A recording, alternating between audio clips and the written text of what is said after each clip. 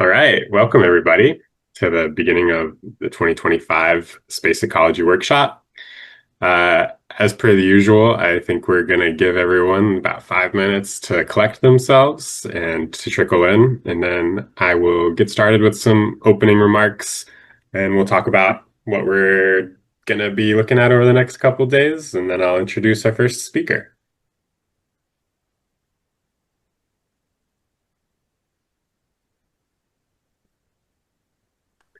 Hey, Marshall, welcome.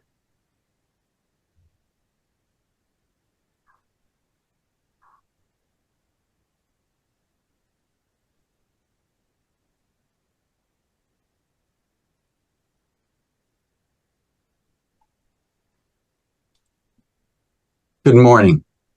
Good morning. Good morning. Filling up fast out there. Already got 50 people. Hey, Andrew.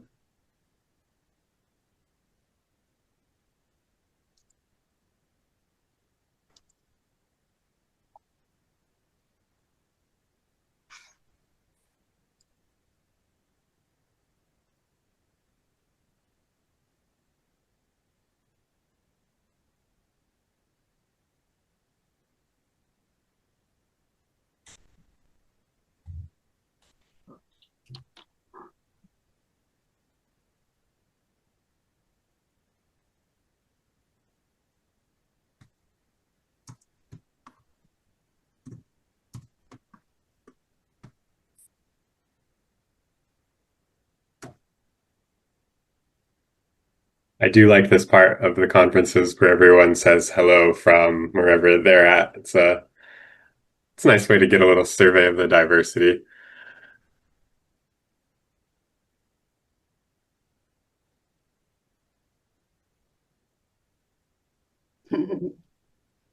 Hello, Joya. Hey, Joya, nice to see you. Thanks for coming. You too, Christina.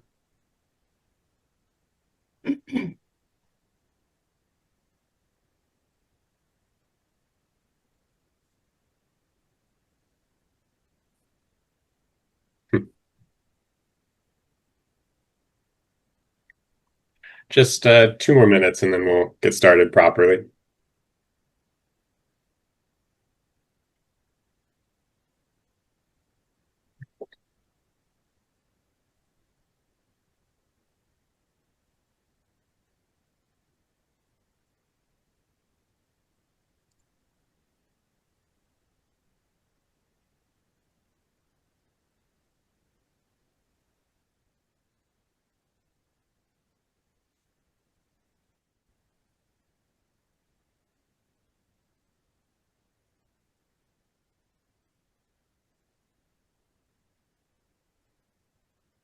Hmm.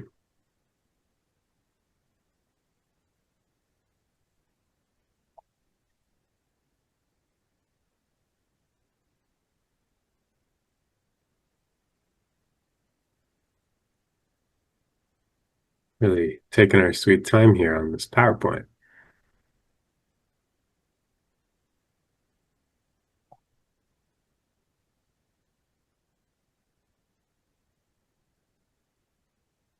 And it's nice to see all the people saying hello on the chat. Yes.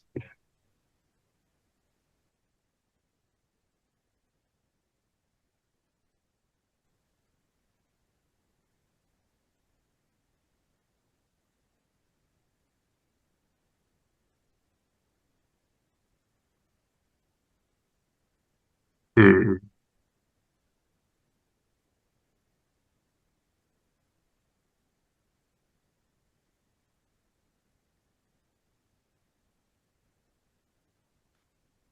Ay. Canva is failing me at a critical moment.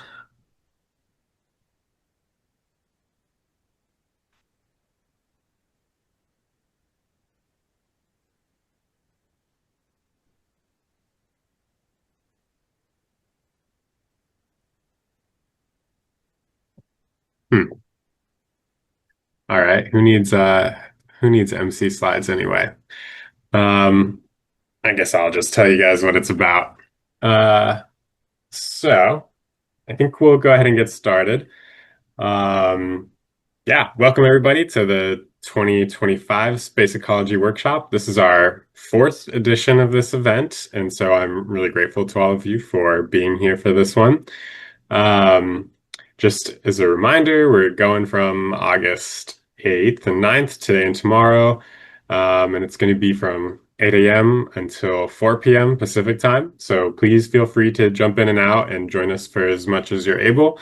Um, Please feel free to come and join in the discussion in the Zoom chat and in the Q&A and other places.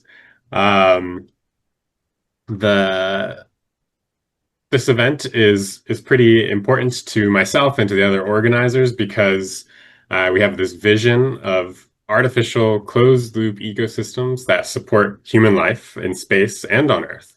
It's important for all of our space technologies to be dual use so that we can benefit on Earth as while we're getting to explore the cosmos. We also want to promote sustainable living here on Spaceship Earth. And a lot of these technologies and research that we're discussing is equally applicable. So we came up with a call to action for this workshop last year, which goes like this. Despite decades of research and technical progress, many knowledge and technology gaps persist as obstacles to realizing our vision of space ecology.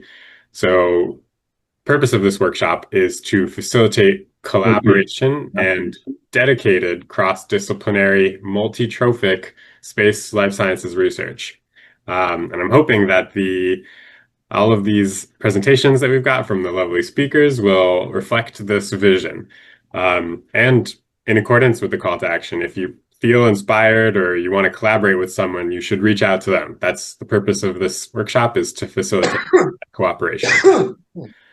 Um, so I had some pictures here that you can't see probably because um, I don't think my thing has loaded yet. But I want to point out that there is a paper that we published right after the very first Space Ecology Workshop called First International Space Ecology Workshop, Research Needs and Roadmap to the Future. And I've got a link to it that I or someone else um, will drop into the chat, and then you can check out that paper. It was published at the International Conference on Environmental Systems in 2023. And many of the panelists that you see up here were on that paper. The organizers for this year's event are myself, Patrick Grove. I'm representing the Spring Institute for Forests on the Moon. We've got Jane Shetzoff, who is also up here in the panel somewhere. Jane is representing our organization, Propagule Space Ecology Institute, which is, in fact, the organization that runs this workshop. We've also got Marshall Porterfield up here, who is professor at Purdue and part of Propagule as well. Oh, thank you to whoever has found this, my presentation. That's very generous of you. And thanks, Louise, for setting that up. Louise found it, yeah. Yeah, sweet. Appreciate it, guys. Yeah, so now you can see what I'm talking about. We got, I just introduced Marshall. Frida Taub is up here too. She's a pioneer of closed ecological systems, and she's my neighbor at the University of Washington. So we're always happy to have Frida's perspective. Also, Doug Owens. I don't know if he has signed in right now, but he has been helping Propagule a lot, and he works at a space consulting firm as well. Just really quick, answering a question in the chat to Candelaria. Yes, we will be recording this entire workshop, and it will be uploaded to YouTube after the event, probably like a couple weeks after the event. But I'll send out the link so you guys can all access it. Could we go to the next slide, please? Oh, yeah, that was the paper I was talking about, but I think that is the wrong slide. Yeah. Yeah. All right, so this is a really bad screenshot of the agenda. I sent out a program link in one of the emails, so hopefully you guys received it, but if not, we will drop a publicly accessible link to the program in the chat. Dang, you're on top of it, Joya. Thanks so much. I love this. This is like a community-sourced workshop. just pointing out for today, it's a pretty standard like last year's. We're going to have featured speakers, a couple of them, and then a handful of smaller duration speakers in between. This year, what is going to be a little bit different is we are going to actually try breakout rooms again. If you guys have been around for a while, you might have been there the year where I attempted it and had some technical issues. I spent 4 hours on support with Zoom yesterday to ensure that we won't have that problem today. So fingers crossed. We're going to do some breakout rooms for networking over the coffee break, which is a little bit extended, and the lunch break. Um, I set up some rooms already, which are basically sorted on the sessions of the conference, the 9 sessions. But if you guys have specific things you want to talk about, when it's time to do the breakout rooms, let me know and I'll make another room for you so that you can go chat about whatever. I think we can head to the next slide, which is just the day 2 agenda, which I'll skip for now. The only real difference is that in the afternoon, we'll have a panel discussion. And the panel has an interesting topic, which is funding space biology in the current climate. And we have a few really interesting and diverse speakers coming from different backgrounds, which I'm hopeful will provide a very illuminating discussion. So try to stick around for that if you guys can. That's tomorrow at 3 o'clock Pacific. Next slide. Okay, so this is the Zoom etiquette for this kind of webinar. Everyone who's an attendee is going to be permanently muted and have their video turned off. Everyone who is a speaker or a panelist has the ability to access theirs. But of course, we do want to engage with everybody, so please make use of the chat box. You can send messages to everyone or just to panelists or to specific people. I would highly encourage you to use the Q&A during people's presentations so that we can follow up with your questions at the end. And we're doing breakout rooms, like I said. And like I said, we will upload the video recording of this and also like the chat logs. Everything that goes to everyone is captured in the transcript. So yeah, we'll put that online too. There's usually some good discussion. If you have technical issues, send me a direct message via the webinar chat. I think that's everything. So thanks so much for sharing that screen for me. I think we're good to go ahead and get started with the first item on the agenda. And it is my distinct pleasure to introduce Christine Chamberlain, who is not only a good friend and role model of mine, but she was the first master of ceremonies for the first 1 or 2 space ecology workshops. So this is a nice return to the podium. And Christine, I'll let you take it from here. Okay. Thanks for having me. Really excited to be here for another year for the Space Ecology Workshop. I'm Christine Chamberlain. I'm the Vice President at Space Lab Technologies and the Principal Investigator for the LEAF project that we'll be talking about this morning. I'm going to go ahead and share my screen.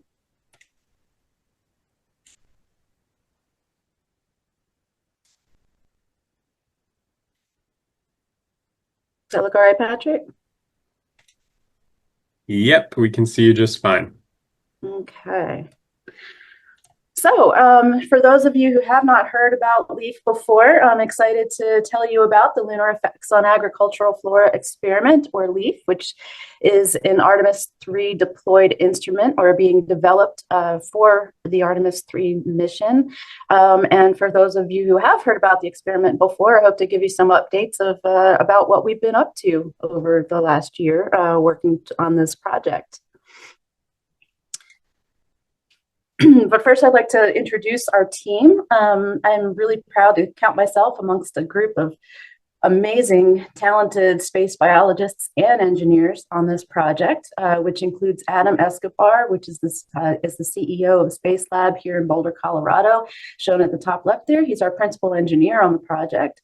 excuse me, we have Aubrey O'Rourke from NASA Kennedy Space Center, who's our deputy PI on the LEAF project. We have Joya Massa, who I believe is on the line today, also plant scientist from one of our co-investigators from NASA KFC, and Ray Wheeler, also from NASA Kennedy. We also have several universities and institutions supporting this project, so just not all Space Lab doing all the work. We do some amazing science happening at Purdue University with Marshall Porterfield, who's a co-I, who's one of our speakers today. And we also have Barbara Demick Adams, who is a plant ecophysiologist from the University of Colorado here in Boulder. And we even have two co-investigators from Australian universities. We've got Jenny Mortimer from University of Adelaide and Matt Lucy from the La Trobe University, who are partners with NASA as well as with Space Lab in the Australian Plants for Space Consortium. So a bit of a small world here in plant space biology, but just wanted to kind of give you an overview of all the amazing players making this project happen. So of course, I love to always remind everyone that I think living in space is a tremendous sustainability challenge, because the farther you travel away from Earth, and the more it's going to pay off to reuse and recycle what you're consuming, rather than carrying all of your supplies with you and throwing away all of the waste. And typically in the past, in human spaceflight, we've relied on packaged food stores, but they've got limited shelf lives. They lose quality over time. And our plants, of course, can provide us with a regenerable, nutritious food source, turning our carbon dioxide into oxygen, purifying our wastewater. And oh, by the way, they also make us happy and they can reduce our stress. And they can produce a lot of products in our daily lives, like medicine and that we use every day, like fuel, clothing. And human nutrition and life support, which is the focus, of course, of this amazing workshop. Life support provided by plants can enable long duration human space exploration of the moon or beyond. But that requires us to understand the space environment effects on our crops, on their physiology and their growth. So the Lunar Effects on Agricultural Flora experiment is the first, we hope, a successful, comprehensive assessment of organism-wide effects of the lunar environment on model space crops that will hopefully reduce the risks for sustainable off-planet food production and life support. So not going to go reading all of these, but I think it's interesting to point out that actually NASA, as far as science goals for lunar exploration, as well as for biological and physical science, also are very interested and concerned with the goals of understanding space environment effects on biology and the use of biological life support systems. So LEAF is actually relevant to many Artemis 3 science goals or objectives that you see here. In particular, we are focusing on the effects of the integrated lunar environment on biological systems and also the subsystems, life support systems upon which human life depends, as well as several other of the Artemis 3 science objectives there. And also NASA has a program called Moon to Mars, and under human and biological sciences, LEAF also supports several goals and objectives, the science that we're conducting on this project that are part of that, the Moon to Mars focus, specifically looking at applied science that's needed to develop bioregenerative ecological life support systems, and again, understanding the effects of exposure to the environments on the moon or other deep space environments on biological systems. And then some of you may be very familiar with this document, others maybe not so much, but the National Academy of Sciences recently published the new decadal survey for biological and physical sciences research for space, which also supports this need to do this kind of research to understand the biological mechanisms that organisms use to survive going to and from space and thriving while off of Earth. So that's kind of the motivation for for proposing this experiment when NASA was looking for potential science that could be done on the lunar surface for Artemis 3. And sorry, I was just checking my time. Patrick, I just realized I didn't set my clock, so you'll have to let me know when it's like 30 minutes in. No worries. Okay, so in space, we need all the same things to grow a plant, right? The plants need water and carbon dioxide and minerals. They need food and light. But there's a lot of complications. Space is hard. We say that all the time, but it's hard because, well, for one thing, for life support and for plant growth, you're limited by how much mass you can carry, by the amount of volume that's available to you in a spacecraft, and how much power you can use. You've got microgravity, you've got reduced gravity on the moon, and that complicates fluids. It complicates water transport for plants, air mixing for plants, the roots getting aeration, can even confuse them, confusing the gravitropic plant responses. You've got a stressful environment, you got elevated radiation, oftentimes reduced pressure in a spacecraft cabin, elevated CO2 in a human space habitat, and you've got high acceleration loads and heavy vibration environments. All these things stress out human biology and also can physiologically stress our plants and the hardware also that's supporting those plants. It's even harder to control infection in a small isolated container. And of course, as we all know, if something fails, you just can't go to the store and buy a new part. So it's got to really work the first time. But this isn't the first time. We've of course studied plants in space, and there's been decades of research in ground-based test facilities, and we've made a lot of great strides, and I would say due heavily to the work that's happened in this field at NASA over the years in controlled environment agriculture. And that controlled environment agriculture research and these ground-based studies have really paved the way for operational space farming. There we go. But of course, there's also been a lot of plant growth studies conducted in low Earth orbit. We have learned so much with small growth chambers in LEO. And we've learned a lot about the effects of the space environment, especially microgravity effects on things like our seed germination, on plant growth and their morphology, on how they take up water and nutrients, and how gas exchange is affected by that environment. We've even measured microbes in plant material. We've peered into the plant genome to see how the space environment affects gene expression and molecular physiology. And we've demonstrated really critical enabling technologies to grow plants in a microgravity environment, like our in a space environment. These are things like slow release fertilizer pellets, seed films, capillary driven water transport systems. So there's been a lot of development over the years, but now in order to prepare for sustained lunar presence, we need to continue this kind of research on the moon and assess the potential for sustained crop propagation. So LEAF, our primary science goal is to understand the effects of that lunar surface environment, 1/6 gravity, elevated radiation in a cabin-like atmosphere on what we call model space crops, meaning model plants that could be representative of things you would eat or for food. So our first objective in the experiment is to grow model plants in the lunar environment, on the lunar surface, but also in the Earth environment as a control. And then we're going to compare the plant phenotypes, macro characteristics, things that you can see on the outside, like the seed germination rates, their morphology, how quickly are they growing. We're even going to be able to measure photosynthetic rates. But then after observing the differences in how the plants are growing on our lunar surface versus Earth-grown plants, we'll be able to have samples come back on Artemis 3, which is the beauty of this opportunity, is because there's a crew available to take samples back with them to Earth. So we'll be able to identify genome-wide biomolecular deviations between our lunar and Earth-grown crops. And we hope that the LEAF experiment will provide a foundation for future studies of long-term space crop performance, multi-generational performance. So those are our objectives of the study.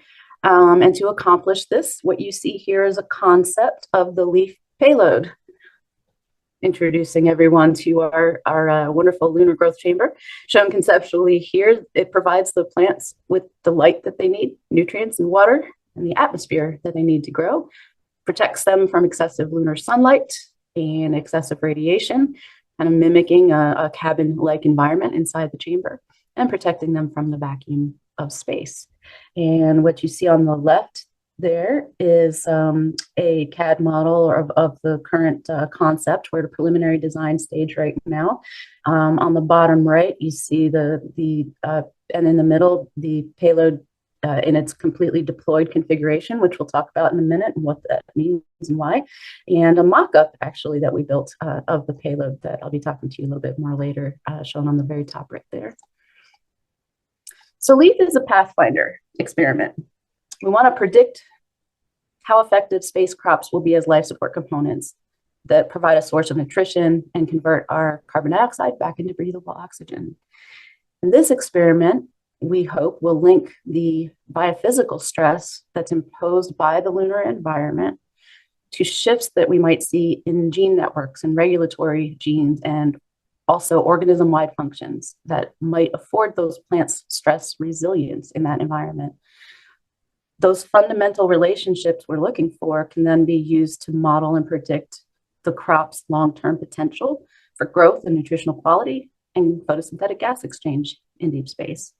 And then we can hopefully use that knowledge to select space-worthy crops and maybe even enhance them via breeding or engineering, and design our equipment, design our plant growth chambers to provide the most optimal growth conditions for those plants to thrive.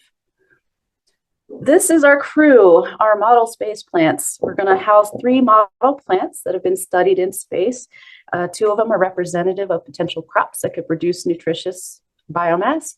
This includes green and red varieties of fast-growing Brassica rapa, which are in the same family as cabbage plants and bok choy. We have floating aquatic plants called Wolffia, also known as duckweed or watermeal. And these little plants are incredibly fast-growing and nutritionally dense, and they're also well-known model plants that were, believe it or not, the first plants used to observe photosynthesis in space. It's an experiment back in I believe 1974. And then finally, last but not least, is Arabidopsis thaliana, a model plant with a lot of spaceflight heritage and also very well studied on Earth as well. So as a result, there's a lot of data sets on Arabidopsis in NASA archives, which can inform our studies for us to compare to in this lunar environment. So what are we looking for? What are we expecting to see in the LEAF experiment? Well, specifically, we're looking at ionizing radiation as a key biophysical challenge that produces reactive oxygen species that can damage our bodies. It can damage biomolecules, and it can cause a lot of detrimental effects. But antioxidants are first responders to those reactive oxygen species forming. And our space crops can actually provide us with a source of antioxidants in our diet. The plant's redox state describes the balance between oxidants and antioxidants and serves as a regulator of the plant's metabolism, their growth, and their development. So one of the things we expect and hope to see is that space radiation and reduced gravity will cause overproduction of oxidants and shift the plant's redox state. Now, by having this amazing opportunity to return our plant samples to Earth, we can observe those shifts by looking at changes in the plant's gene expression when they're exposed to that lunar environment. And this will give us insight into genetic indicators of crop resilience and quality, perhaps such as the higher capacity to produce antioxidants. So what are our science instruments in this experiment? Of course, you've met our crew, the plants, the varieties that we're going to be including in the experiment. But our science instrumentation includes what's called a lunar environment monitoring system. So we want to know about the environment that we're exposing our plants to. So we're going to have an active radiation monitor inside and a passive radiation monitor, as well as be monitoring accelerations. We know what the gravity environment was. We're going to have cameras, the plant health imager, being able to record nice resolution images of the plants as they're germinating and growing, and we'll be able to send that imagery back to Earth during the experiment to a ground station at NASA Kennedy in Florida. We also are going to be monitoring gas exchange, so we'll have CO2 sensors and oxygen sensors. And then, of course, the plant life support system includes the components that you see on the right. There are 3 different growth bed chambers. So the one you see on the top right is a little cartridge. We call it our sample return cartridge, where inside we'll be packing as many seeds as we can in order to get as many small seedlings back with the Artemis 3 crew when they return. So that's the sample return chamber you see on the top right. And then on the bottom, there we go. See if I can point. There we go. On the bottom here are 2 surface stay growth beds. So not only will we be having young seedlings going back with the crew, there's some plants that are going to stay behind in the growth chamber and keep growing after the crew leaves, and we'll still be able to monitor them and be taking images and sending that data back for up to about 14 days until we run out of sunlight and run out of power. Of course, we're providing the plants with LED lighting for growth, as well as multispectral lighting to be able to get multispectral images in our red, green, and blue bands in order to be able to look at various vegetation indices, perhaps, and get a better idea of pigment content. We'll talk about the water and nutrient delivery system, which is kind of fun. Basically, we have a plunger where it's going to be used for the crew to water the seeds. Won't be reading all this to you, but this is our success criteria. How do we know when we've met our science objectives? How do we know when we have succeeded in getting all of the information and data that we need in order to meet those science goals? So what we are hoping to achieve, to accomplish, is to be able to see seeds germinating, at least one variety, of enough that we have some statistical significance, and we can actually visually observe that germination, as well as the seedlings' growth and their orientation and their morphology. So that's accomplished through our imagery. We want to be able to observe photosynthetic gas exchange, and so we're looking to observe reduction in carbon dioxide inside the plant chamber. And of course, getting our actual plant samples back from this mission is really critical to being able to do all the analyses and the omics that we want to accomplish. So we have a flight unit that'll be on the moon, and we have a ground control unit. Each one has an isolated atmosphere. They're like twin growth chambers. They're going to replicate typical cabin air inside. So just like typical air, except with elevated CO2 that you might have in a spacecraft cabin, and reduced pressure of probably 8 to 9 psia. These are the different phases of the mission, the LEAF operations that I'll go through and kind of show you how the whole experiment will work from beginning to end. And so this is the first phase before deployment. What you see on the left is leaves all packaged up. That cover that you see over it's called multi-layer insulation, or MLI. So first, at the point where we hand over our growth chamber to the flight provider, it gets integrated into the human landing system, into the rocket.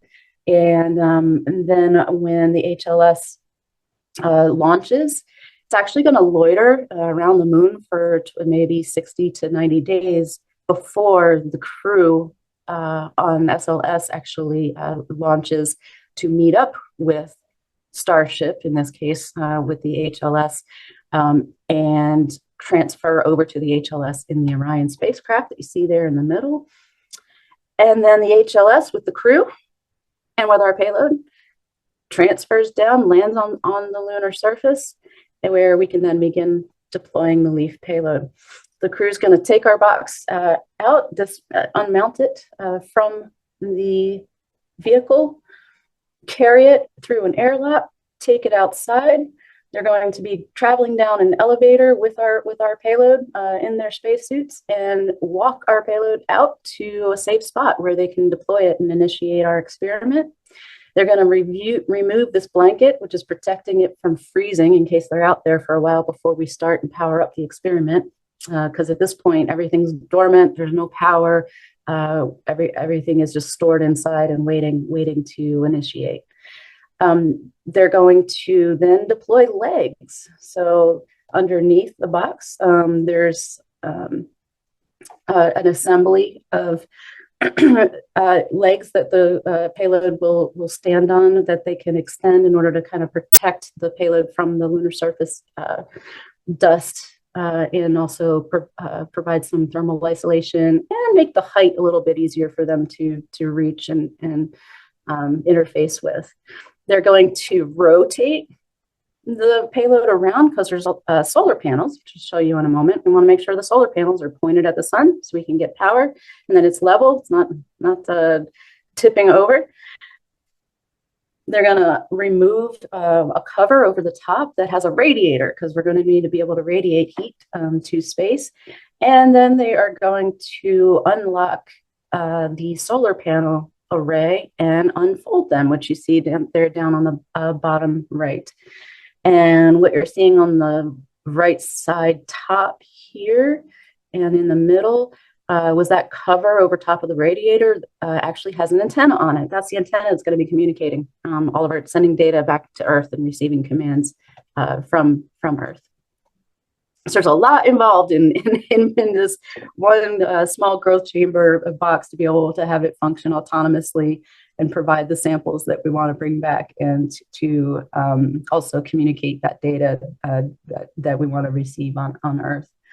So once those solar panels open up, the power's on. The payload then starts up, and their little LED will flash showing the crew where to operate next, where they're going to basically turn a knob which plunges nutrient solution into those growth beds. It's watering the seeds, initiating the experiment. And then once that's done, they can basically walk off. The experiment is going to operate autonomously all by itself. Payload's going to be controlling the environmental conditions inside, monitoring the atmosphere, taking images, turning lights on and off for whatever photo period we set them to, while the crew goes off and does their other science like geology and other work that they're doing on the EVAs during that time. And LEAF is then transmitting data back to our ground station at Kennedy Space Center. So the next phase of the mission is the sample return phase. 1 second, can't see. There we go. Christine, I just wanted to let you know you got about 10 minutes left to talk. Okay. Yeah. All right. Great. Thank you. That's perfect. So that when the crew comes back after 3 to 5 days, they're not going to be there that long. They're going to be there up to 6 days, but we hope that we get at least 3 to 5 days of time between when this experiment starts and ends. They're going to turn another knob and inject preservative into our sample return cartridge, and then eject that sample return cartridge and remove it from the payload. They take our little cartridge with our very valuable seedlings inside and put it in a bag and take it back to HLS before HLS ascends off the lunar surface and returns to Earth. But then what do we do with all those samples when we get back? So Orion will be splashing down to Earth. The crew is going to get retrieved from the capsule onto to the ship, the recovery ship, and we're going to have our sample cartridge get retrieved from the Orion capsule and put right into a refrigerator.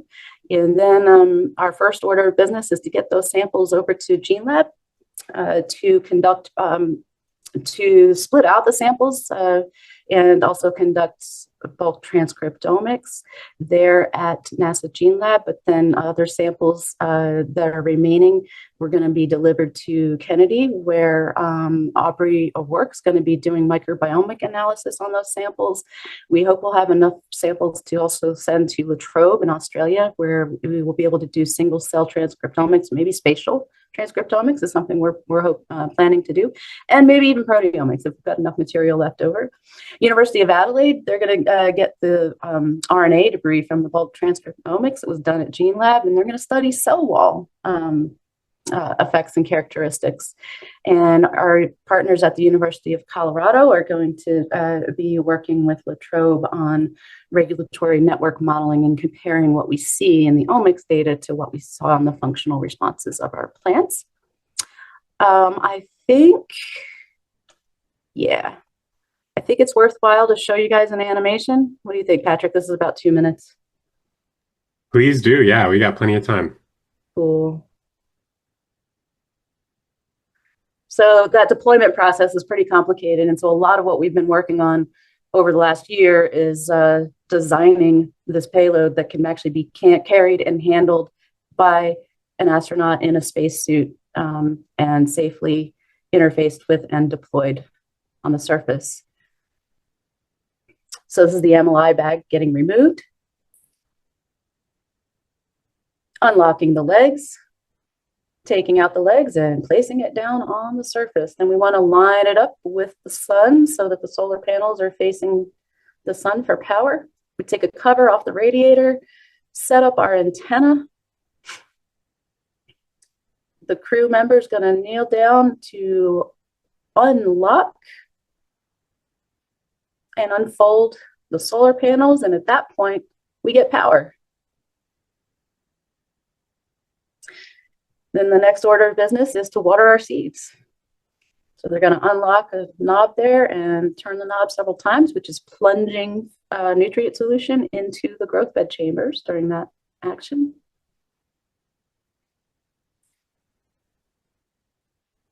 And then now Leaf is operating by itself. We're collecting data.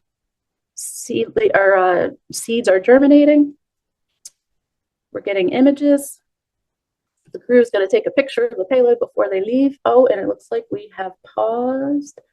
Shoot, 1 second. Come on now.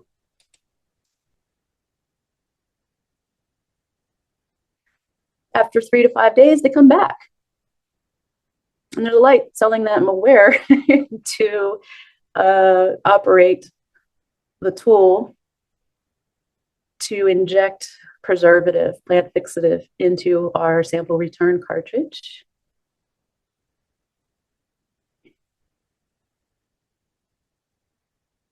And when that's done, they can unlock that cartridge, take it out.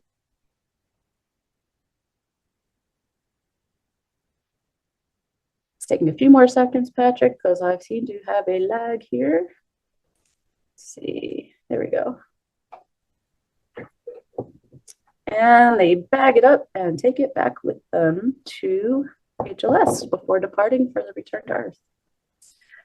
So a lot of the work that we've been doing over the last year has been defining exactly what all of those requirements are in order to interface with the crew and operate in this environment. I'm going to skip over that.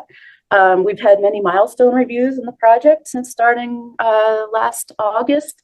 We've gone through safety reviews, defined our requirements. We're going to talk a minute about, just a moment, about the Argos testing that occurred in April.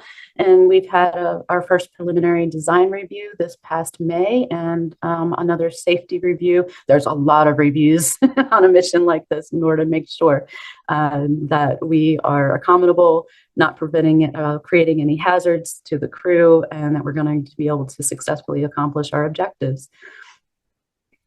But we've also been doing a lot of science on the team. So all of our partners at Purdue and at University of Colorado, KSC, and Adelaide and La Trobe have been doing tremendous science definition testing work, ground-based experiments that inform the design of our payload, answering a lot of questions that we need in order to not only design the hardware, but also to make sure that our science analyses, plans, and protocols are ready for when we're actually getting those samples back and doing that analysis after the flight is done.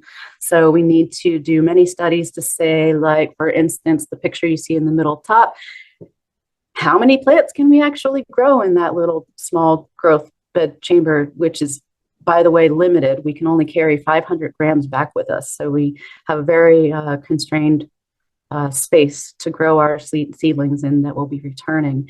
We need to define things like how much space do they need? What's their aerial zone height? How much growth bed area do we need? If we need a certain amount of samples to get back, do we have enough space to grow them? Let's see, temperature effects. There's a lot of potential issues with an uncertain environment that the plants or the seeds are going to be exposed to in their journey from launch from Earth all the way to landing on the moon. So there's a lot of upfront ground experiments happening right now to understand how that deployment, pre-deployment environment will affect the viability of our seedlings. A lot of other experiments also related to picking our varieties specifically that will be flying, picking which specific fixative is the best to use for these varieties and in these conditions, in like, for example, the temperature environment that we expect to see. And other interesting questions, like I'll just let this play for a minute. The seedlings will be growing on a foam substrate that wicks nutrient solution into that foam. And one of the questions is, well, how thick can it be? How much water do we need to have in order to make up for evapotranspiration and the seeds not dry out over time? So there's a lot of experiments like that going on to define the parameters of our growth chamber and what we expect to see as far as the plant performance. And I know I have out of time probably, Patrick, but you can have time if you want to explain it. We're just eating into the question period. Oh, okay, great. Well, this is the last moment. So we also had this amazing opportunity this past April to participate in a test at the Argos facility at Johnson Space Center. Argos is the active response gravity offload system, basically simulating the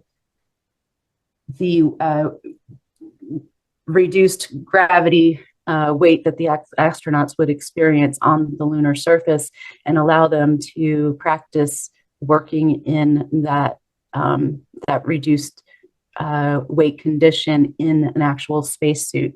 And so we had this great opportunity for them when they were doing those tests with the spacesuit to be able to interface with mock-ups of the different deployed instruments. We're one of four instruments that are being developed for Artemis 3. So we were asked to develop mock-ups that they could basically practice the deployment of those instruments, which was, we learned a ton from that experiment. And it also kind of gave us a great momentum to work on some of these interfaces and the locking mechanisms and how all these deployment features work, and to test out how well those mechanisms will interface with a person inside of the spacesuit, which is a very not a very easy thing to do. So this was a really exciting day for us to kind of see what this might look like for real in 2027. And the last but not least, I've lost my slide. There we go. Oh, and there was a show and tell at Johnson Space Center. Some of our staff, our engineers here at Head Space Lab were displaying our mock-up of the LEAF payload to those there at the center. So that was a really, really great demonstration.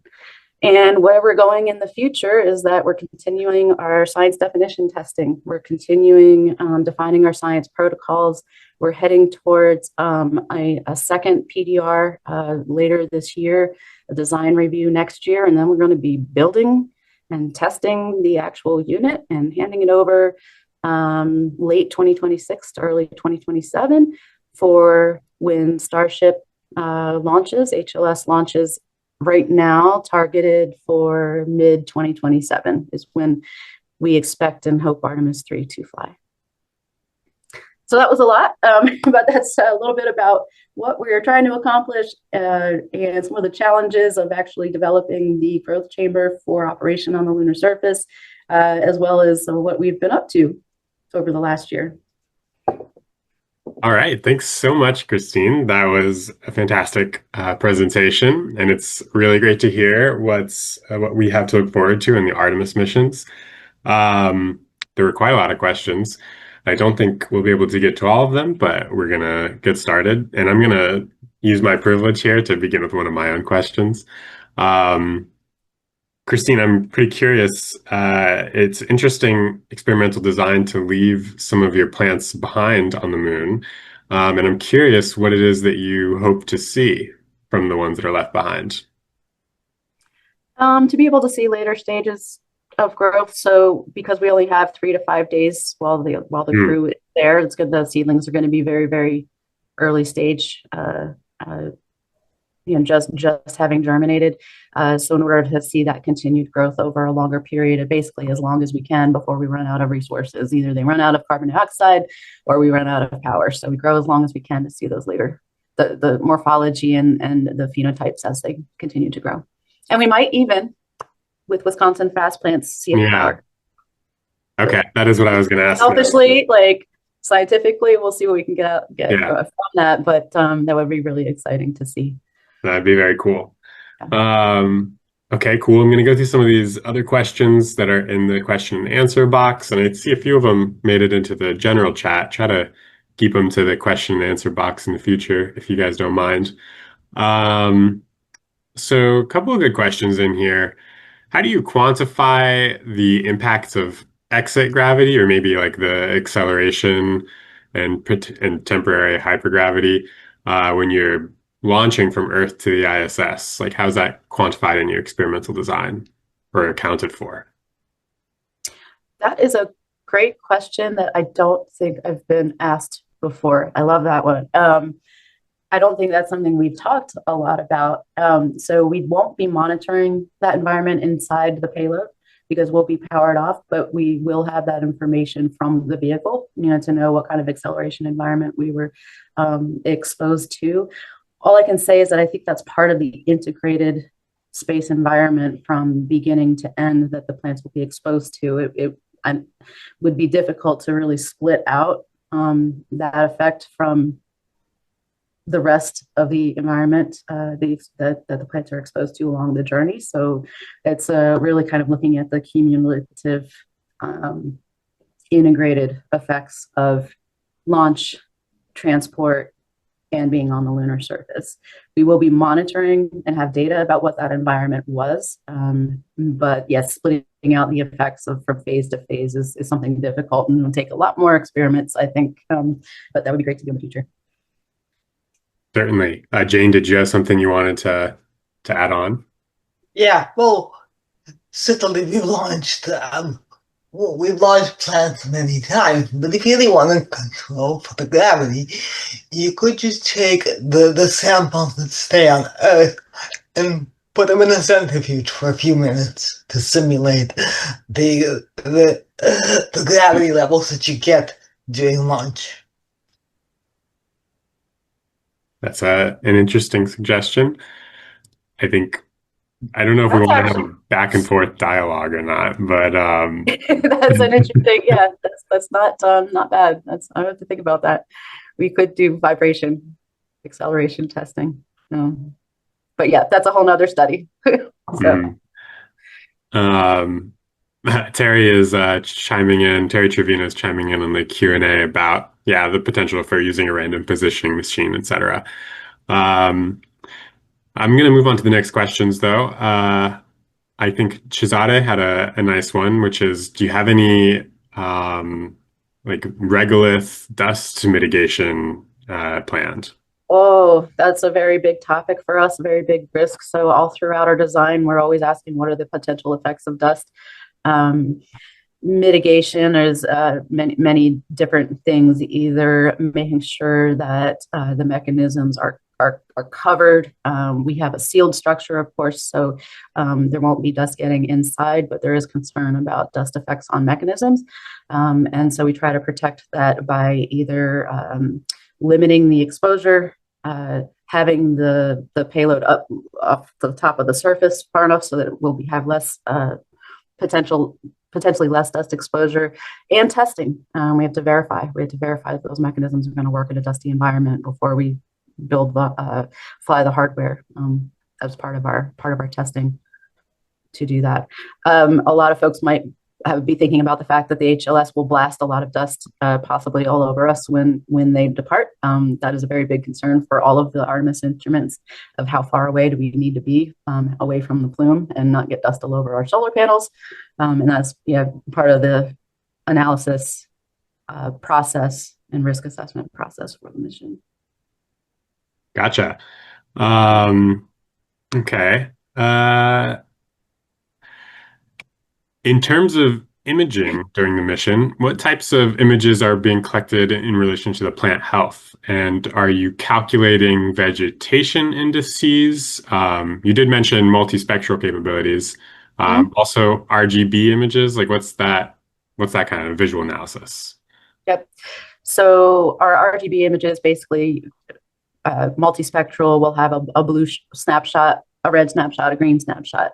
We have discussed a little bit back and forth of whether we can incorporate NIR as well in order to do NDVI, vegetation index, but there's other indices actually that we can really get a lot of great information from with just red, green, and blue. So that's our current approach. Specifically, there is, and I'm going to not remember the correct name of the index, but there's an index that can be an indicator of anthocyanin content that we're really interested in seeing with the RGB. All right. Is that because anthocyanin is one of the antioxidants that you're looking at, or is it just okay? Potentially protective. Yep. And one of the things we're looking for. Excellent. We got enough time for a couple more questions. Let me check the general chat. I see. Okay, Marshall's got some questions in. I can't tell if they're for us or for. Yeah, okay, he was answering questions. My bad. Here's an interesting one. Also, Marshall, feel free to jump in if you want to add anything. Marshall's one of our esteemed co-authors. Well, I did put a question in there. I saw it with this graphic here. It says where we go, so do our gardens. And in space, I also see that where we go, so do our problems. So what are the most common terrestrial gardening problems that are exaggerated in space? Common terrestrial gardening problems being exaggerated in space: water availability, overwatering, underwatering, gravity affecting both over and underwatering. That's the first one that comes to mind. We all struggle with, oh my gosh, did I water my plants enough? Did I drown them? Well, it gets worse. What else would you say, Marshall? It's another terrestrial gardening problem that's exaggerated. Yeah, getting enough light, having enough airflow, which we don't always focus on Earth, but that is a really also another consideration. Yeah, there was a follow-up question that was asking about the ventilation in LEAF. Can you talk to that a little bit? It's pretty straightforward. Basically, a fan or a blower to circulate the air. We don't want it moving so fast it's like a hurricane. We don't want it moving so slow that there's limited gas exchange. So there's typical rule of thumb in growth chambers on Earth is about 0.3 meters per second is a nice airflow or air velocity. So we're trying to replicate that inside the chamber. Because we're looking to observe photosynthesis, it is a CO2 drawdown experiment. So we'll have a certain atmosphere that we start with. and as the plants grow, be able to watch the carbon dioxide drop and the oxygen rise. However, if they're growing really well, we might not actually have enough carbon dioxide. So we're going to actually have a supplemental cartridge to be able to inject CO2 if it goes down to a certain level, and we can watch that drop again. Sweet. Yeah. So, and there's a preloaded atmosphere that will be inside of the chamber from launch at about, like I said, 8 to 9 psi reduced pressure, which is because that's a typical pressure that might be used in exploration missions in the future. That makes sense. Okay. I think that this is a good place to end it. There are a few more questions. Christine, maybe you could jump in the Q&A box and type some direct responses. But thank you so much for your time. This was an excellent update for the Artemis Leaf mission. We're really grateful to have you come back to the Space Ecology Workshop. So glad to be here, and I miss you all. Yeah, I know you're doing good work over there. So it's been a crazy, crazy journey. So yeah, glad to be here. Absolutely. Well, I think we're going to move on to our next person. Jacob should be joining us. Yep. Great. Hello, Jacob. Christine, if you wouldn't mind canceling your share screen, then we can, or maybe I can do it myself. Maybe if I okay. There we go. Thanks so much. All right, Jacob, I'm going to go ahead and introduce you. So this is my friend Jacob, who is representing Monolith Blue today. And he's going to be telling us about space aquaculture and how Monolith Blue is going to tackle this problem. So go ahead and take it away. Awesome. Thank you, Patrick. Let me share my screen. Can you guys see that okay?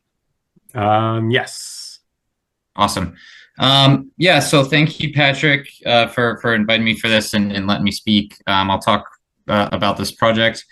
And I think a lot of what Christine has said is relevant to this as well. So I think, thankfully she spoke and can cover all the pieces that I won't cover about why I think, growing crops in space or food production and bioregenerative life support systems, the decadal survey, all of that is relevant. That's a lot of stuff that I was going to cover as well, but from kind of this aquaculture perspective.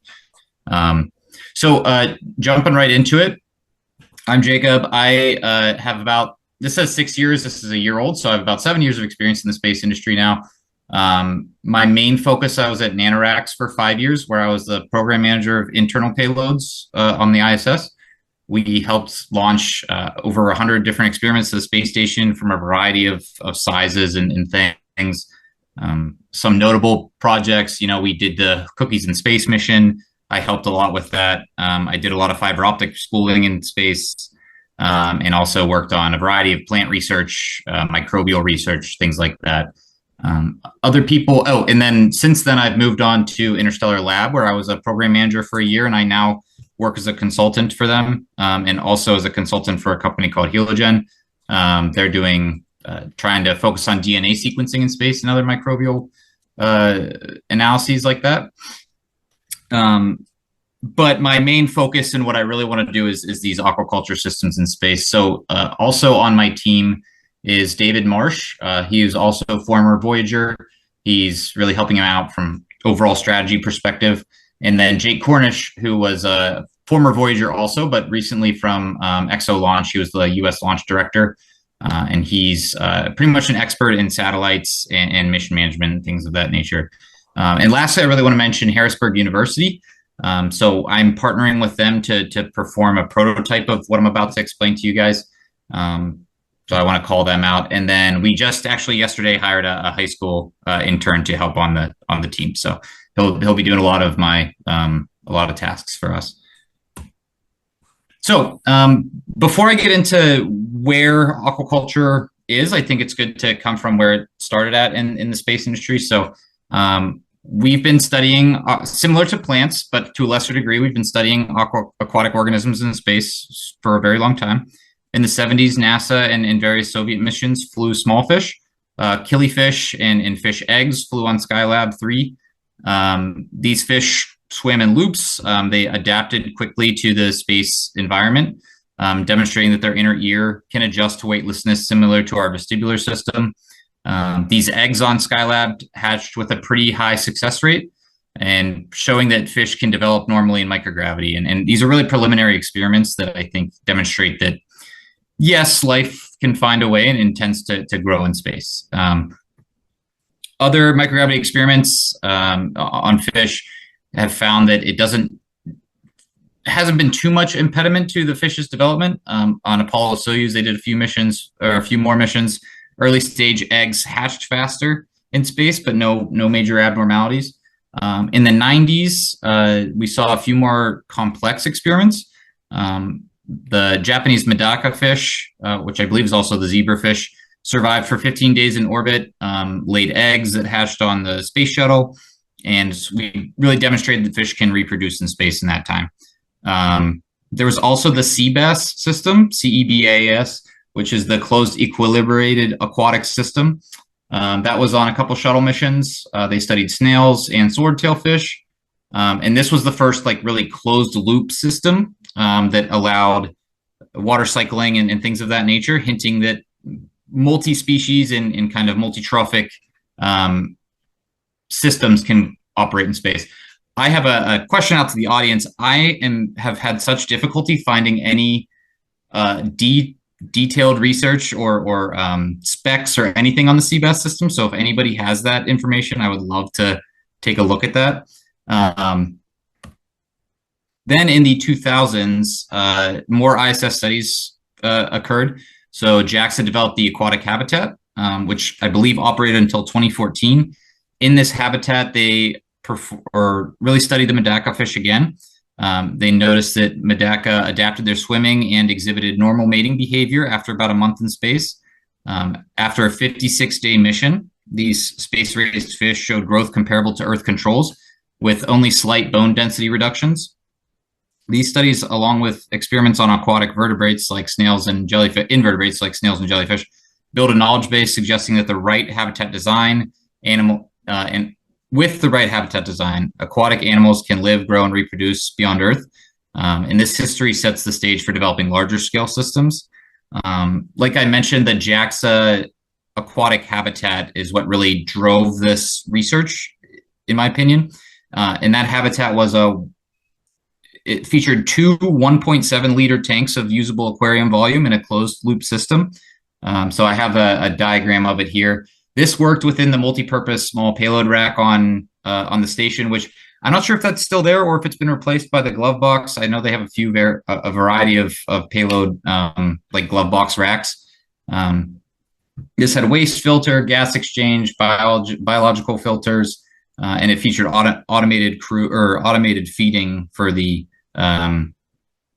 fish. So I think that this was the key. We got a lot of really good information from this system. And then in 2014, whenever it was discontinued, we really haven't replaced it with a large kind of research facility yet to study aquatic organisms, dedicated for aquatic organisms, I'll say. Beyond the Medaka fish beyond the Medaka fish, there's been other aquatic organism studies in space. I think notably the most recent one was the bobtail squid. Jamie Foster from UF is a big piece of that experiment. And they studied the bobtail squid and a symbiotic bacterium on SpaceX 2022 within the ADSEP from Redwire, which is the Advanced Space Experiment Processor, which again it's not dedicated for marine biology research in space. It's a very customizable and configurable tool that they do a variety of experiments in. So I think that we're limited by not having an aquarium-like facility to study specifically aquatic organisms. So all that to say, today there is no permanent aquarium on the ISS or any crewed spacecraft or uncrewed spacecraft, and all previous aquatic experiments were temporary. Although experts have proposed that integrating aquaculture into life support as far back as the 1980s, we haven't yet built a real space aquaculture facility. The ISS era prioritized plant growth and small science payloads, and aquaculture was a part of that, but hasn't really been expanded upon in the detail that I think we should start to look into. And momentum is starting to grow again. There's the Lunar Hatch program that are looking into, can we start farming fish on the moon? They've been sending, or their goal is to send fish eggs, European sea bass, on a future mission and have them launch in a lunar aquarium, similar to the LEAF experiment, but with fish, of course, and raise them using in situ resources. This idea leverages the fact that fish eggs are small and easier to transport than adult animals. Ground tests and vibration trials have showed that fish embryos can survive these launch-like forces. And in parallel, NASA has been looking into aquatic invertebrates like mussels, snails, and shrimp as potential space protein sources. And these organisms have very simple needs and could double as water filters. And despite these plans, significant engineering hurdles need solving. Water, as mentioned in the last speech or talk, behaves very differently in microgravity. CO2 doesn't passively leave the water, and the waste doesn't settle. So we have to have all these active mechanisms to remove these things and keep the water clean for the fish or other aquatic organisms. Future systems will need reliable oxygenation and biofilters to handle ammonia and other wastes. In any space aquaculture must be largely automated, feeding the fish, cleaning the tanks, and monitoring water quality. We need to be careful about astronaut time, of course. And then so a couple other initiatives. I know that Patrick has been a big piece of the Scampi project that's going on right now, and is scheduled to launch on a future ESA mission. I think that's pretty much right aligned with what I'm trying to focus on as well, which is really multi kind of level systems, closed systems in space. So why does aquaculture matter in space? And this is before I get into the actual thing that I'm trying to build. But why does it matter whenever we are growing plants right now? And I think there's a few reasons. Primarily is nutrition. Plants alone might not meet all of the dietary needs for multi-year missions. Space travelers require a lot of essential amino acids and certain fats like omega-3s, fatty acids for heart, brain, and bone health. Fish and other aquatic foods are rich in these nutrients. Seafood is renowned on Earth for its high-quality protein and omega-3 content. And NASA has found that stored foods, as mentioned in the last talk, stored foods and packaged foods degrade over long-term duration or long-term storage. So having fresh food sources, like for fish or shrimp, can supply those missing needs. Additionally, microgravity causes astronauts to lose nitrogen and protein from their bodies and reduces protein synthesis by about 30%. So a steady intake of fresh protein could help counter muscle atrophy. And then another aspect is the efficiency piece of this. So aquaculture is a big nutritional bang for its buck, high conversion of feed to edible meat ratio. And so an aquaculture system would consume fewer resources from the life support loop relative to the protein that it provides. And because because these organisms are in the water, the CO2 they exhale and they fish exhale CO2. Oysters and other things can sequester that CO2 and perform. Hopefully, can scrub some cabin CO2. All these factors make aquaculture a resource savvy choice for space. And importantly, aquaculture allows us to leverage water we find off Earth. So water on the moon or Mars isn't pure. Maybe we can use aquaculture as a means to filter that water to a certain degree. And this was a lot of this from the last talk as well is called out in the NASA Decadal Survey from BPS. I don't think that they specifically call out aquaculture, or I don't remember them calling that out. And I think that's a piece of it, is that we've looked at plants a lot in other aspects, and maybe this is another piece of the puzzle that we should look into as well to help add that discussion. So in bioregenerative life support systems, I kind of covered a lot of this already. It's the food production, water purification, and then ultimately I see aquaculture. Aquaculture is a piece of the overall bioregenerative life support system. So aquaponics is probably going to be the most likely final result of this. I think we'll have a mixture of aquatic organisms and agriculture working together to create a bioregenerative loop. So finally, we'll get into what Monolith Blue is trying to propose and what we're working on. So we want to build the first step towards this longer term goal of aquaculture research or aquaculture support in space. In the first step, we want to just build an aquarium that operates on the ISS or another free flyer platform. Our goal is to target a 30-liter usable volume of aquarium water.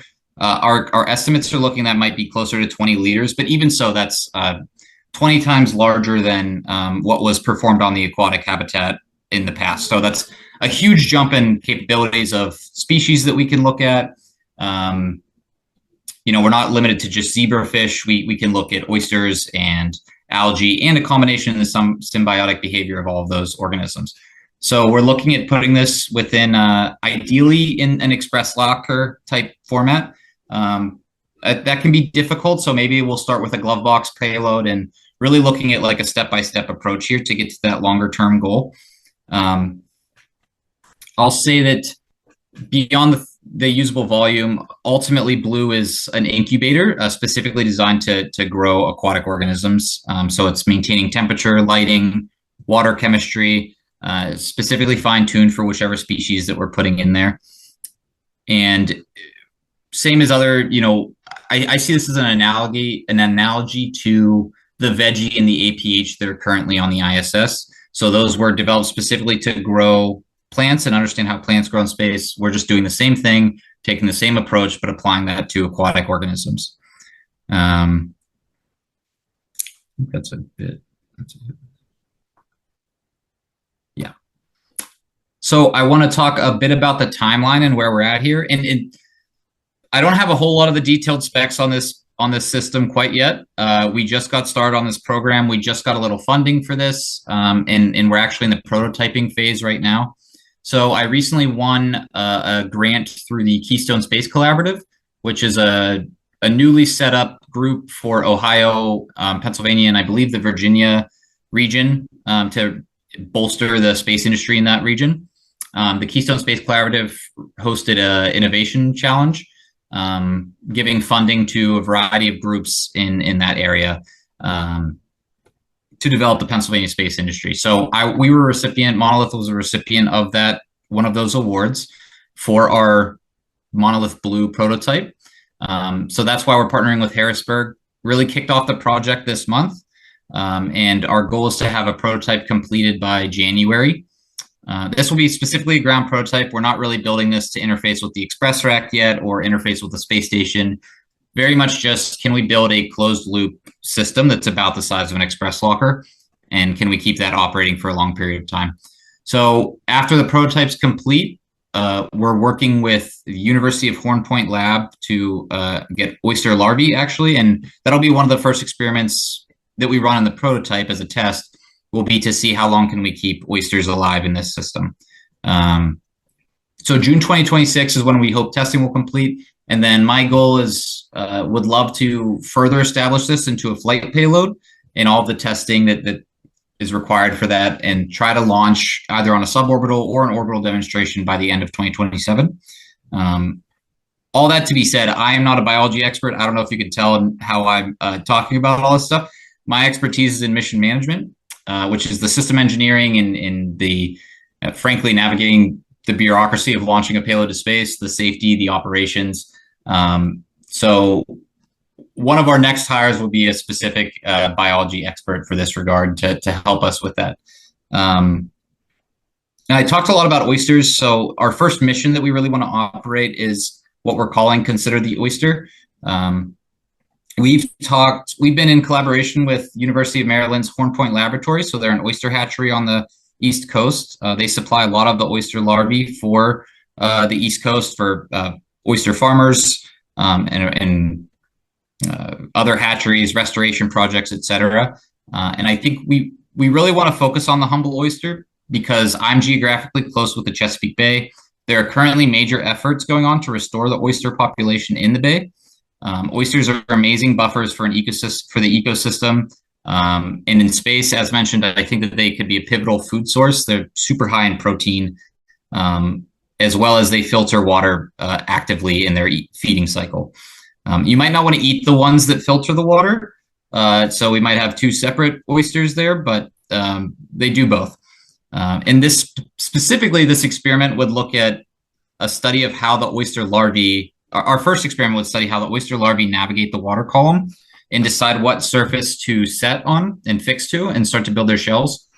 So oyster larvae have a pretty high mortality rate right now. And anecdotal evidence states that the oyster larvae grow best on old oyster shells.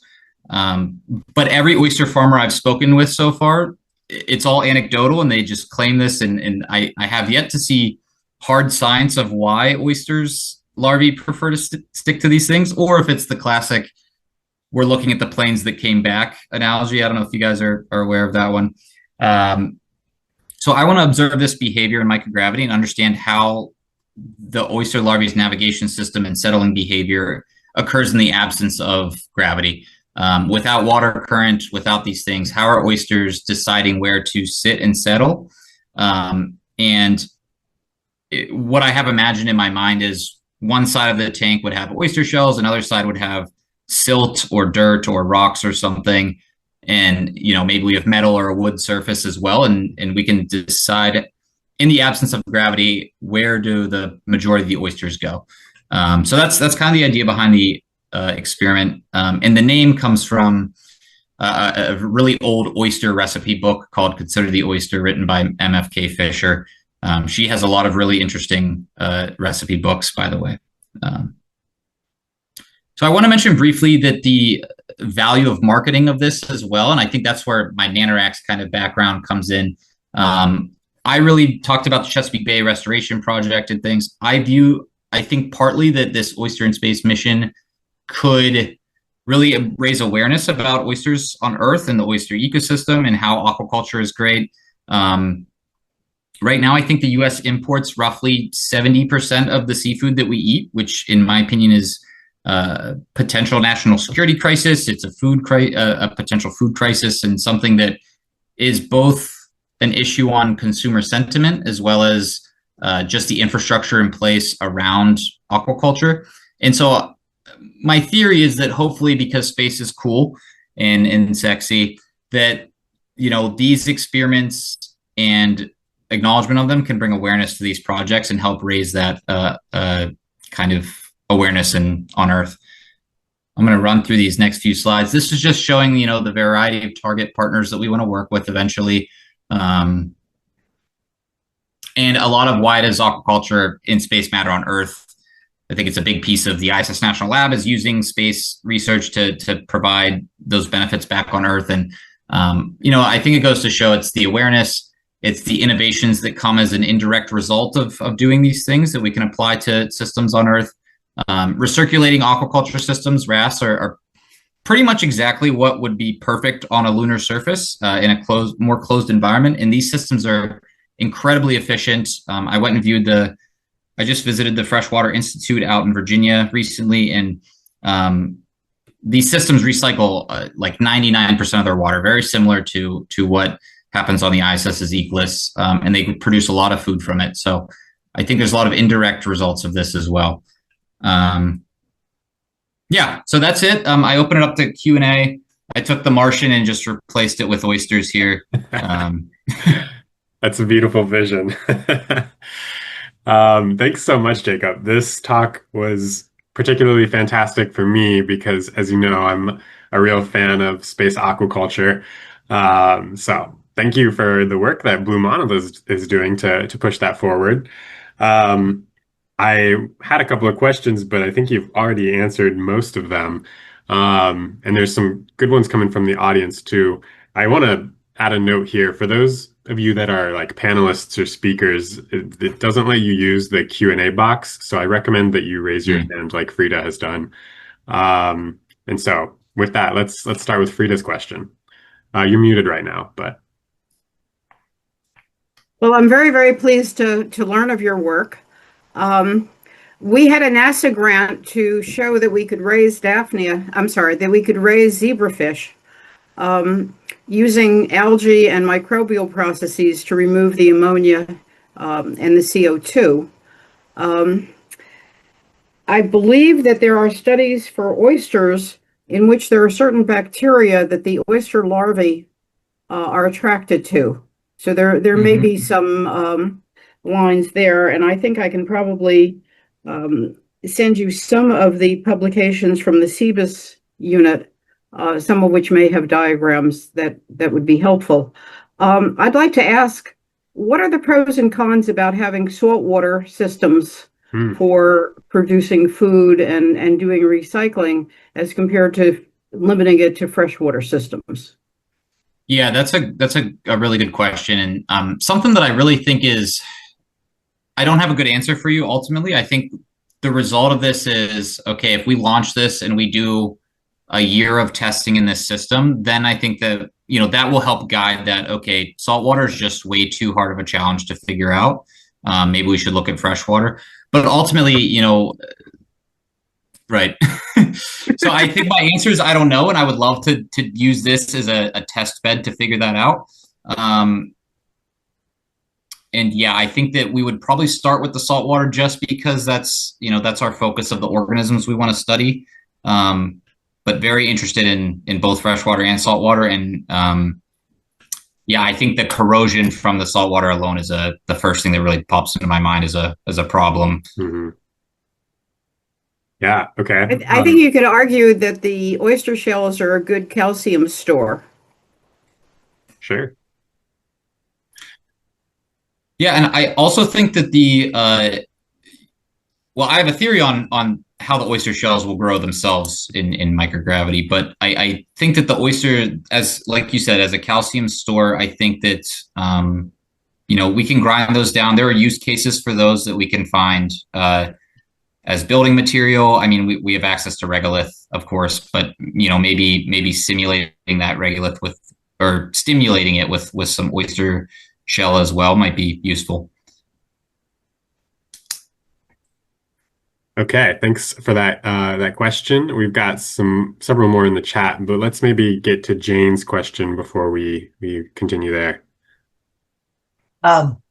Thanks, Patrick. I'm curious about how efficient fish are as a source, as a protein source, given that fish don't make protein. They have to get it from their own diets. That's true, and it's something in the earth aquaculture world. I've done a lot of. I participated in an NSF Corps program where I talked to a lot of people in the aquaculture industry to learn about the industry, and it's a fish feed right now is one of like the hottest topics of the aquaculture industry. Is for a while. We were growing fish to feed fish, and so it's kind of this reductive kind of process. But yes, that's definitely a question, and I think the efficiency will come in. So like at Interstellar Lab, for example, we looked at a lot of growing using insects to eat plant or inedible plant biomass. Insects would create the protein, and then we could feed the insects to the fish. So ultimately, I don't have the efficiency numbers off the top of my head, but I think that it's all these little puzzle pieces as part of a larger bioregenerative life support system that is really going to matter. I think it's going to be far more complex, or I think it will be extremely complex as this ultimate system, if that makes sense. Mm-hmm. If I might add, I just threw it in the chat, but I think that there will be abundant microalgae in these early bioregenerative bases, either from the air revitalization system or from the waste management system. So I think that there will be some potential byproduct food for them to eat. We've only got maybe time for one more question, and I want to take one from the audience. And I guess, sure, this is an interesting one. Water is heavy and it's bulky to move to space and out of Earth's gravity well. So have you thought about accessing in situ water and like maybe future experiments? I think definitely we'll have to figure that out for Moon and Mars. That's a major, for Leo even, that's a major, to me, that's the largest hurdle. I think all the technology stuff we can sort out. I think it's not, ultimately we can build a closed loop system. I think the biggest concern really for me is that how do I convince the NASA safety panel that we should launch 30 kilograms of salt water to the space station? How do we contain that properly? Because it's extremely heavy. The policy around it of, okay, well, 30 kilograms of this means we're not launching 30 kilograms of something else. So to me, that's the ultimate hurdle, in my opinion, is how do we start this, because it takes water to start. And I also don't think that the ISS or a commercial space station is going to be so willing to just pull out that much water from their own water supply as well. Yeah. So definitely on Moon and Mars, we'll have to figure out a way of in situ water. I think for the oysters as well, I've spoken to a few people, and they seem to say that abalone may be better than oysters. They fulfill a similar use case, but they require far less water to grow. And so I think they only need like a thin film of water over their surface, is what I've been told. So I think there's alternatives to it. And that's, like I said, that's the largest problem in my opinion. Yeah. Okay. Thanks for that insight. I'm really excited for this update, Jacob. So thanks for your time. We're going to go ahead and move on to the next presenter, who is a good friend of mine. It's Borja Barbero. I see you've already got your screen up, Borja. I don't hear you, though, if you're saying anything. I think you might still be muted. Hello, friend. All right, there we go. There you go. I'll go ahead and let you introduce yourself because your accolades are many and I don't know them all. Thank you, Patrick, first of all, for hosting this beautiful symposium. It is one of the highlights of the year, I think, in space biology, for sure, especially for plant lovers. So, as Patrick said, I'm Borja Barbero Barcenilla, and today I will be talking about germinating resilience, telomere biology in the space environment. A lot of this work has been performed at Texas A&M University, as well as with massive and great collaborators from the Moon Village Association, as well as NASA Gene Lab. So I think Christine said it fantastically. Why do we need plants in space? Well, we need them for food, we need them for oxygen generation, carbon dioxide removal, and very important for mental health purposes. However, what we truly still, we were set out to test is if plants are long-lasting in space. So for that, you can look at many different markers of organism survivability, such as DNA damage, epigenetics, mitochondrial dysfunctions, or probably the most important one, telomere homeostasis. So today I will be talking about the effect of space on plant telomere biology. So on the tiny bit of the outline of today, I will be talking about plant longevity on low Earth orbit, the tight connection that there is of plant telomeres with oxidative stress, and different countermeasures of plant space-induced oxidative stress. And then I will move on to plant longevity on lunar regolith simulant. Oh, and astronauts bouncing my way.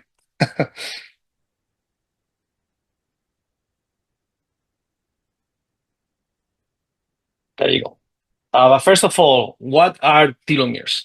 I think we all learned about telomeres back in our college times, but telomeres, just a reminder, they are DNA repeats at the end of the chromosomes, TTT-AGGG, that their function is the protection of the whole genetic material. And you can think of telomeres as the very tip of a shoelace. That is one of the most analogies used to explain what telomeres are. So if you look at the shoelace, you see that, let me put a pointer. You see that the telomere will be what is called the aglet, which is the very tip of the shoelace. That protects the rest of the shoelace. So if you lose this very tip or this aglet, or in this case, the telomere, the rest of the shoelace or the chromosome can be recognized and by the DNA damage response machinery and eventually lose genomic integrity. So of special importance is this enzyme called telomerase, which is in charge of adding these telomere ends at the end of the chromosomes. So telomerase, as I'm going to talk today, mostly in humans, it has been associated to have a role under oxidative stress, and very important as well for mitochondrial stability. So telomerase in mammals especially has been associated to have roles beyond telomeres. And every organism has a different telomere length set point. So in Arabidopsis thaliana, the organism that I will be using today, that telomere length is between 2 to 5 kb. In mice is between 20 and 100 kb, and in humans is between 5 and 15 kb. So different mutations in telomerase or telomere-associated proteins can lead to either telomere shortening or telomere lengthening. So telomere shortening is one of the reasons why we age, why the cells go senescence, and telomere lengthening is one of the hallmarks of cancer cells. So it is very important to note that there is a hypothesis that mentions that organisms with short telomeres have lower chances of species prosperity. So beyond mutations in telomerase, as well as telomere-associated proteins, environmental and oxidative stress can have a major impact on telomere length and telomerase activity. However, during my PhD, we were able to see that actually plant telomeres are quite resistant to environmental stressors, such as drought, high temperature. So plants are remarkable at keeping the ends of the telomeres intact, and you will see some examples of that today. So what do we know about telomeres in space? Well, there have been some major key missions, such as the Twin Study and later on 6-month astronaut missions and Inspiration 4, in which they look at the telomere length on astronauts that they were aboard the International Space Station. Beautiful studies led by Chris Mason and Susan Bailey, in which they saw that indeed telomere lengthening occurred in astronauts that were in space. And interestingly, this telomere length was almost independent of mission duration. So the moment that the astronauts were into space, even in Inspiration 4, which was a very short mission, they saw telomere lengthening happening. And this telomere lengthening was maintained during the rest of the mission. And eventually, the telomeres got even shorter when they returned back to Earth. However, telomere lengthening was observed on astronauts that are aboard the International Space Station. So as I explained in the introduction, one of the major hypotheses about why this telomere length will happen is due to an increase in the enzyme that is in charge of adding them at the end of the chromosome, such as telomerase activity. So you could hypothesize that increasing telomerase activity will lead to telomere lengthening in space. However, no telomerase activity measurements for in-flight organisms as of yet. As well, correlated with all of this, astronauts experience increase in ROS as well as genome instability. So we set out to answer the question, and I have to give kudos to the whole NASA Gene Lab community for this experiment being possible. So we had this question, and we reached out to Dr. Susan Bailey about, hey, we want to measure plant telomeres in space, very similar to what you guys did on the Twin Study, right? And then Susan Bailey got in touch with Ryan Scott, and then Ryan Scott got in charge with the NASA plant AWG, which at that moment were led by Colin Cruz and by Richard Barker. Still, Richard, I don't know if you're in the audience, but hello. And as well, Richard asked if somebody had basically any experiments going to the station that they had any tissue left over to study. And then Dr. Sarah Wyatt and Dr. Imara Pereira, they were very kind to take us in the project. And we launched in June 3rd, 2021. So, when I was young. And then we grew the seedlings on the International Space Stations for 12 days. The samples were harvested by all of these lovely astronauts, and we performed the telomere length experiments as long as other experiments back on Texas A&M for telomere length analysis. So the first thing that we observed is that there was no change in telomere length observed in plants flown on the International Space Station for 12 days. We performed these experiments in both shoots and in roots, as we know both behave differently in space, and we observed by looking at our southern blot analysis that indeed no change in telomere length for space-flown seedlings for both shoots and in roots.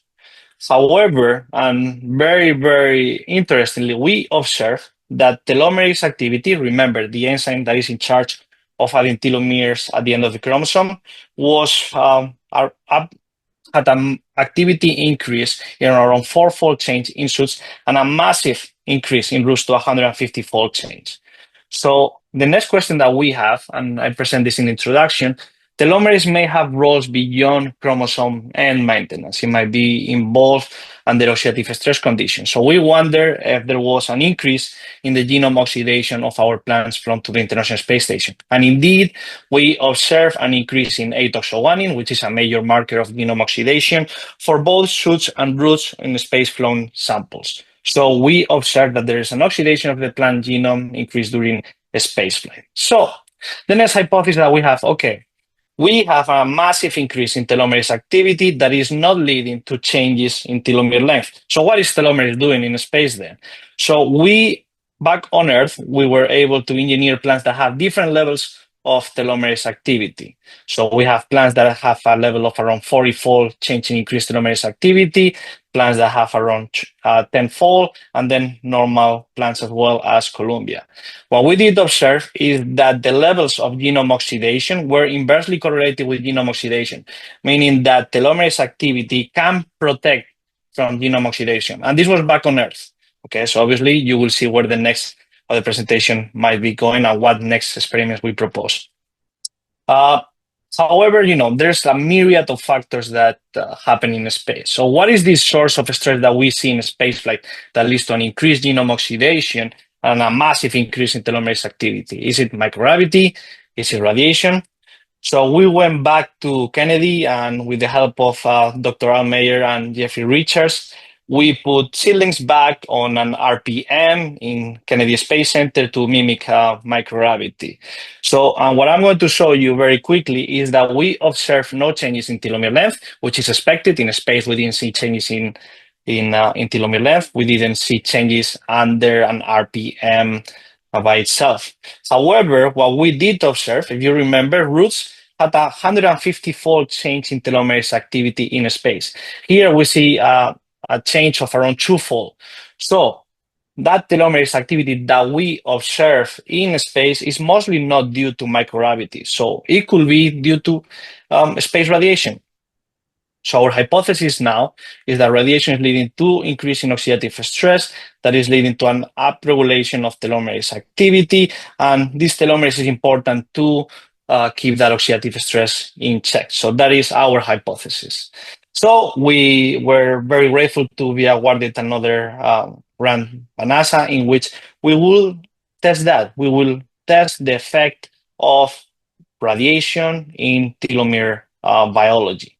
So for that, we were very grateful to have Brookhaven National Lab time as well as Colorado State University. And we were able to send different mutants to International Space Station to look for that hypothesis. What is leading to that increase in telomerase activity and what is leading to increase in oxidative stress. So here's a picture of me and Emma in Brookhaven and some of the setup. So good times in Brookhaven. So these are the different radiation doses that we use. So in here, these are just the average doses over time for exposure scenarios. And here are the radiation doses that we pick. So we pick a one-time dose at Brookhaven National Lab of around 4 milligray, 25 milligray, 100 milligray, as well as in Colorado State, this was a chronic dose in which the plants were kept for 7 days at this specific exposure and radiation that led to around 9.5 milligray per week, 140 milligray per week. So this is one of the highest radiation doses that we induce the plants to. So as you may expect, what we observe especially is that increase in genome oxidation of our plants. So the experiments performed in Colorado State University, so neutron was around 9.5 milligray per week that led to an increase in genome oxidation. However, the gamma, that was one of the highest amount of radiation that we induced, led to a massive increase in genome oxidation. As well, similar dose response factor observed at Brookhaven National Lab experiment. So increased levels of radiation is leading to increased oxidative stress and increased genome oxidation. So what about telomerase activity? Well, what we're observing here is that the experiments performed on a chronic dose at Colorado State University lead to an increase in telomerase activity, but a one-time dose at Brookhaven National Lab did not lead to a change in telomerase activity. Obviously, the way we collected this plant is the moment they were hit with that radiation dose, we will freeze them immediately. So this is leading to us to hypothesize that there must be a DNA damage response that has to lead to that increase in telomerase activity. This is why we observed change in telomerase activity in Colorado State, which is a chronic dose, and we did not observe that change in telomerase activity in Brookhaven National Lab. So the next question you may ask, this is all in Columbia wild type. So what happens if we use telomerase overexpression plants? Will we see the levels of genomic oxidation lower? Because Borja, you just told me that telomerase protects from genome oxidation. And indeed, what we observe compared with Columbia is that plants that overexpress telomerase have lower levels of genome oxidation. We see this at the neutron source, gamma source. These are the chronic doses that we had them go in Colorado State, and we observe as well in those experiments in Brookhaven National Lab. So telomerase seems to protect from genome oxidation induced by space-relevant radiation. So what about in space? What happens if we send those telomerase overexpression plants to International Space Station? So these are some pictures of our recent flight that took off on SpaceX 32 in April. Night launch, beautiful launch. Here you see some pictures of the astronauts that are returning today or tomorrow. So wish them a very safe trip. And what we observe is that indeed, similar to what our experiments we saw in Apex 7, in Apex 12 we see an increase in genome oxidation. These are 7-day-old instead of the 12-day-old seedlings. We observe that catalase 2 mutant have an increase in genome oxidation, potentially higher than in Columbia. We see as well for TERT mutants. Okay. However, TERT overexpression plants did not suffer an increase in genome oxidation on flight. So telomerase overexpression is important to maintain the oxidative stress levels down at the genome in space-flown sample, which is very interesting. As well, we're still working on the data since we just started, we just received the samples back. We send plants that overexpress DSAP. So DSAP is a tardigrade protein that has been shown to protect human cell lines from radiation. And we saw that these plants that were sent as well to International Space Station, plants expressing DSAP, this tardigrade protein that protects from radiation, we also that plants that overexpress or express DSAP indeed have lower levels of genome oxidation in space. So very cool research. I can talk about this for an hour, but I think we need to move on with this. Okay, so I just showed you that on the International Space Station and low Earth orbit, telomere length of the plants remains unchanged, and that is different from any other organism tested to date. Telomerase activity was increased, and we hypothesized that this is due to an increase in ROS. And I just showed you that we have some genetic oxidative stress countermeasure that could be useful for potential missions.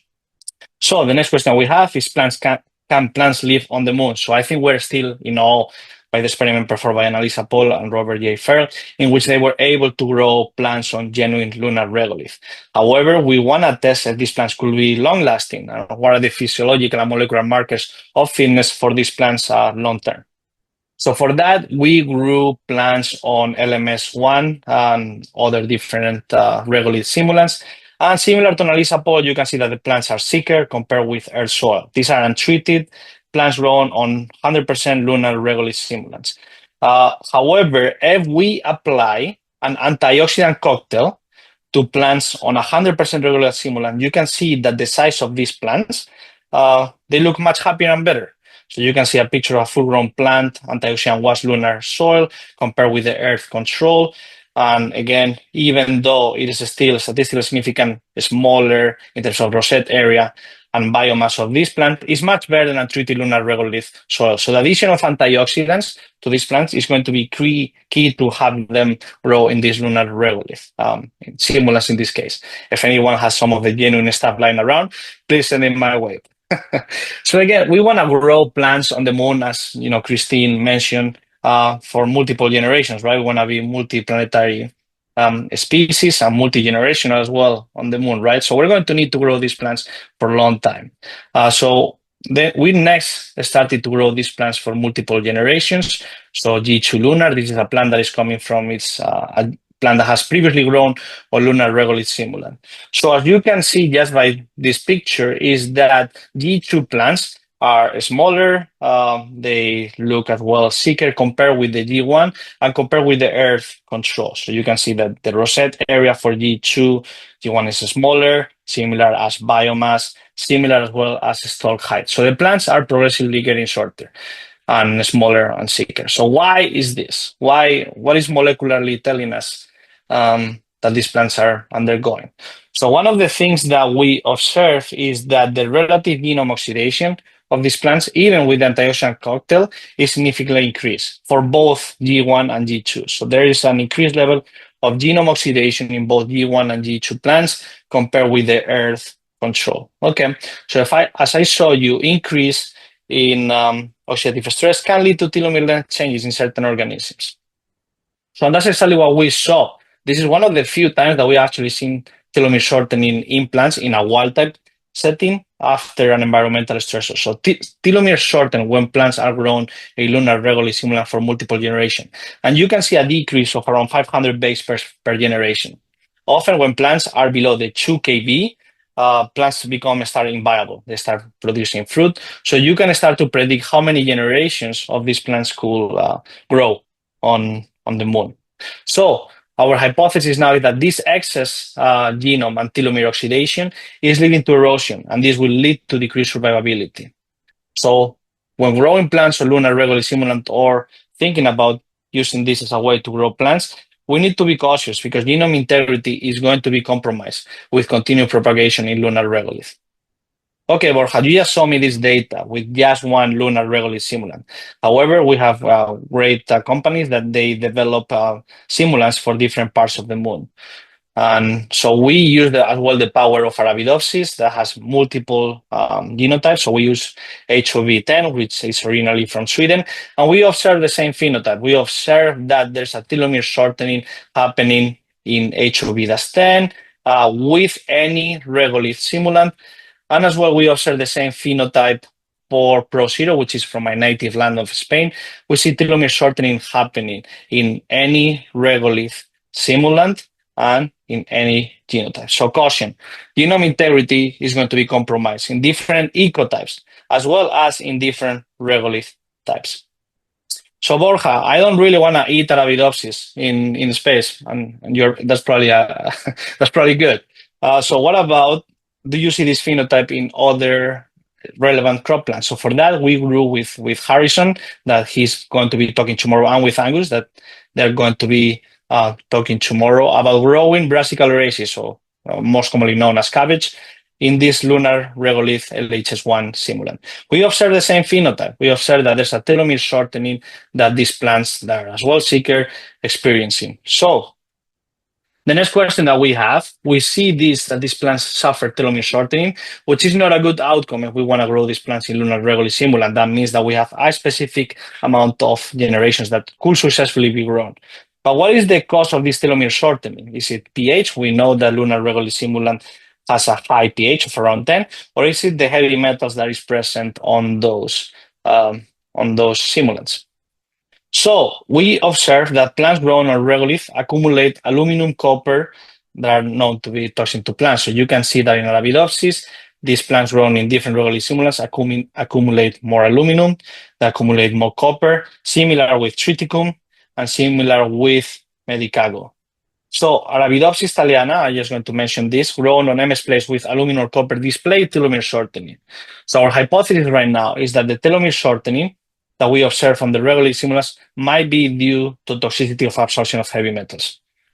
The next important question that I think Rachel Rivero is going to be talking about is what happens if you were to eat these plants, right? Especially taking into account that the daily toxicity levels of copper and aluminum for humans are 10 milligrams and 15 milligrams respectively. So tune in for Rachel's talk, as he will be talking about this work performed at the Moon Village Association with great members such as our lovely host, Patrick. So, Borja, are we doomed? Basically, are we not going to be able to do this? Well, we have great people, scientific minds that are fantastic in synthetic biology that have been able to engineer plants that potentially could overcome these problems. So plants overexpressing catalyst 2, major antioxidant, have been shown to germinate not only in the treated lunar regolith. Remember, this has antioxidant cocktail added to the regolith, but as well in untreated, so 100% regolith simulant. You can see that catalyst 2 does terrible, meaning that, antioxidants, as Christine explained, are critical for these plants to perform well in space. Catalyst 2 overexpression were able to grow and germinate very well in lunar regolith untreated simulant compared with just Columbia wild type. So, there's always room for hope. And as well, there are practice that has been done by farmers over a period of time, which is bioremediation, right? So reusing this lunar regolith led to improve plant physiology. So you can see over here this picture of the earth soil plants, fresh lunar regolith simulants. So this is just basically out of the bag and put these Arabidopsis to grow. And once we reuse this soil, we can see that the plants grow much better, right? So you can see that the height of the plants in the reuse LMS is increased, as well as the biomass. Okay, but Borja, you have been talking about telomeres. What is the molecular behavior of these plants grown in reuse lunar regolith simulants? So Borja, you've got 5 minutes, just a heads up. Beautiful. I'm almost done. Thank you, Patrick. So you can see that the relative genome oxidation of plants grown on this antioxidant regolith, it is decreased once we reuse this regolith, meaning that the plants are suffering less genome oxidation if we reuse these regolith simulants to grow plants. And as well, their telomere length got better, meaning that you see over here the telomere length for the earth-grown plants.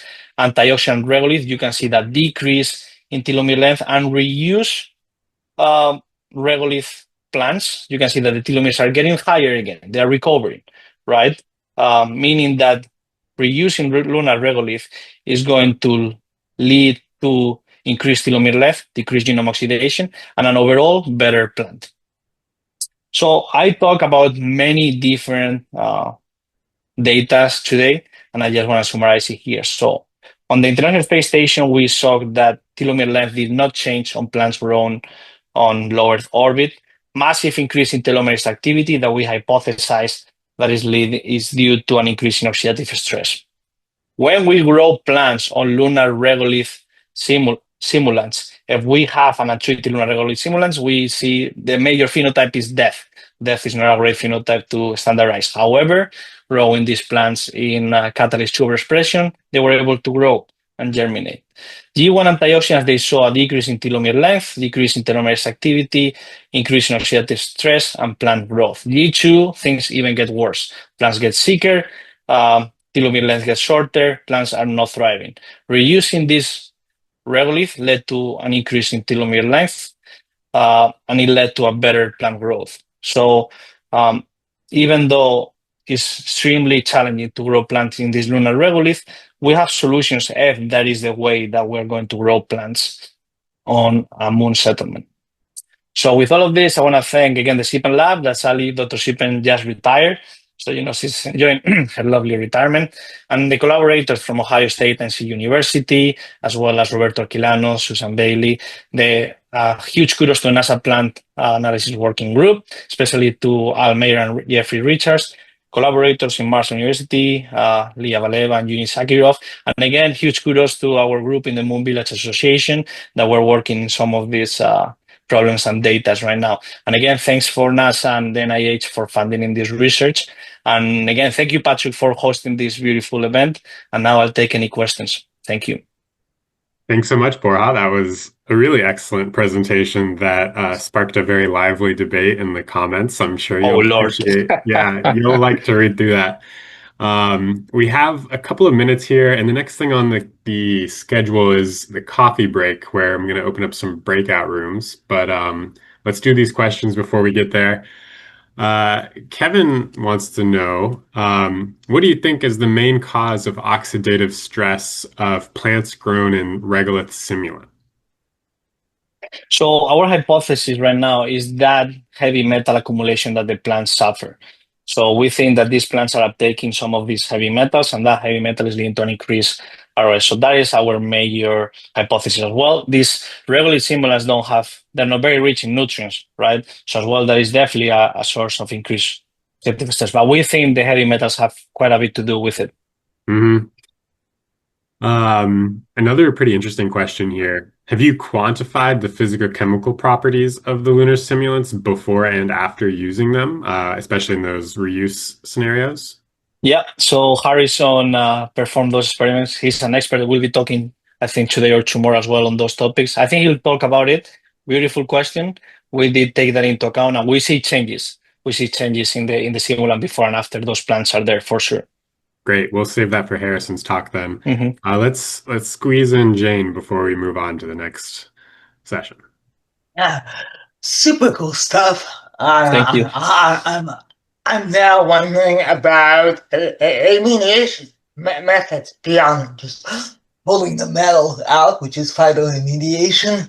Yep. What about adding organic material or biochar to soil to the regular to immobilize some of these metals? What about using mycorrhizae, which are known to be protective?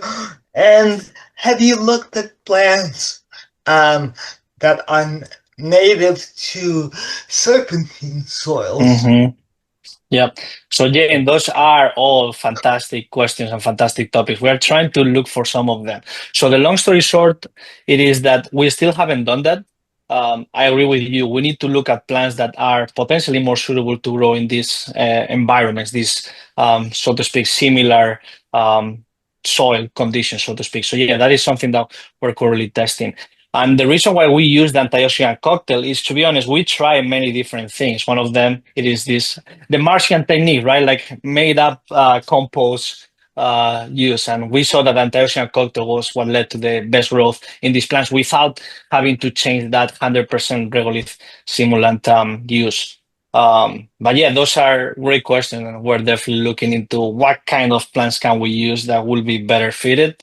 And not only that, what plants, could absorb those heavy metals in better ways, right? So there's multiple applications that could come from this. Great question, Jane. Yeah, all right. Thanks so much, guys, for this really smooth and excellent first half of our first day. Well, actually, I guess we're not even at the halfway point. That was the quarter point. Next is the coffee break, and we're going to do some breakout rooms. So the way that that's going to work is I've set up 12 rooms, and I'm going to open them to everyone. So you can find a breakout room button and then you can browse the different rooms and join one.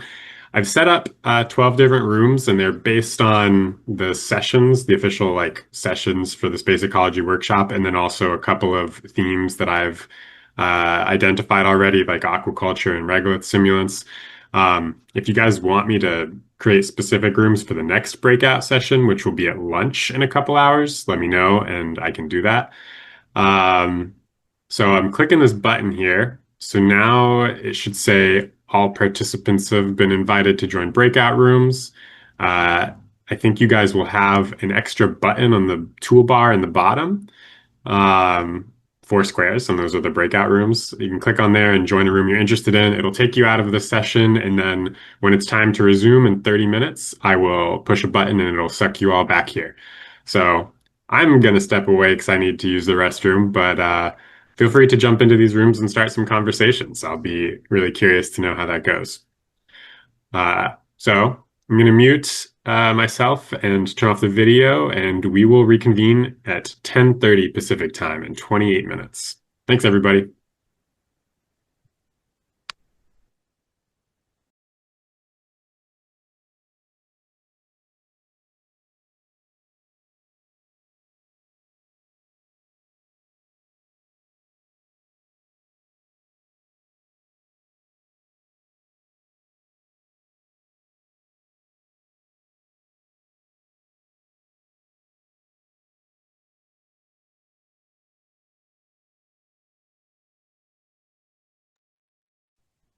I didn't realize that joining a breakout room would cause me to stop recording. So it's a good thing I've remembered this time, but it's very likely that I'll forget the next time. So someone should try to remind me. I think I'm going to go ahead and close those breakout rooms now and pull everyone back into this main meeting.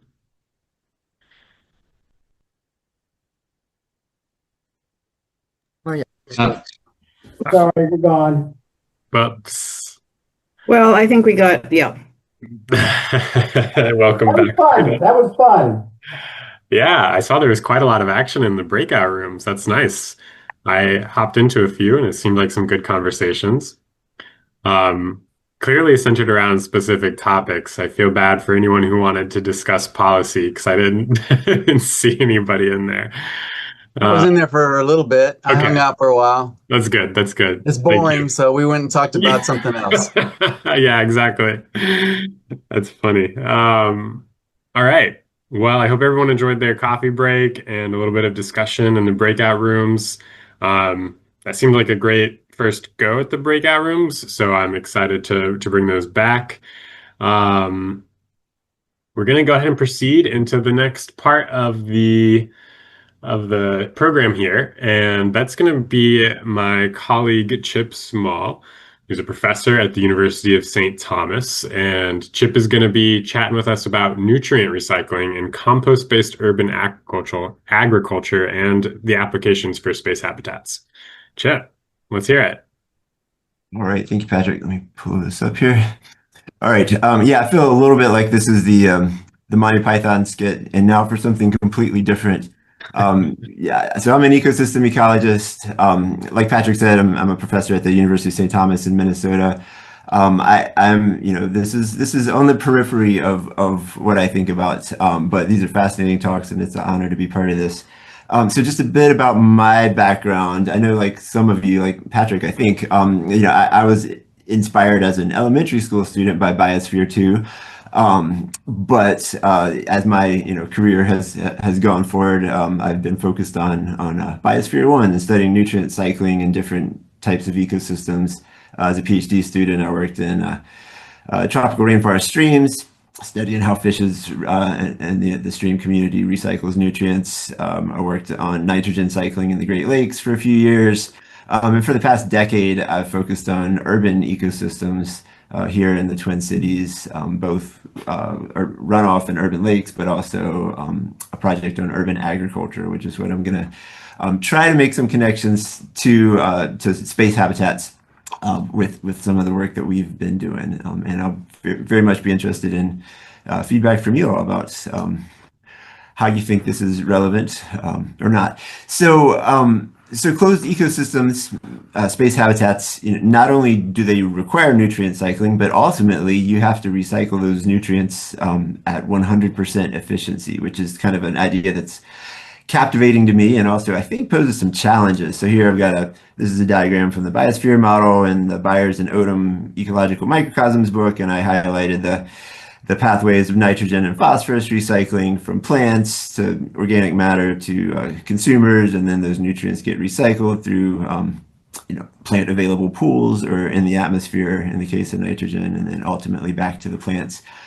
But it's not a static system either. H.T. Odom wrote a lot about how the self-organization of these systems, in the sense that I guess as with Biosphere 2, we would expect to have some species maybe go extinct, and the biomass of other pools could change over time. So they're somewhat dynamic systems as they're self-organizing towards maximum power performance. But ultimately, it's not just that the ecosystem has to develop, but it also has to support human life. So there's some real constraints there, right? So it better self-organize in a manner that still supports nutrient recycling to enable food to grow for humans.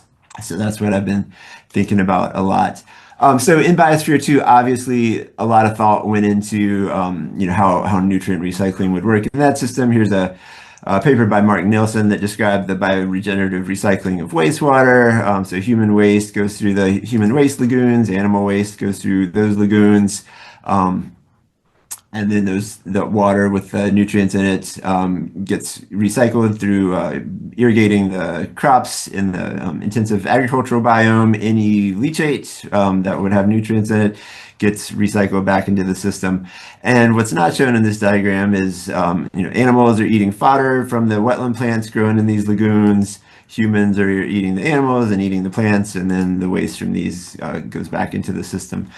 So, so that's a nice closed system. But one of the challenges that Mark Nelson described in this paper was that for some of these wetland plants that they were growing in the lagoons were not very palatable to some of the animals. They had a hard time getting the goats to eat some of this stuff.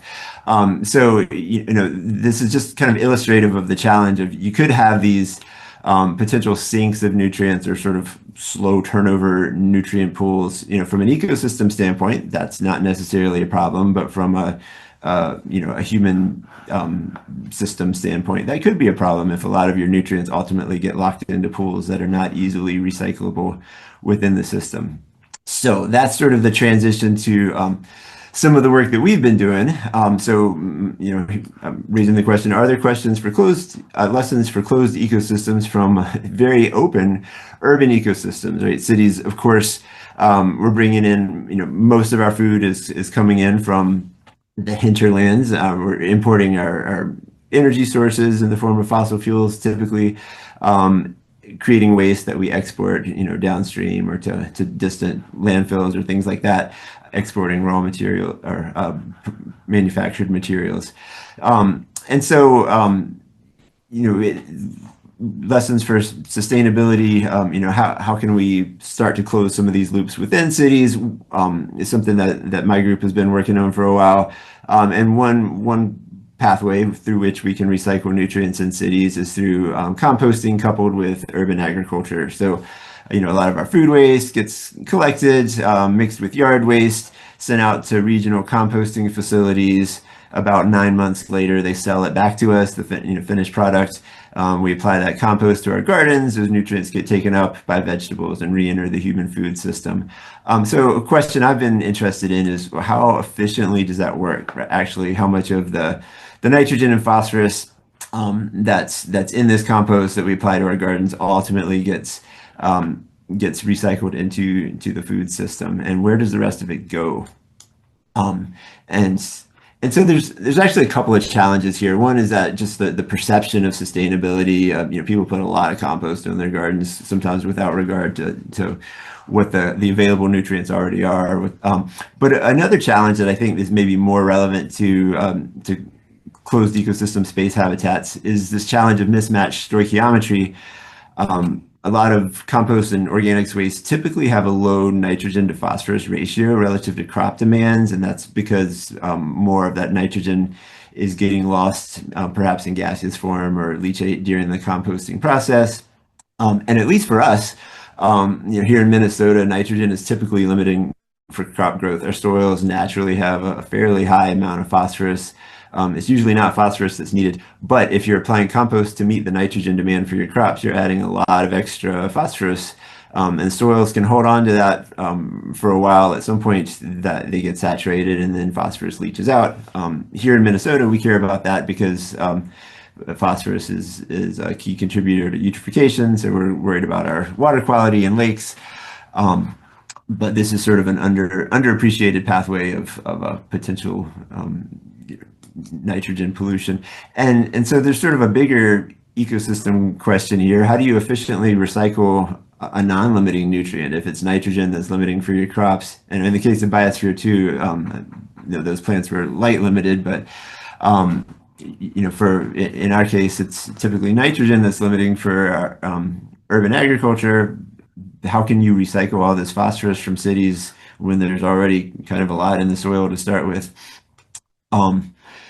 So we've documented, when we first started this work back in 2017, we did a survey of a bunch of both backyard gardens, urban farms, community gardens around the Twin Cities, created phosphorus budgets based on survey data. We found that on average, people were applying 30 times more phosphorus to their gardens compared to what was being removed by crops. So that's about a 2.5% phosphorus use efficiency. We also did some sampling of soils in these gardens and found that the longer the gardens were established, the higher the levels of plant available phosphorus in the soil were. So it's just accumulating over time. And this wasn't a unique finding. There's been a few other phosphorus budget studies for urban agriculture. This has been shown to be the case in Montreal, in the Netherlands, in several countries in West Africa. A review paper by Pauline van Vlasker showed that these phosphorus surpluses are common overall. Sometimes they result in increased phosphorus loss by leachate or runoff, sometimes not, but mainly accumulating in the soil. So we're currently in year 8 of a long-term experiment using our campus research garden, looking at amending soils with different types of compost, different amounts of compost, and measuring, mainly focused on measuring phosphorus recycling efficiency. And so, so we've got 2 types of compost: a manure, composted cow manure, and municipal compost, which is from recycled urban organics waste. And these composts are added at a higher rate, which is designed to meet the nitrogen demand of the crops, which means they're getting a bunch of excess phosphorus because of this stoichiometric imbalance, and also a lower input of compost designed to meet the crop's phosphorus demand. And we have to add additional inorganic nitrogen fertilizer to meet the crop's nitrogen demand. And then additionally, there's plots that just get synthetic nitrogen and phosphorus fertilizer based on the crop's nutrient demand. And then there's plots that got no inputs at all for the first 7 years of the study.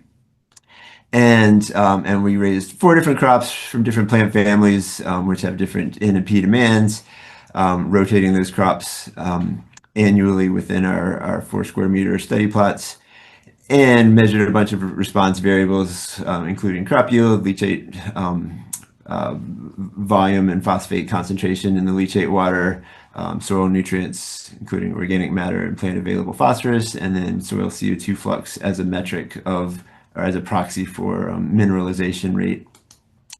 And so this is sort of our conceptual model, that we're keeping track of how much phosphorus and nitrogen are going onto these plots in the form of compost.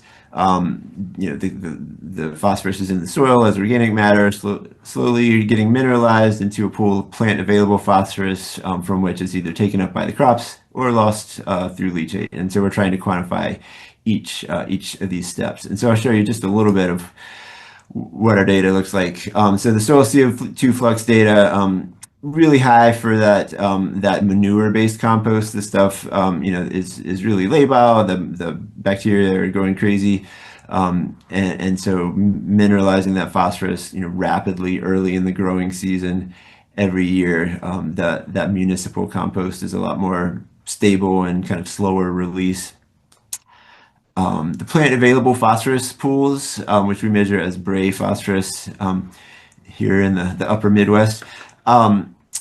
So for these high input treatments, this just kind of accumulated over time. The recommendation, the threshold for no recommended additional phosphorus addition is 25 parts per million, and all of our soils are typically 3 to 4, 5 times higher than that.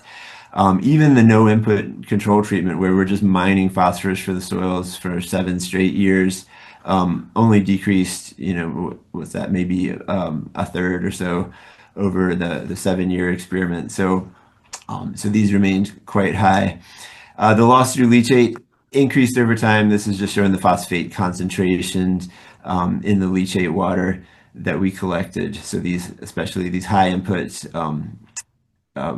compost treatments are leaching a lot more phosphorus than the lower input. And so we could create a nutrient budget from, so this is showing, I believe, the first 6 years of data here. So the 2 kind of high input compost treatments, the inputs are shown in the orange here, and then what we recovered in the harvest, which was slightly less than half the inputs, and what was lost in the leachate. So the vast majority, more than half of this phosphorus that we put in, is just building up in the soil over time. So the soil is acting like a long-term sink of phosphorus, and then secondarily with loss through leachate as well. When we targeted the compost inputs for crop demand, we could do a much better job, obviously, of matching supply and demand for phosphorus. We could get to about 90% recycling efficiency here with this low input municipal compost treatment. and then comparing that to the no input controls, which is again just mining phosphorus from the soil, and then the synthetic fertilizer treatments. So kind of the summary here, for this compost-based urban agriculture systems, which are, increasingly common in a lot of cities, soils are a major sink for phosphorus. We've been focused on the leachate, which, potentially an issue, but maybe not. It kind of depends on the local hydrology. But in terms of comparisons for space habitat, closed ecosystems, I think the long-term sinks is probably more of a relevant issue. So in our case, with intentional management for maximizing phosphorus recycling, we achieved around a 90% efficiency, which, that's pretty good for urban ecosystems. Is that good enough for a closed ecosystem space habitat?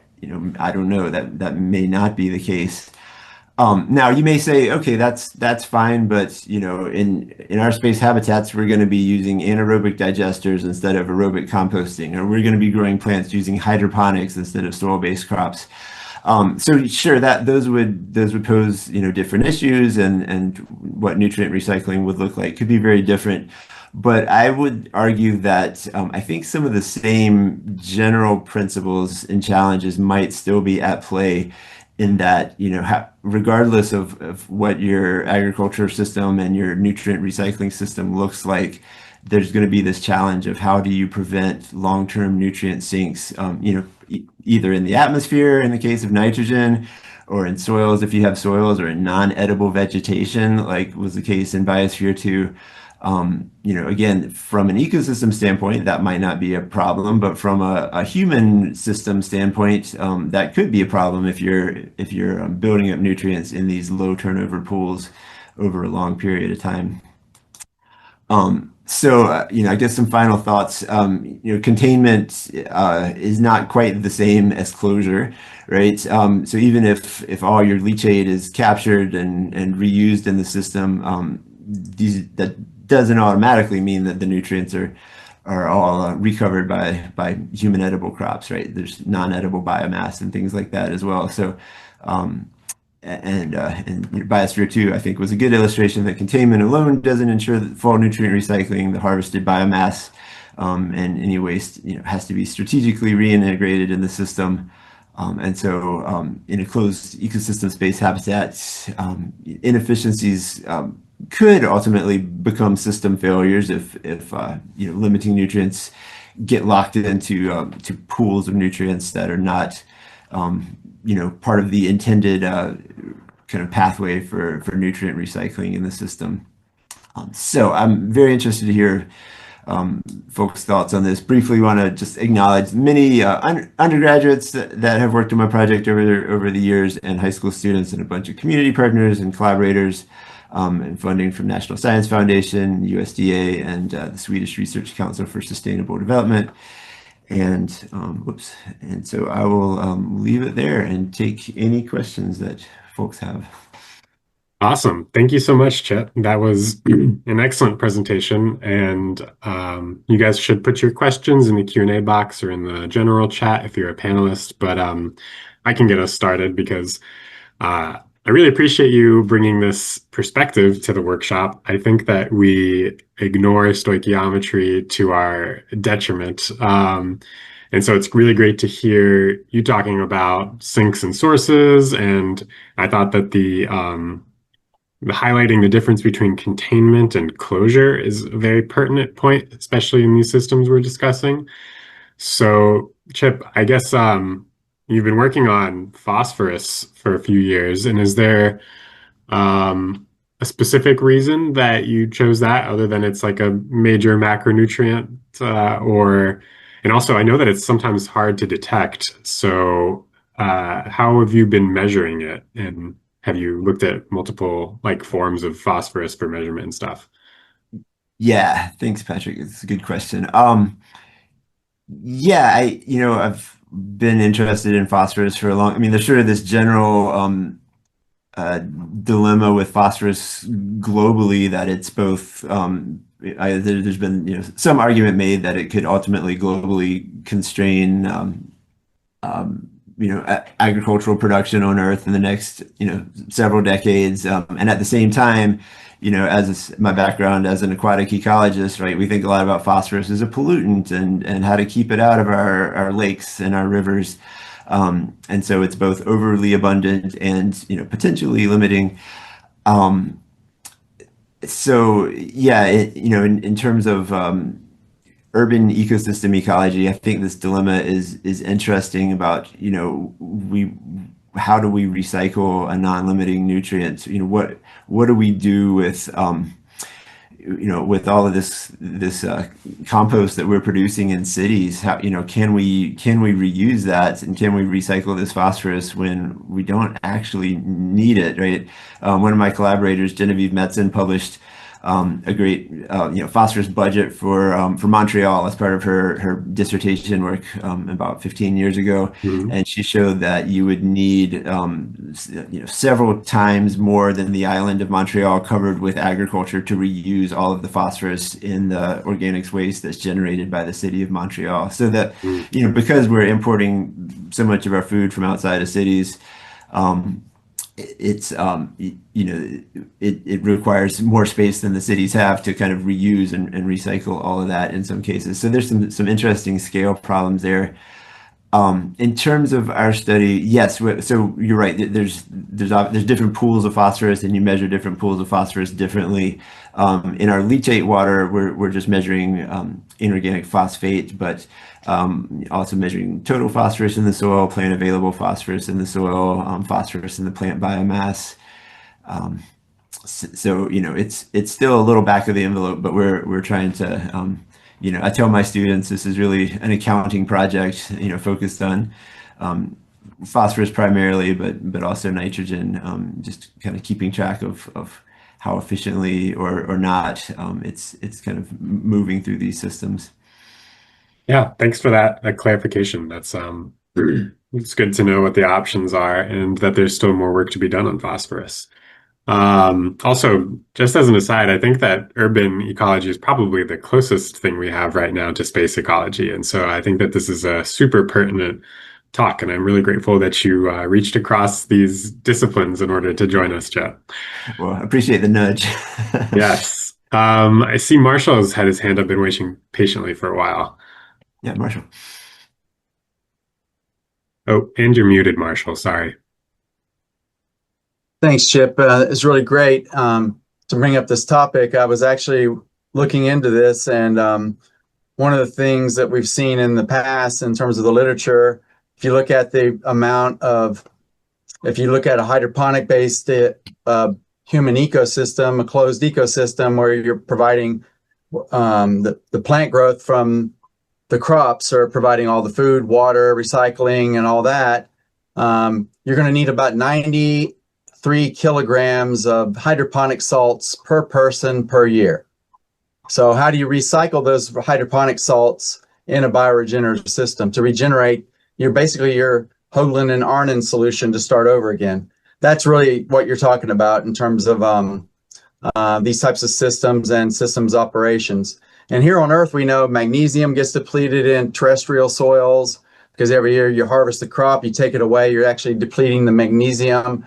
And then one of the other things I've seen in CIMOC simulations is running out of CO2, where you end up with a crop that's growing out and you got still your biomass hasn't recycled back out to re-release the CO2 back into the ecosystem so you can complete the next crop cycle. So I've seen those kinds of things, and it's really challenging with these nutrient cycles with that without the terrestrial buffers, right? All the surface area we get from soil, all the buffering we get from oceans and the atmosphere, we're not going to have in these ecosystems. Those are going to be big challenges. Do you have any other big highlights we should look out for? Do you think of? No, gosh, I mean, no, I think that's a really good point. I mean, I've seen, I know less about hydroponics and aquaponics, although I was talking to Jacob in the breakout session about his work. We had a aquaponics system here for about 8 years that was great for student-based projects. And I know those systems, because they're recycling nutrients or recycling the water, they can, they can purportedly have a really high nutrient recycling efficiency. But then you've got to look for, well, where's your fish food coming from, or where's the nutrient salts ultimately coming from, right? Or, yes, the waste from your tilapia can be a great compost, but then you're talking about a soil-based system, right? If you don't have a soil-based system, what do so stepping back and kind of even closing the loop on those systems, it's really like how much of the system are you analyzing in terms of nutrient recycling? So I think there are some real challenges there. And yeah, the simulations, I agree. I played with those with my students in one of my classes last year, and you can get some really interesting scenarios with different types of nutrient limitations. So I feel like there's a lot of interesting possibilities that are going to pose some real challenges there. These are the kinds of things we need to have a closed system with closed test bed to actually learn about. These are the kinds of things we'll learn by doing.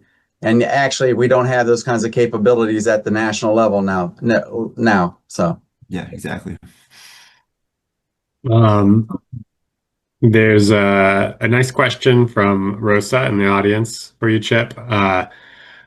She says that based on her understanding of thermodynamics, 100% loop closure is not possible. Do you think that's correct? And if so, what do you think is like a reasonable percentage that we could be shooting for? Maybe you can narrow the scope to specific elements if necessary. Right. Interesting. Well, I mean, I assume she's talking about energy and not materials. Yeah, probably. Right. So obviously in a closed system, you'd have to have energy inputs, whether that's solar or other forms of energy. But yeah, and I was approaching this from more of a materials cycling standpoint of nitrogen, phosphorus, carbon. Yeah, I don't know. Obviously, like I said, I've only been thinking about how to translate our work on urban agriculture to space ecology for the past couple weeks as I wrestled with putting this talk together. But I'm really fascinated by I've been reading the Ecological Microcosms book by Byers and Odom this summer, and thinking about the self-organization of ecological systems that Odom talks about a lot, which is I think really interesting and really important for resiliency, but then just balancing that with ultimately you still need a human habitable system, right? So there's still real constraints on how you want the ecosystem to develop, are we going to be, through our management activities within these ecosystems, are we going to be pushing it towards a system that's accumulating elements in these slow turnover pools that are ultimately going to pose a problem for food production for humans? I think that's an interesting. That type of ecosystem plasticity with regard to responses is important, but we can't bank on that. We have to know what those limits are so we can engineer that into the system, as opposed to right now where it's kind of we hope that. Yeah. Yep, agreed. All right, we've got a couple more minutes. Jane, what you got? Yeah.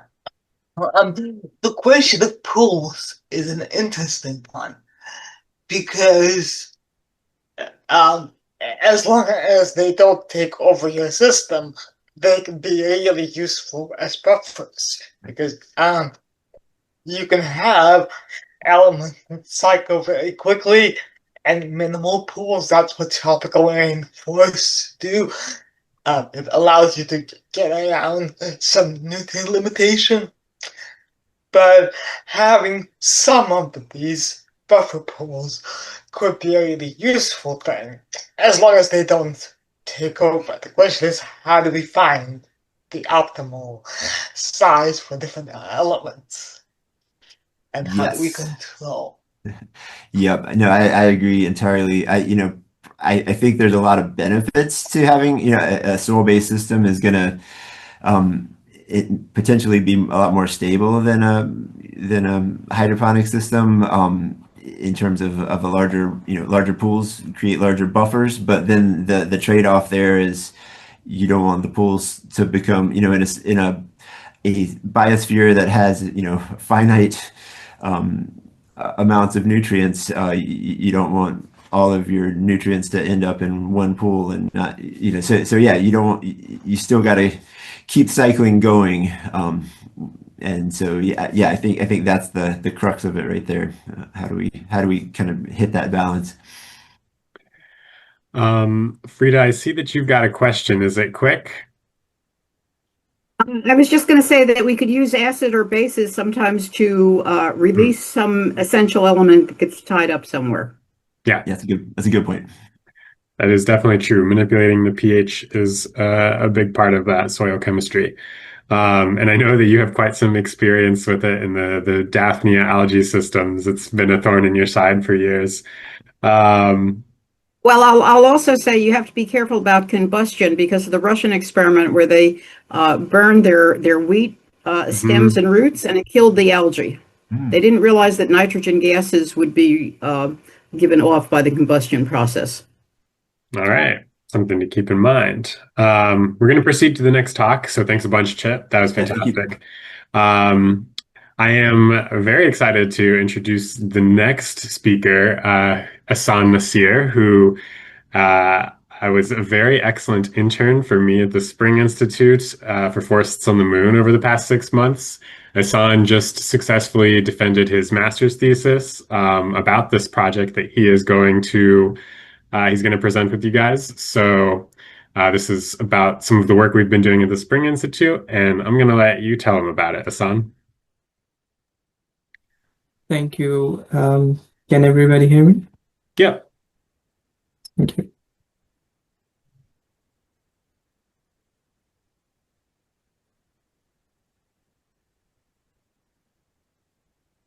So hello everyone. As Patrick explained, this is my master's thesis project, and it's related to the Martian. And basically in this presentation, I will be talking about the challenges in simulating constructed wetlands for space, and specifically about gravity and lunar regolith as a design constraint in the contaminant removal when we use wetlands. So in the next 20 minutes, I will go over the topic, the Martian, and the objectives of the simulation efforts. Then I will dive deeper into the simulation methodology and results. And finally, I will conclude with our current insights and next steps for the project. So as we all know, the universe has approximately 100 billion galaxies. Nearly every smudge you see here on the background is a galaxy, and yet for life to thrive anywhere on the vast universe, even on the moon, we must learn how to sustain it with limited resources, starting with how we manage water and waste. However, environmental control and life support systems, which is used in the International Space Station, does not fully close the loop on wastewater, neglecting solid waste, which is backed up into cargo ships and is burned upon re-entry into the Earth's atmosphere. This not only pollutes the upper atmosphere, but also represents a missed opportunity to recover valuable mineral resources like nitrogen, phosphorus, and potassium from the waste that are essential for long-duration space missions and could be vital for future Martian or lunar explorations. Back home on Earth, we have a similar problem. According to the United Nations World Water Assessment Program, 90% of the world's wastewater goes untreated. Furthermore, if we look at the sanitation system, most of the population lacks effective sewage management, sewage sludge management. And it's most of the countries which are still developing. Especially in densely populated countries, untreated domestic sewage contaminates water sources, leading to widespread diseases and waterborne contaminants, and several environmental pollution and significant economic losses. So now that we have a problem in mind, we have a solution that fits for both terrestrial and extraterrestrial context. And the mission context in this case is the Martian project, which is a wastewater treatment system which aims to deal with the wastewater of a lunar base consisting of 4 astronauts. This was introduced in 2024 as an initial concept in the ICES conference. And the challenge is basically to treat highly concentrated organic matter, which contains roughly around 6,000 milligrams per liter of COD, which was estimated in the start of the project, and to use ecological life support systems such as wetlands for this purpose. So the Martian project is currently in its initial feasibility of such a ecological life support system, whether this can be built, and these insights are from the simulation part, which is the simulation of water dynamics and contaminant removal. So why wetlands? Natural wetlands or marshes treat contaminated water naturally through physical and biochemical transformations occurring in the bed of soil as it passes through the ground table. The contaminants are also taken up by microorganisms and can be utilized as nutrients by plants. The resulting effluent coming out of the wetland is less contaminated and can be released back into the water bodies.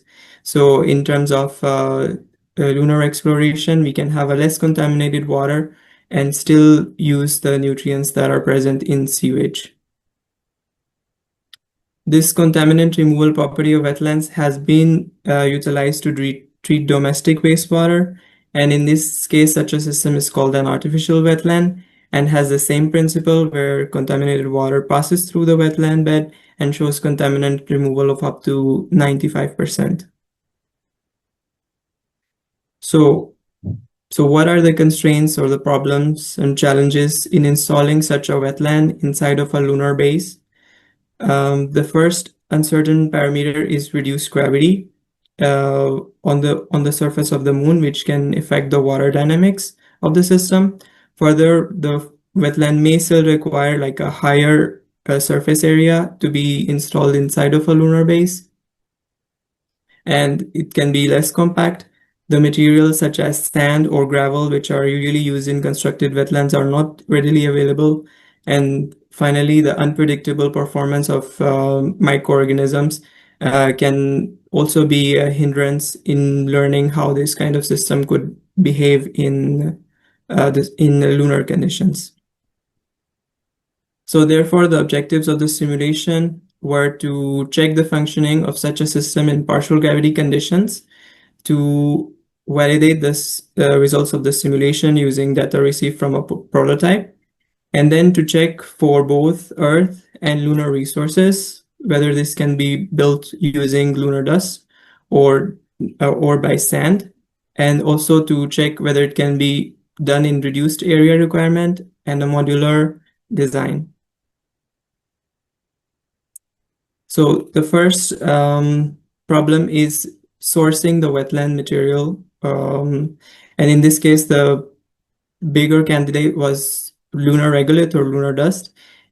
However, its properties are quite different from sand as it is formed by continuous meteorite and micrometeorite impacts, and it's it's devoid of organic matter, and its properties are also differ depending upon the type or geographic location of the moon it is excavated from, which also causes another hindrance in simulating such the use of such a material.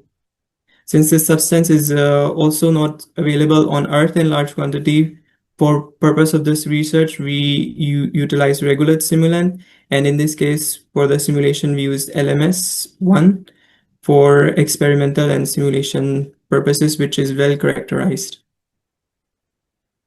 So for simulating the water dynamics in a porous bed, we use already existing literature, specifically Richard's equation, which is a partial differential equation, and which it is a differential equation which is hard to computationally provide to apply on complex systems such as wetlands. Therefore, we use a system called Hydrus 2D, which splits the bed the wetland bed into a 2D model, and then it applies a finite element method where it splits the bed into finite elements and applies Richard's equation on each part of the bed, and then assembles a solution to give an estimate of how the water would flow in such a system in partial gravity conditions. And of course, to check for properties of substances like sand and gravel, it's much easier because most of their hydraulic properties are already known. But for substances like lunar regolith, we don't know exactly what kind of hydraulic properties there are, except for some specific ones like LMS1, which has already been researched for their hydraulic properties. So how do we simulate the water dynamics in porous wetland bed in partial gravity conditions is by modulating the Richards equation to add the effect of gravity. And basically, the Richards equation is dependent upon two variables, the hydraulic conductivity and the total head. So in this case, we were able to use hydraulic conductivity as a manipulating factor for partial gravity conditions. There are some correlations which can be used to estimate the hydraulic conductivity. And if we can change the value of gravitational acceleration and then plug it back into the software, we can get an estimate for how we can have this water dynamics functioning in partial gravity. And once we have that, we can be able to compare these results for both Earth gravity and partial gravity with the prototype to check if partial gravity conditions results show confirm with the Earth prototype or not. The second part of this wetland functioning is the contaminant removal. Not only should the wetland let the water pass through it in partial gravity, it should also be able to function the wastewater to remove its COD or the chemical oxygen demand actively. And the wetland bed does this by different physical and biochemical processes like sedimentation and other aerobic and anaerobic degradation processes, which are basically done by biochemical reactions and also with physical reactions. And this was simulated by using an additional module, which is constructed wetland module. But in this case, most of the data was taken based on the terrestrial microbial performance, because the microbial performance in lunar gravity is hard to predict in terms of this project. So now I talk about the results of this project. The results analysis are broken down into two parts, the water dynamics and the contaminant transport.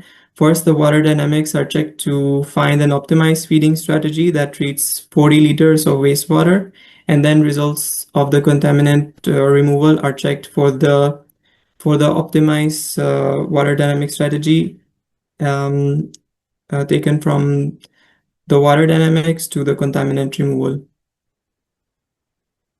So starting from the results of water dynamics, the first condition checked is if we add 40 liters of water into the bed once per day. And in this graph, we can see the amount of water being stored into the bed over time. And we see that at one point, the bed reaches a constant level of stored water, which means it's at its saturation point, where it no longer takes in more water, but also starts to let be in steady state conditions. And we see that this point of the bed reaches conditions where it no longer stores more water in its pores. And we can see this amount of water stored, and the time taken is much lower for sand conditions compared to lunar regolith. And this shows that there is an inherent difference between water storage properties of these substrates.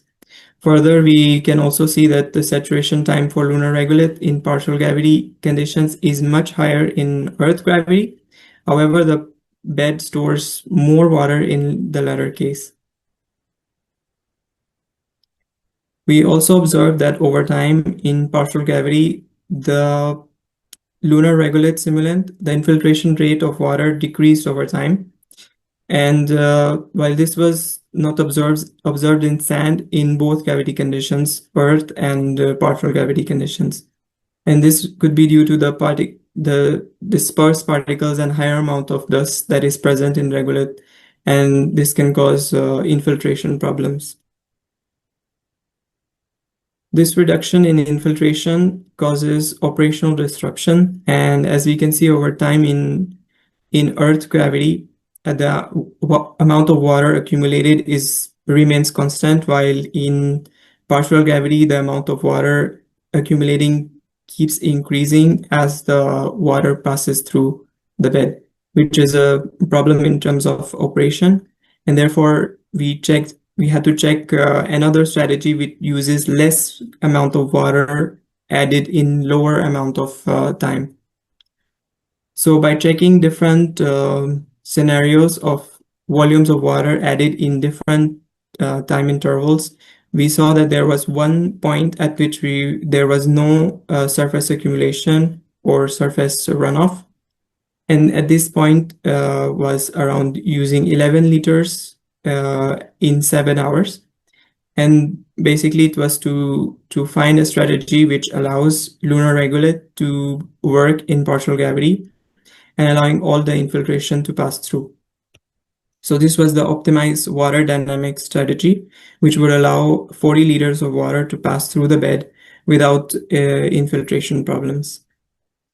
The next part was to check whether this strategy, in this strategy of adding 11 liters of water every 7 hours works for the contaminant removal, whether it actually removes the contaminants or not. And in this bar chart, we see that the amount of remaining COD concentration in the effluent that comes out, is much higher in regolith simulant compared to sand, which means that even though this strategy allows for good operation in terms of water dynamics, it did not show high COD removal. This means that the bed did not provide necessary conditions for microbial degradation of organic matter using lunar regolith. And if we see this from the animation, we see that the result in lunar regolith, most of the contaminant just passes through without being functioning, while in sand, most of the contaminants is already being degraded in the start of the bed. Further, when we check the other contaminants, we see that the sand bed provides effluents with a higher dissolved oxygen content compared to lunar regolith, and production of aerobic species such as nitrates, which are of interest in this project because most of the hydroponics are based on nitrates. So this was also one of the contaminants that are supposed to be in the effluent so that they can be used for hydroponic applications. However, when we look at the results of lunar regolith, we see more of the species which are formed by denitrification, like nitrogen gas instead of nitrates. This shows that the dinitrogen which is produced is probably because of the anoxic process, where the ammonia in the wastewater is directly converting into nitrogen gas in the case of lunar regolith simulant.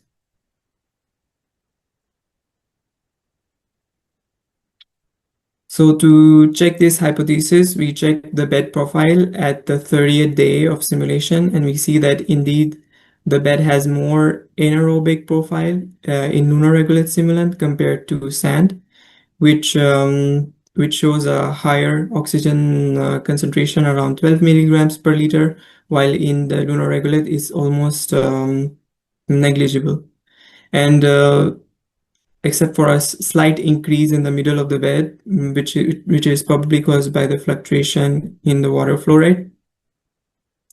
And the possible causes for this anaerobic profile were anticipated and relate to the hydrodynamic and the solute transfer properties of the lunar regolith. The air entry suction pressure required for regolith is very high compared to sand, and this means that more pressure is required for air to penetrate into the pores of lunar regolith and get exchanged with the incoming wastewater. Furthermore, when we check the dissolved oxygen content in the bed at different time points in the lunar regolith bed, we see that as the wastewater passes through the bed, most of the oxygen is being removed from the bed instead of being exchanged with the water. This provides an important insight that continuous addition of wastewater into the bed can cause anaerobic conditions in the bed. To allow the bed to have enough oxygen permeation, it needs to be given more time for oxygen penetration, and by allowing it to rest for longer times, we can have another strategy, which is called an intermittent feeding strategy. So next, when we check the intermittent feeding strategy, we started from 1 day by increasing the time to 2 days, to 3 days, to 4 days, and checking whether lunar regolith actually shows any contaminant removal in these cases or not. But at some point, we reach an intermittent feeding strategy where we feed 40 liters every 10 days. And in this case, we see the result of the 60th day. And we see, in this case, we observe that lunar regolith bed removes most of the contaminants and also remove most of the nitrates and phosphorus. However, here an important thing to mention is that the performance is based on the terrestrial models, so they are not predictive of actual performance of this in lunar conditions. An important thing to also mention is that since all of the contaminants, most of them are removed, it also removes the nitrogen and phosphorus, which are more important in terms of hydroponic application. And in this graph, we see the difference between the oxygen profile, and we can see that the oxygen profile is much better when we allow for the bed to rest for longer time. However, this means that we do not reach the 40 liters per day wastewater treatment requirement in this case. Further, since both aerobic and anaerobic conditions exist in this kind of feeding strategy, we see that the contaminant removal has the ability to go through aerobic reactions and anaerobic reactions throughout the bed.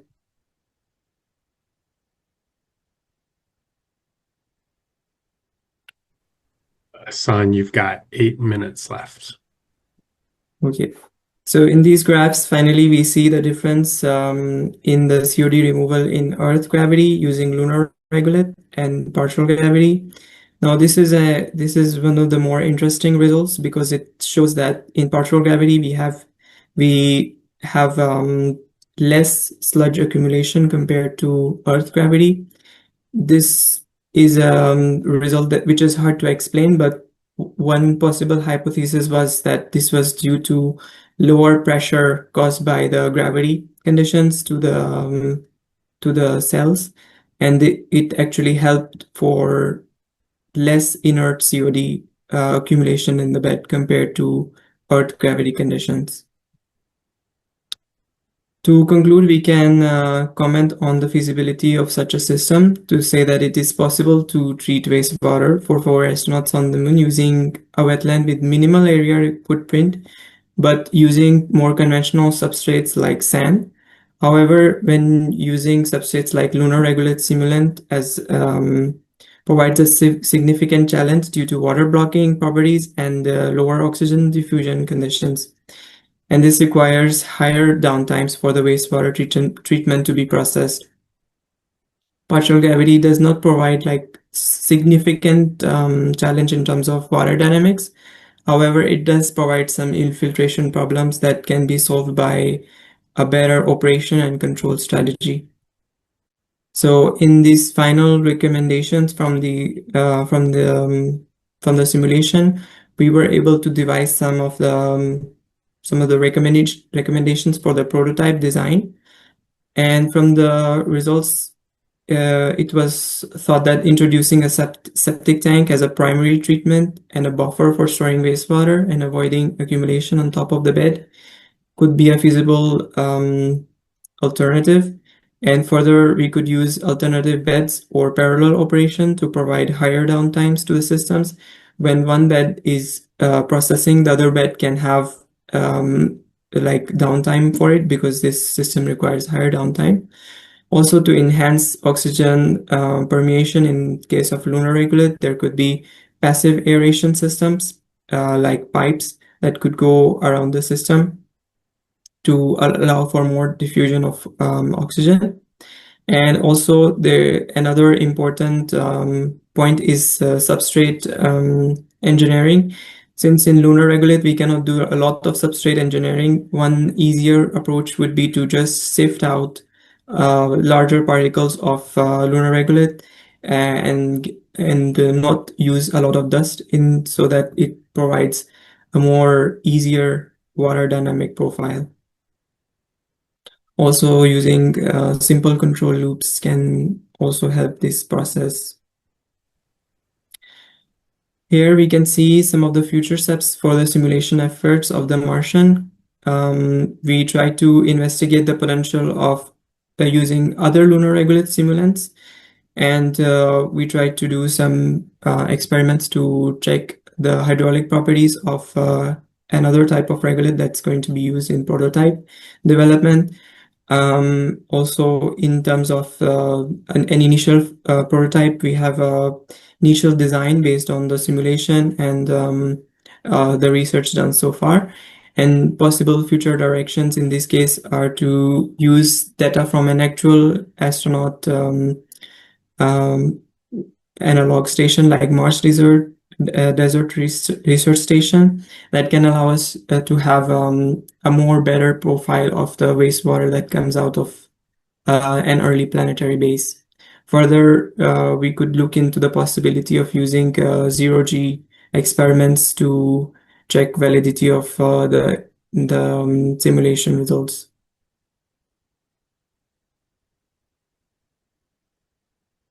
So this project is part of the Martian project, which is one of the projects at the Spring Institute and is funded by Kines. I thank you for your attention, and I welcome any questions. All right. Thank you very much, Hassan. That was a very excellent presentation. I can go ahead and get us started here because, I've got a lot of questions for you. What do we do with the treated effluent? Well, first of all, what does the treated wastewater look like from a system like this? What kind of characteristics does it have? And then what are you supposed to do with it afterwards, both on Earth and then in space?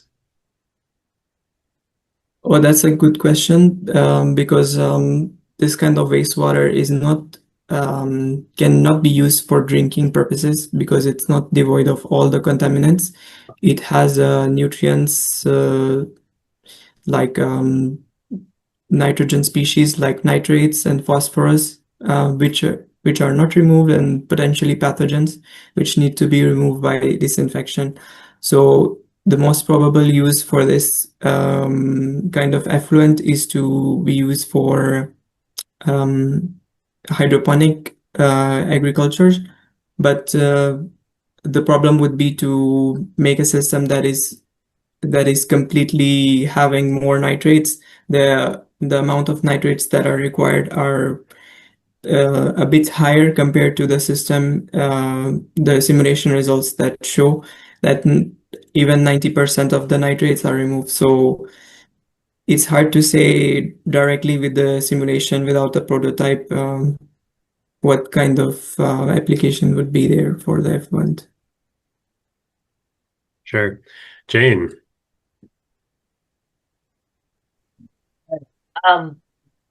What you just said, Hassan, brings up an important point, because on Earth, the goal of wastewater treatment is usually full denitrification. Mm-hmm. But in a closed biosphere, we often don't want that. We want to keep at least some of it, maybe all of it, in a bioavailable form, depending on how we plan on using that water. Yes. So I wonder how we can tweak treatment parameters to meet different goals. Yes. Go ahead. You know the answer. Well, it's to introduce design of the system in such a way that we promote more aeration of the system, and that's the strategy that we used in the prototype to add more passive aeration and more processes which do not require a lot of machinery added to the system, but still allows for more aeration. So higher particle size of the regolith to be sifted from normal regolith, and then to use system passive aeration. So adding pipes with perforations that allows more oxygen permeation in the system. Yeah, and then when the whole system is aerobic, we can avoid anaerobic transformations like the denitrification step, changing the nitrate into dinitrogen gas.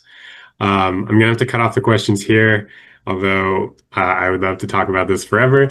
But really great presentation, Hassan. I appreciate you staying up late to tell us about this. So great work with this and the rest of your internship. We're going to go ahead and move on to the next presenter here. Let me pull up my program. Oh, looks like we've got another person from the Spring Institute for Forests on the Moon. What a treat. Livian, are you around? Yeah, hi. Welcome. Yeah. You ready to present? Yeah. Just to be upfront, this is my first time ever presenting at any sort of like academic oriented like workshop or whatnot. So if I pause or seem nervous, I apologize in advance. Yeah. You're good. We're all friends here. All right. Let me just go ahead and share my screen. Is it going? Okay. Let's see. Sure. Yeah, and I guess I didn't properly introduce Livian. Livian is a newer member to the Spring Institute for Forests on the Moon with a background in entomology, which is always very exciting for those of us interested in closed systems. And today, Livian is going to be tackling an interesting topic, which is the semantics of space ecology. So maybe we can all agree on some of these terms we're throwing around. Yep. All right. Okay. Sorry, I'm just trying. I'm just trying to get it to. Can you guys see the screen? Can you see the presentation? No, I don't think you've shared your screen yet. Oh, okay. Give me a second. I'm not sure why it's okay. Okay. There you go. Okay, let me all right. So yep, like what Patrick said, I am going to be covering the semantics of space ecology. More specifically, what I'm aiming to do is I am going to detail its history, and I am going to construct just a hierarchy of related terms, just to be able to, I guess, communicate the scope of the discipline. And what I'm going to do with that information gathered is I am going to go ahead and define space ecology because, funnily enough, just from the literature I've reviewed, there isn't actually an agreed upon definition for it. And yeah, we have like a space ecology workshop and everything, and we don't have a definition for space ecology, so I'm hoping to rectify that. and with just all the information that I gather and present to you guys, I'm going to just use it to wow, my brain is working so great today, you guys. So what I'm going to do is I am going to take all the information and I am going to use a combination of both Google Trends and bibliometrics to just gauge both public interest in the related terms as well as the quantity of research that is being dedicated to just these related fields. So, when you are discussing the history of space ecology, you are inevitably discussing the history of environmental control and life support systems and closed ecological life support systems. So, a lot of the literature that is just contributing to these topics will go back even decades before these terms are formally introduced or defined in the literature. And the earliest example of space ecology I was able to find was all the way back to the 1958, and in two separate issues of missiles and rockets, they were discussing cabin ecology, and by cabin ecology they're talking about just using ecological systems just to help just to maintain like just a friendly environment for humans and like spaceships and the like.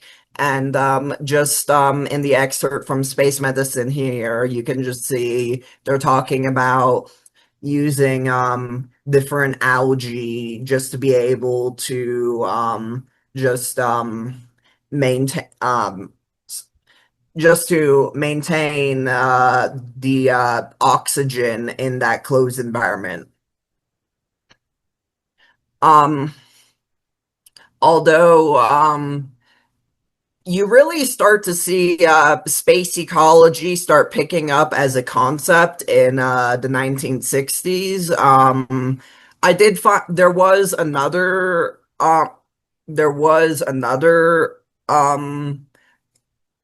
piece of literature I found in 1960 that went into detail about a closed ecological system for a spaceship. Unfortunately, I wasn't able to actually find a copy of it, only mentions of it. But you do start to really see just the concept of space ecology just getting into the academic mainstream starting in August 1962. And just during that month, there was a symposium held called Space Biology, Ecological Aspects, that was held at the annual Ecological Society of America meeting. And what they were doing at that meeting is they were meeting to discuss just the design of biological life support systems and potential ecological problems that could be associated with a lunar base. And I will also give mention to the and I think this was when her first work was published. Forgive me if I'm pronouncing your name wrong. Dr. Frida Taub. She published one of. Hi. Yeah, she published one of the first recorded works on closed ecological systems, and she's been active in that field of academia to this very day. So yeah, just wanted to give a brief shout out there. So, in the 1970s, you're seeing more movement just in the academic realm because the first international conference on environmental systems was held in 1971. And you're also having both the Soviets and the Americans actively just performing experiments for just the closed ecological systems. For Russia, the most well-known one is going to be Biosphere. And the main objective of that system, and it is still online today, I believe, they were using photosynthesis of algae just to recycle air in a closed environment. And in 1978, NASA initiated their controlled ecological life support program. So, this is probably an initiative some of you guys are familiar with. In 1989, the Microecological Life Support Alternative Melissa project, or just Melissa for short, was initiated by the European Space Agency and several other partners, and it's a program that is still ongoing today.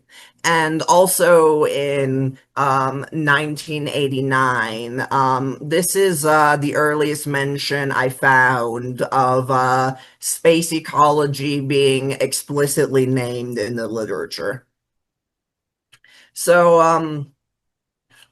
in 1991, biosphere construction on Biosphere 2 completed. And between 1991 and 1994, there were two separate missions, and the individuals that were called Biospherians, they were kept in Biosphere 2, and the missions were very well publicized. And the ultimate goal of those missions was to test the survivability of closed ecological systems. And unfortunately, in 2004, the NASA CELSS program shut down just because its funding got reallocated to the projects involving the International Space Station and other projects. And keep this in mind because this is likely playing an influence on some of the data we will see later on. So, in 2010, not 2010, in May 2017, or at least that's what I saw when I looked at his LinkedIn. L. Barton Womack founded Eden Grow Systems, and I believe the company is associated with NASA, and among other things, they are trying to promote sustainable agriculture, things like that. And yeah, just in the 2020s, you just have an entire burst of activity with new NGOs propping up. I don't believe Louise is with us today, but okay, Patrick, please correct me if I'm wrong, but I believe you two did co-found the Spring Institute for Force on the Moon in 2022. Yeah, along with some others, but basically, yeah. Okay, got it.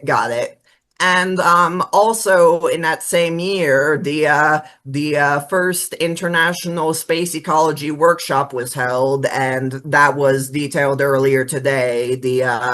main function of the publication that was published, very beautiful sentence there, I know, was to just identify just gaps in the research and development landscape. And also in, I believe it was April 2023, Christine Chamberlain and Dr. Jane Shevstov. Forgive me if I'm pronouncing your names wrong. I am so bad at that. Co-founded the Propagule Space Ecology Institute, and in September 2024, Dr. D. Marshall Porterfield founded MICO. And yeah, it just seems like early 2020s, everyone just decided they just wanted to get in on that space ecology nonprofit action. And you know what? I'm all here for it. All right, so from here on out, what we're going to do is we are going to just review terms that are related to the scope of space ecology. But before we do that, there are some terms that like they sound similar to space ecology, but they are distinct fields, and I would like to distinguish them before I move forward. So, spatial ecology, it's the study of the spatial distributions of organisms, populations, and landscapes, and their effects on ecological processes. Hypothetically, this could be applied to space, but it has to do more with like spatial landscapes, not actual space itself. And then astroecology, it's the study of extraterrestrial organisms, how extraterrestrial organisms just adapt and interact with their environments. And I am going to go back to astroecology real quick because if you just follow the etymology of these terms, it will give you an idea of what constitutes space ecology. So astroecology, it's going to be a subfield of astrobiology, and if you follow this pattern, space ecology can be considered a subfield of space biology. So to distinguish astrobiology and space biology, because they definitely get confused a lot, astrobiology is going to have more to do with extraterrestrial life. So it's going to pertains to the study of the origin, evolution, and distribution of life throughout the universe. And in contrast, space biology has to do with organisms from Earth and how they are affected by the space environment. So, just following the etymology, this tells us two things about space ecology. One, space ecology has a very strong foundation in the life sciences. And two, space ecology pertains to life on Earth, not extraterrestrial life. There is another related field, and it often gets confused with space biology, but it's a bit more narrow in scope, and that's going to be bioastronautics. Bioastronautics specifically, it's going to pertain to how space flight and the space environment influences living systems. So think things like someone's like nervous system, their cardiovascular system, and it does also include how such environments impact humans physiologically and psychologically. And that is going to be like when you have just humans that are kept in the closed ecological systems, and you are studying like how like the isolation would affect them psychologically, that does technically lend itself to bioastronautics. So just the ecology part of space ecology is certainly not something that you want to neglect, because just when you apply eco just ecology, and like applying ecology and ecosystem principles just to these closed environmental systems, it's going to be really invaluable, because that can inform you of how the interaction of how the biotic and abiotic factors in these closed systems are going to interact, and that can help you also plan how to design that closed system. In addition, the biological life support systems and like the spaceship habitats. I meant to put habitats. Please ignore the second ecosystems there. They can be considered ecosystems in themselves. So, on the ecologic, there are practical applications to ecology in the space environment. You guys are most likely already familiar with these terms, but I will just to cover my bases, I will mention them. You have two types that mainly get brought up in regards to space ecology. You have environmental control and life support systems, and those are going the most well-known example is most likely going to be the one on the International Space Station. And what that system does is it provides for the life supporting requirements of astronauts, because it provides things like water management, waste management, atmospheric revitalization, like all the things astronauts need to be able to just live in that environment. And depending so the term, just from what I saw, controlled controlled or closed ecological life support systems, it does seem like they're used interchangeably. There is a slight difference between them, but generally they can be considered as a subtype of ECLSS.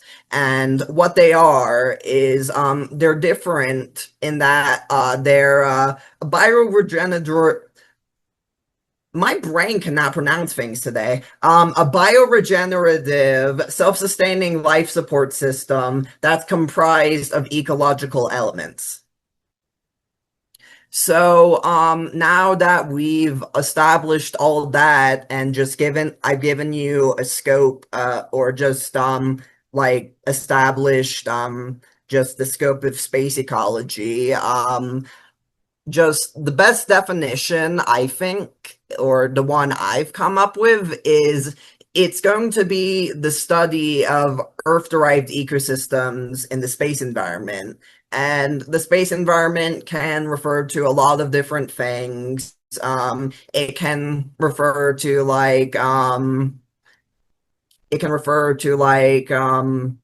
for example, like a closed colony on Mars, things like that. And one key consideration, or what just for, like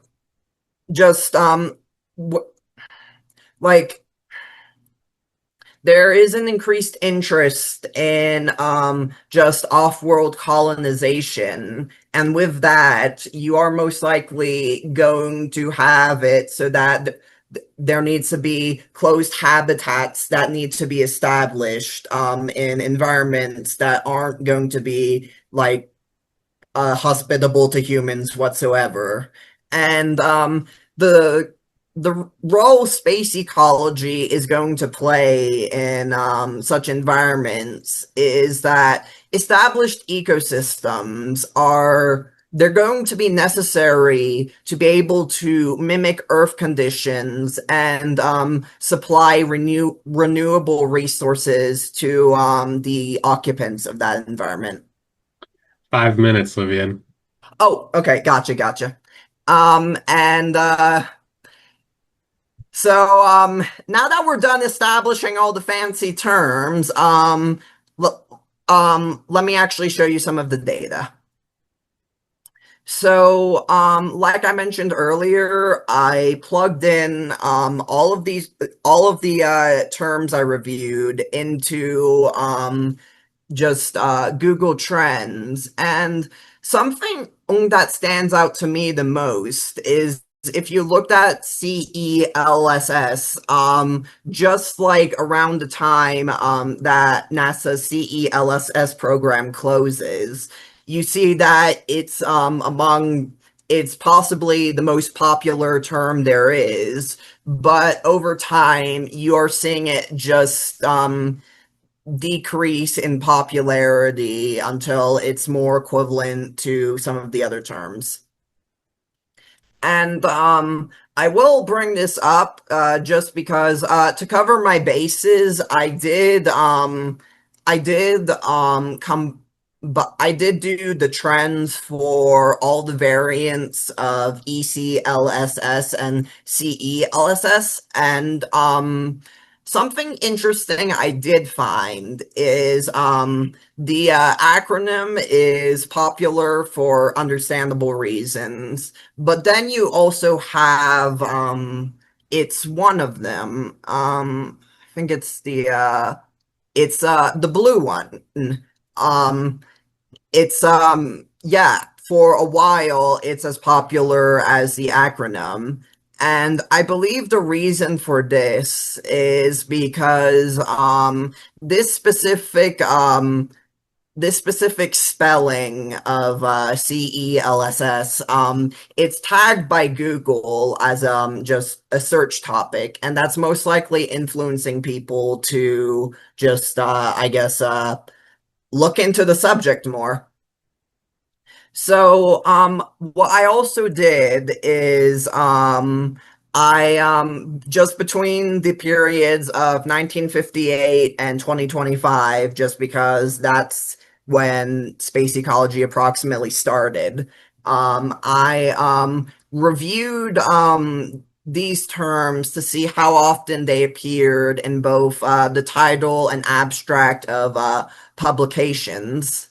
And, what you are also, I will also draw attention to CELSS again, just because you start right around when NASA's CELSS program is founded. You start to see an increase in publications related to this topic, and then after the program closes, you start to see just a sharp drop in just publications that tackle this topic. And just some general trends I've noticed. Interestingly, the recent research trends, they correlate with public interest in just the previously mentioned topics. And something I did also note is both space ecology and bioastronautics are they are neglected in both domains. Space ecology more so, just because between 1958 and 2025, I only found 20 publications that fit within the scope of the project I mentioned, space ecology. And CELSS is the most represented topic, but as I mentioned previously, you see attention in it wane just following the CELSS program getting shut down.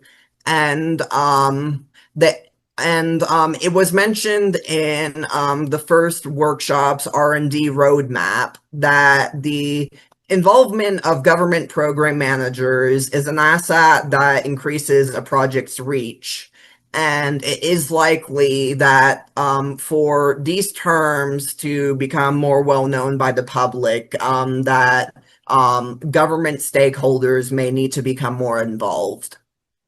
And I would like to just give a special thanks to Patrick Grove just for providing so much feedback to me just throughout this entire process. And here are all my sources. And does anyone have any questions? Excellent presentation, Livian. That was Thank really you. good for your first talk for sure. No notes on the actual presentation itself. It was excellent. Thank you. We do have a few questions. We're also coming up on lunch, and I'm sure that Marshall Porterfield specifically would talk at length about this history and particularly that 2004 cells moment. But maybe we can do that in the breakout rooms during lunch. Let's get to Frida and Jane really quick. And then there's one interesting question from the audience I also wanted to hit. So, Frida. Yeah, well, two issues. One, I want to thank you. Well, I want to thank you very much. I think that one of the things that you might branch out on is the amount of money that has been spent on these things and what the feedback has been to Earth. I mean, I've had to explain to people that we don't throw money into space. Right. That all of the money is spent on Earth for people's salaries, that it enters into the general economy. And if you can highlight things that are discovered in the space research that have benefits on Earth, I think that there's an enormous need for people to understand that the money spent on space research is not being wasted. Another general comment, I was working on a book on closed ecological systems in 2007. And okay, you recognize these old things now? I don't know whether they're readable anymore. But anyway, if you would be interested, I could send you the rough draft. The rough draft got very bad reviews from the reviewers who said that everything that NASA spent money on was a waste of time and money. So the book never went anywhere. But So you know, it would helpful to look at some of that earlier history in greater detail. Oh yeah, absolutely, for sure. I definitely appreciate your comments. I mean, I can definitely say those reviewers, they're definitely wrong. Like, just generally, you don't want to make broad generalizations like that in the first place. But yeah, I would definitely be interested, and your insight is very much appreciated. So, thank you. And Jane, you. Oh, sorry. You got it. Jane, go ahead. Yeah, just sharing some history after it seems like a few of us just spontaneously started thinking of ourselves as doing space ecology, and when we met somebody else calling themselves a space ecologist, like, oh wait, we need to talk. That's what happened with Chris Chamberlain and me when we were on the ASGSI white paper working group. Like, she called herself a space ecologist. Like, what I thinking of myself as that. We gotta talk. And that eventually led to Probagil as well as our work on the white paper.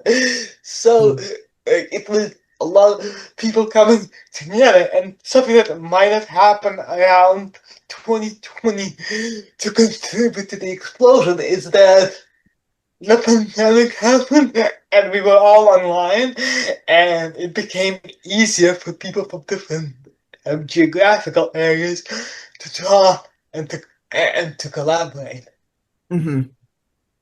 Yeah, and like just a lot of like the conflict over what constitutes a space ecologist or not. That's part of the reason why I wanted to actually go and just actually define it, just so I guess just to I guess make the boundaries of the field a bit more clear to people. So yeah, but yeah. All right, let's see if we can get Marshall in here before the lunch break. You're muted still, Marshall.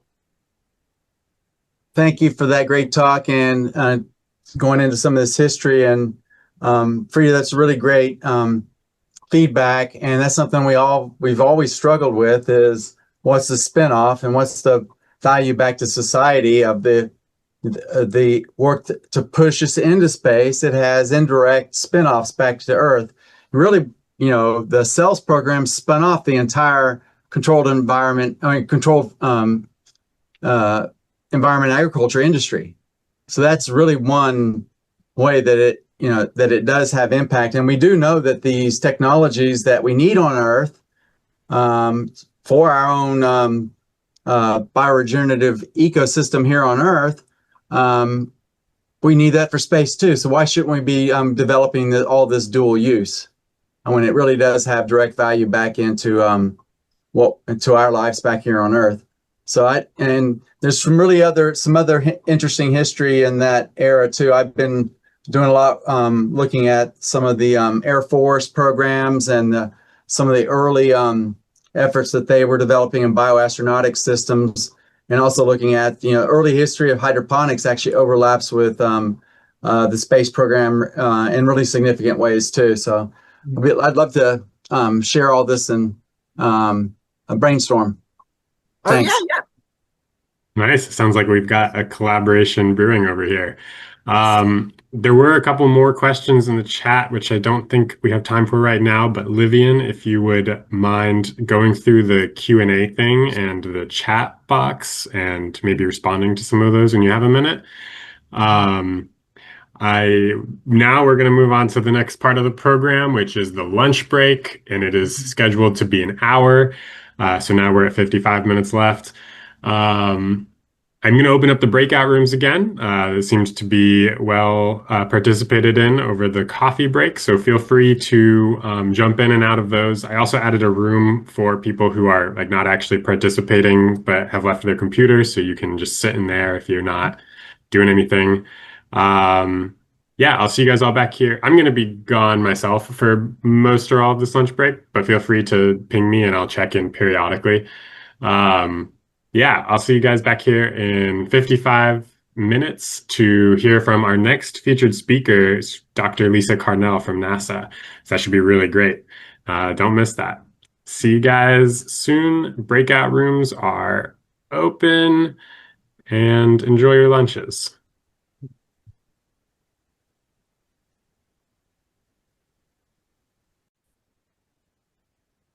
All right. I think everyone's going to be trickling back from their lunch breaks if they haven't gone to sleep already. I know that some of our attendees abroad are staying up late, which I appreciate from everybody. Any interesting discussions in the breakout rooms over lunch? I don't know who I expected to answer that, actually, because probably most of you can't answer it.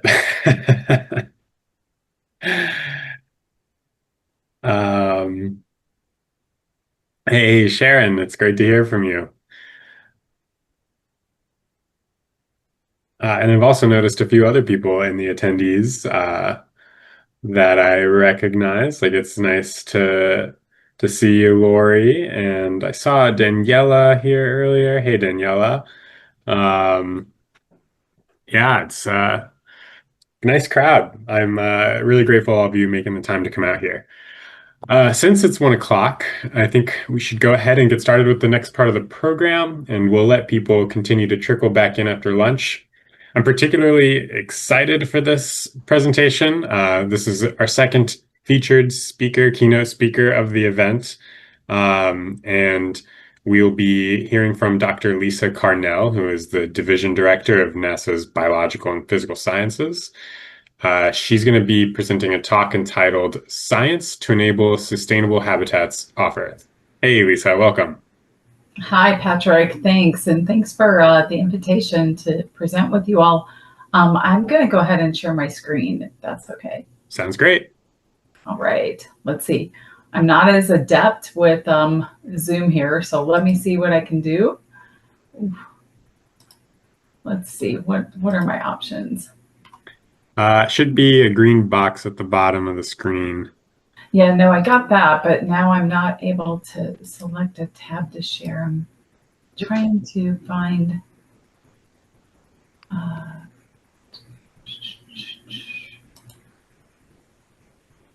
For some reason, it's not allowing me to select a tab. And let me see if maybe I can put it on window view here and see if that works. There we go. It's finally popping up. There we go. Alrighty. I think it will probably put it in full presentation mode, so I won't be able to see anyone. So feel free to jump in during the talk, or let me know if there are any questions. I'll give you a 10-minute warning once you're getting close. All right, sounds good. All right, I'm in full presentation mode here. Okay. So thank you again so much for the opportunity to share more about the Biological and Physical Sciences Division and the intersection of our research, and that will help enable sustainable space environments. And know that's the focus of this meeting, which I find very exciting and timely, particularly with all of our advancements and emphasis on exploration.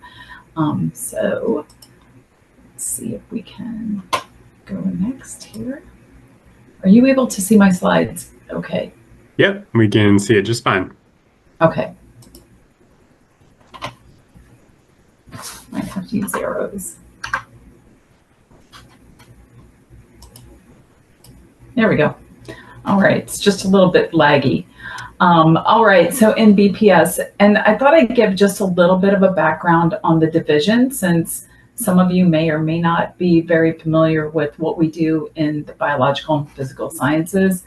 So in BPS... Lisa, I'm sorry to interrupt you. I think that what we're seeing is your entire PowerPoint and not the presentation mode. I don't know if that was intended. I think on the bottom right of your screen, there's next to the slider, there's that little like pull down. There's a button in the bottom right of PowerPoint that will, yeah, that one. That one? You can see what I'm doing here? Yes, we could. When I do that, there, can you see it now? Weird. No, we're still seeing your whole. Joya recommends you try the book view. All right, let me try that.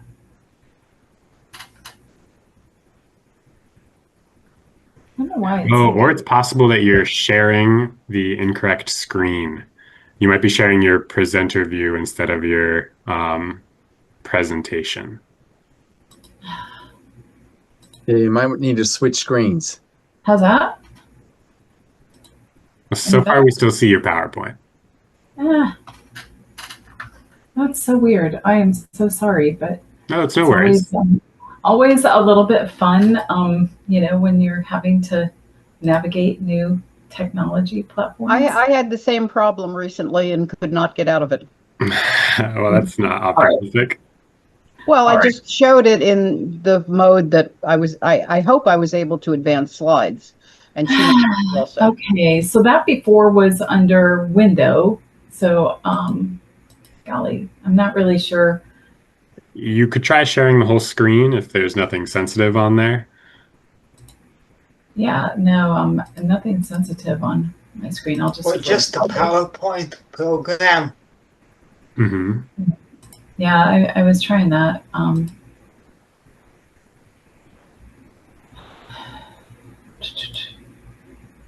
All right, let's try the entire screen. Oh no, I'm showing you yourselves, so that's not really helpful. Joya was saying to try something else. There's a book view potentially. I'm actually not familiar with that setting myself. Sharon recommends that you start the PowerPoint presentation mode and then come out and start the share screen. Okay, I'll do that. Let me try that. Oh, but that's a little hard to do because I can't navigate out like let me see if this will allow me to do that. Joya has followed up with a clarification, which is that reading mode is the button next to the slideshow button we were talking about on the bottom right earlier. Ah, gotcha. Okay. Let me see if this works. Okay. Gambling here. Hey, there it is. Is it working? Yes. Yeah, this is what we should be looking at. All right. I mean, we are scientists and engineers, so I knew we'd get there at some point. Yeah. All right, so now let me just make sure that I can even get through this. Oh yeah, we're good. As long as you can see me changing them. Okay. Yep. And I can even still see you all over there. So win all around. Okay, so backtracking a little bit. So in the biological and physical sciences division, we use the spaceflight environment to study both biological and physical systems in ways that you can't on Earth. Our mission is three-pronged, and it's really been pretty solid running the course for many years.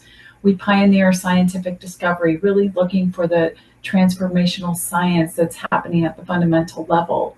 And then how we take that knowledge that we learn from the fundamental science and we translate that over to our colleagues in the exploration area so that we can enable mission success and safety. And that's really important now as NASA shifts its focus to exploration, and we're really helping to enable and support Moon to Mars activities.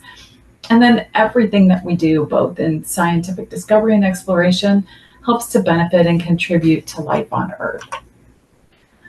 So we have 5 key program areas that we support in BPS. And some of you may be aware of these, particularly in space biology, and that's where you all land in the plants and crops area. We also look at microbes, and we study everything from animals to human models and the plants, everything that's living, so to speak. In physical sciences, we do combustion, fluids, and materials. And our fundamental physics area, we touch on quantum science, which, our hallmark laboratory is on the International Space Station, and that's the Cold Atom Laboratory, really generating first of its kind in science there for quantum. And we've also instituted a new area, the commercially enabled rapid space science. And this is going to be really important as we look to the future of the way we do research in the LEO environment, the low Earth orbit environment. And that's going to help us really start to accelerate the pace at which we can do that research in space. And then, of course, open science, because as we do all of this science, it's really important that that data is open and available to the science community to really take advantage of and learn from. So I thought I'd play this video. Hopefully it works. Let's see if I can make it there up, but I guess the volume won't work. So you guys can see the really cool images, and I'll put a link to the chat. This was a recap basically of 2024, and everything that you're seeing here is the science that we conducted in just 1 year. So really powerful research that's ongoing on the International Space Station, on other platforms, and on the ground that's having a huge impact as we move forward in NASA. I love our outreach programs. I know that they were wrapping up student internships over the summers at all of the different locations this past week. And so today we were able to say goodbye to the SLSTP students. As you can see, we are looking towards the future with all of the Artemis missions and beyond.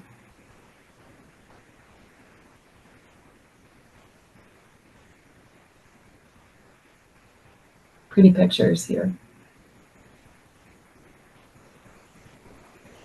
Okay. So what you kind of saw at the very end of the video, if you were keeping an eye on those words flashing at you with the gorgeous pictures in the background, we were given our National Academy's Decadal Survey about 2 years ago, almost 2 years ago, in 2023. And in that, we were able to kind of take a look at how we reshape and move forward for the next 10 years of science in BPS. And we outlined 5 key goal areas for us. And the first being precision health, really taking advantage of the space environment to leverage space and unlock the secrets of aging and disease in ways you can't do that on Earth. Space crops, and I know this group is really keen on this one, boldly growing where no one has grown before. A really fun play on that, but really critical, especially for exploration. And then quantum leaps, unraveling the mysteries of the universe And we do a lot of that in partnership with our sister divisions in SMD. And foundations, really revealing the novel behaviors of fluids, fire, and materials in space. Absolutely important as we go further and longer to really understand how we live off planet and have that sustainable presence, whether it's on the moon or Mars. And Space Labs is interesting because this is really focusing in on advancing research in space on any platform, anywhere, whether it's on the moon, Gateway, Mars, deep space, suborbital platform, wherever we need to go to do the science. So one of the areas I wanted to just highlight quick, I'm not going to go over all of this, but we've been working on a roadmap, and this is just sort of an overview of the framework.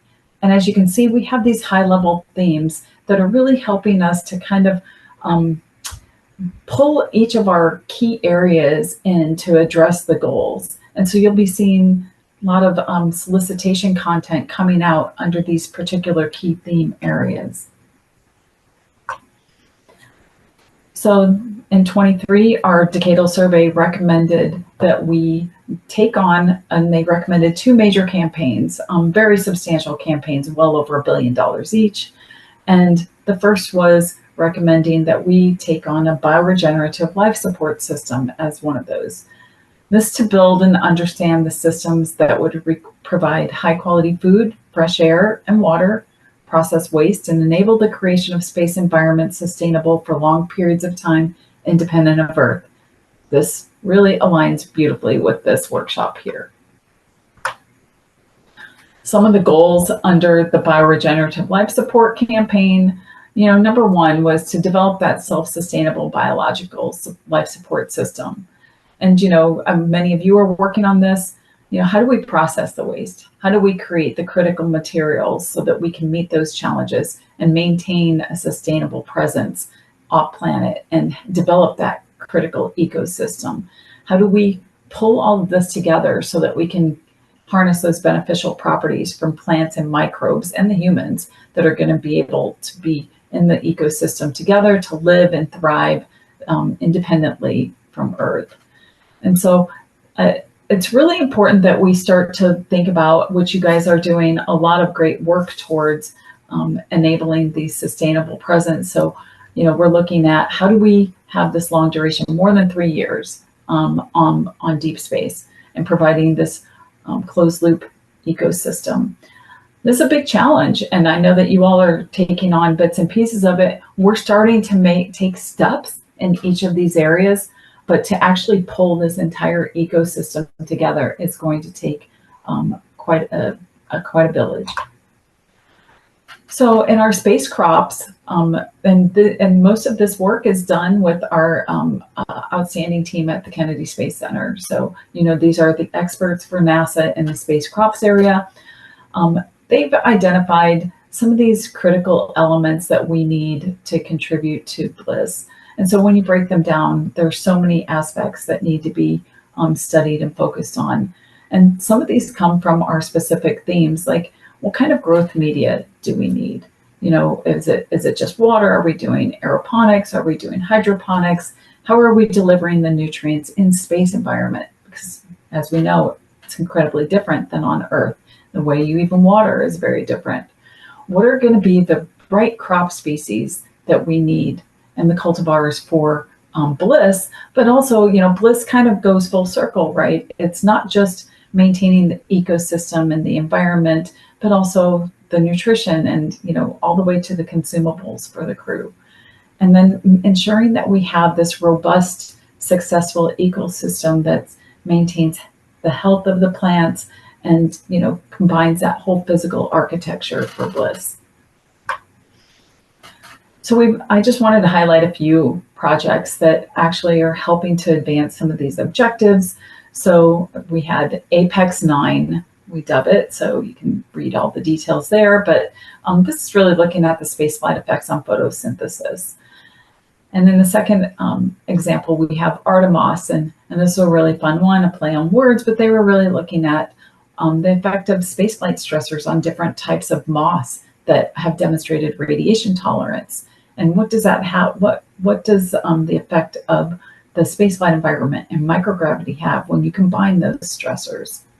And then in PHO7, so, and I know Joya was instrumental in this as the PI, so she really took a look at the impact of different water treatments on lettuce growth and the microbiome across board during spaceflight, and how, you know, different types of water and cadence could, and the amounts of watering could have an impact on growth. And that's really not too much different than what we do on Earth, but the way in which we do everything in space is new. So the team at Kennedy came up with what they call a crop readiness level approach. And you may have heard some of this from Joya or some of the other folks at Kennedy. And so it's a 1 through 9 scale. And the first being crop identification. So between crop identification and cultivar screening, you know, they really, I think it's great. They involve students heavily in this, and they partner with the Fairchild Tropical Botanic Garden to help select some of the candidate crops. And it's fantastic. They bring all of these students in to help with down selection and testing in student classrooms in the Growing Beyond Earth program. And once they learn how some of those are much more robust from all of the students growing them, they really take it to the next step and test those at Kennedy under space relevant conditions to see whether or not they are robust enough to actually try out in space. In steps 4 through 5, they're really looking at the microbial food safety, nutritional chemistry, and sensory acceptability. I'm sure these are all really practical, right? We all have to deal with this even here on Earth. And what is the nutritional availability, and how does the spaceflight environment affect that? And then as we move 6 through 9, all the way up through consumption, you know, they're looking at how do we adapt this for flight hardware testing?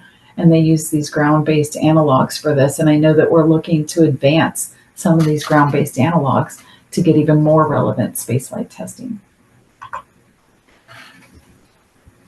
So some of you that are PIs out there are probably wondering, so, you know, where do we get funding to do some of this research? Well, we just had our Roses 24 solicitation was out about it's been less than a year ago. So in the fall of, or December of last year in 24.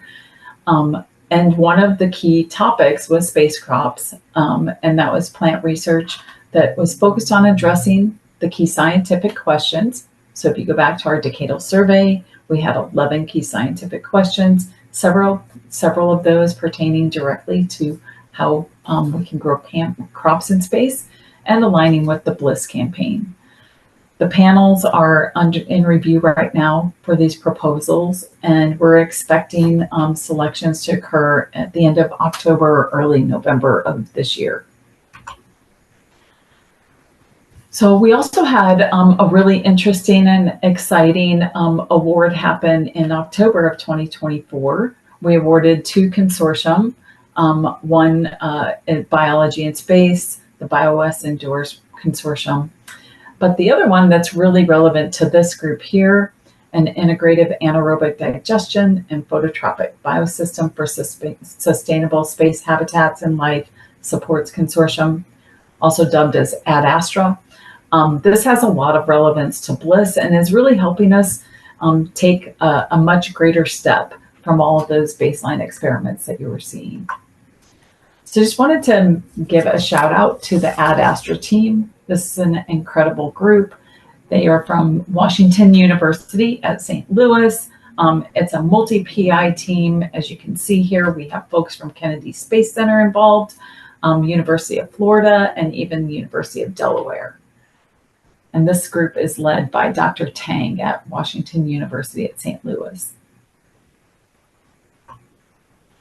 So Ad Astra, the goal of Ad Astra is to recover resources from the waste stream in space and then use these resources for microbial manufacturing, using anaerobic digestion to produce carbon-based products from organic waste. So this is a really complex slide, but just in a summary, it's really going to do some incredible work as we do that transformative process of digestion to produce products from organic waste. And one of the areas that they were really leaning in on is using green-blue algae and bacteria for biomanufacturing. So as you can see, they take the organic waste and do their modified anaerobic digestion, processed wastewater, and then out we have products of sucrose and fertilizer and so forth. Some additional activities that they have planned. So they plan to use genome engineering of microbes for biomanufacturing and optimizing those for microgravity and partial gravity using simulators. And so this is interesting because I think, as we all know really well, microbes behave different in the spaceflight environment. So how do we take, if we want to have this bioregenerative life support habitat and ecosystem, how do we take advantage of that and really fully understand how to leverage these microbes when they might be changing in ways that we don't fully understand on Earth? So if we send it up there, we could be getting a different outcome than we've been testing. So starting here, really using these microgravity simulators will give us a really good idea on how we can anticipate their behavior in space. We also have lunar regolith simulants that can support these microbial growths, so we can actually incorporate these organisms in the lunar regolith simulant to see how they work well together and take advantage of the chemicals that are available in the simulant. So I wanted to shift gears just a teeny bit here because NASA is doing a lot of work as we look towards the future for exploration. We've been doing a lot of investigations and we've been screening for microbes on the space station for many years now and microbial tracking. But we're going to start this at an early stage with Gateway and all the space vehicles that are going out into deep space so that we can get a better understanding of the early stage changes that we see with microbes. And, some of this has benefits to, planetary protection so that we can really understand, do these microbes, how do they survive? Do they become more virulent? Are they adapting? How do they change? And then also understanding these microbe changes will help really feed a lot of information into BLISS, right? So as we begin to understand the changes we see in the deep space environment, we can share that back, and that will help understand how we can take advantage of some of those changes, or maybe we decide one of those microbes is not the right method to move forward with the BLISS technology. So a lot of benefit is going to come from this. We've nicknamed it MOBI. We do plan to do MOBI on Artemis 3. We have plans for doing this on some of the new commercial platforms that are going to be launching so that we can get that early stage identification before we see the changes. I think some of you may remember that when we started microbial tracking on space station, it was already, it had been up there for quite some time and was already pretty dirty. So, but we can really model and take samples, across the spacecraft and in the water and all of the different areas so that we can see all the changes that are happening across this entire system. So, as we look to Moon and Mars, and this is a priority for our current administration and where we're going in the future, integrating the plants into BLISS is going to be one of our hurdles that we're addressing. And it's been very interesting because I know that the team is exploring how those challenges that we're dealing with really are similar to that they're experiencing with vertical farming and in the controlled environment agriculture environment. And so it's nice to be able to work across the different groups and lessons learned so that we can leverage each other's knowledge. And I think as we move out towards integrating and for Moon and Mars, some of the things that we have challenges with, and some of it we won't know until we actually get out there and set things up, is, we can do our best for designing here on Earth, but, ensuring that we have all of the right requirements that we know for, establishing the ecosystem and the environment for agriculture, but also, ensuring that they remain functional. So It's going to be, and that's going to be quite the challenge. And maybe we'll start with a really small scale to see how things operate and work off planet. But it's going to be really exciting times. And once we get this full ecosystem set up, I don't think we're going to have a full picture of the success until we give it some time to see how the full integration of bliss is taking shape, and we can go in and literally have essentially like a lab on the moon or Mars where we can do some testing and evaluations and tweaking, just like you would here on Earth.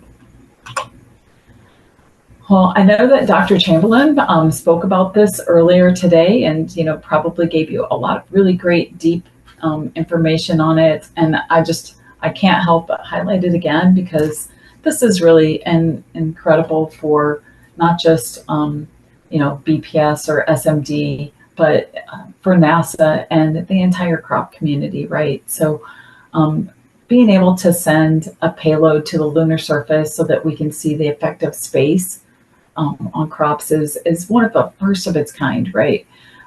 Really looking at photosynthesis and the stress response and the radiation and partial gravity environment. So we're really excited for this research and the success of this on the lunar surface. This is going to really lean in and help us understand how we can use this knowledge to grow plants on the moon. And what happens, I know we've seen a lot of changes, and I've talked with Joya a good bit about the modification to some of the plants and the nutrients that we get out of them, changes in spaceflight. So this is going to be really important to really help us understand how we can, take those next steps to really bolster the whole Bliss campaign for the lunar surface. So I also wanted to mention that, in BPS, I think that it's really important that we come full circle here. So we are conducting science that enables exploration that enables science. And so the information that we need, that NASA needs before sending humans to Mars, that is provided by BPS. And the research that we're doing has such important insights. And being able to do this research in deep space, whether it's on Gateway, whether it's on the lunar surface, whether it's in a free flyer in deep space, is going to help really inform NASA on what we can anticipate and how we can help NASA achieve its goals to have humans live and thrive in deep space. So we've really hung on to know before we go. This is our slogan, because BPS is enabling NASA to know before we go. And I really like that. I like the fact that we have such what I consider a critical role in identifying some of these science gaps and technologies that we need to enable successful exploration. So I'm going to close with, because I think we wanted to save some time for questions. I believe that the long-term future of the human race must be in space. Our only chance of long-term survival is not to remain inward looking on planet Earth, but to spread out into space. And that was Stephen Hawking. So there's a beautiful artist rendering over to the right. As you can see, it looks like it's a deep space explorer mission, almost in one of those gyroscopes, but absolutely gorgeous. I love all the plants that are going to be needed. So it looks like their very own Bliss ecosystem going on. So with that, I'd like to say thank you. And there's a QR code if you'd like to learn anything more about BPS that I didn't share with you already. And thanks again. Yeah, thank you so much, Lisa. This was an excellent overview of the activities in BPS. And we're really grateful that you could dedicate some time to coming here to talk with us about it. Everyone, throw your questions in the Q&A box if you can. Although I see we've got one from Marshall already. Marshall, if you just want to ask it yourself, that's an option too. Yeah, so one of the things I'm concerned about is making the right decisions about where and how we deploy technology. And one issue I think is worth thinking about is making genetic modifications versus hardware modifications and making the right decisions at the right time about that. So I'm just curious if that's something you've thought about.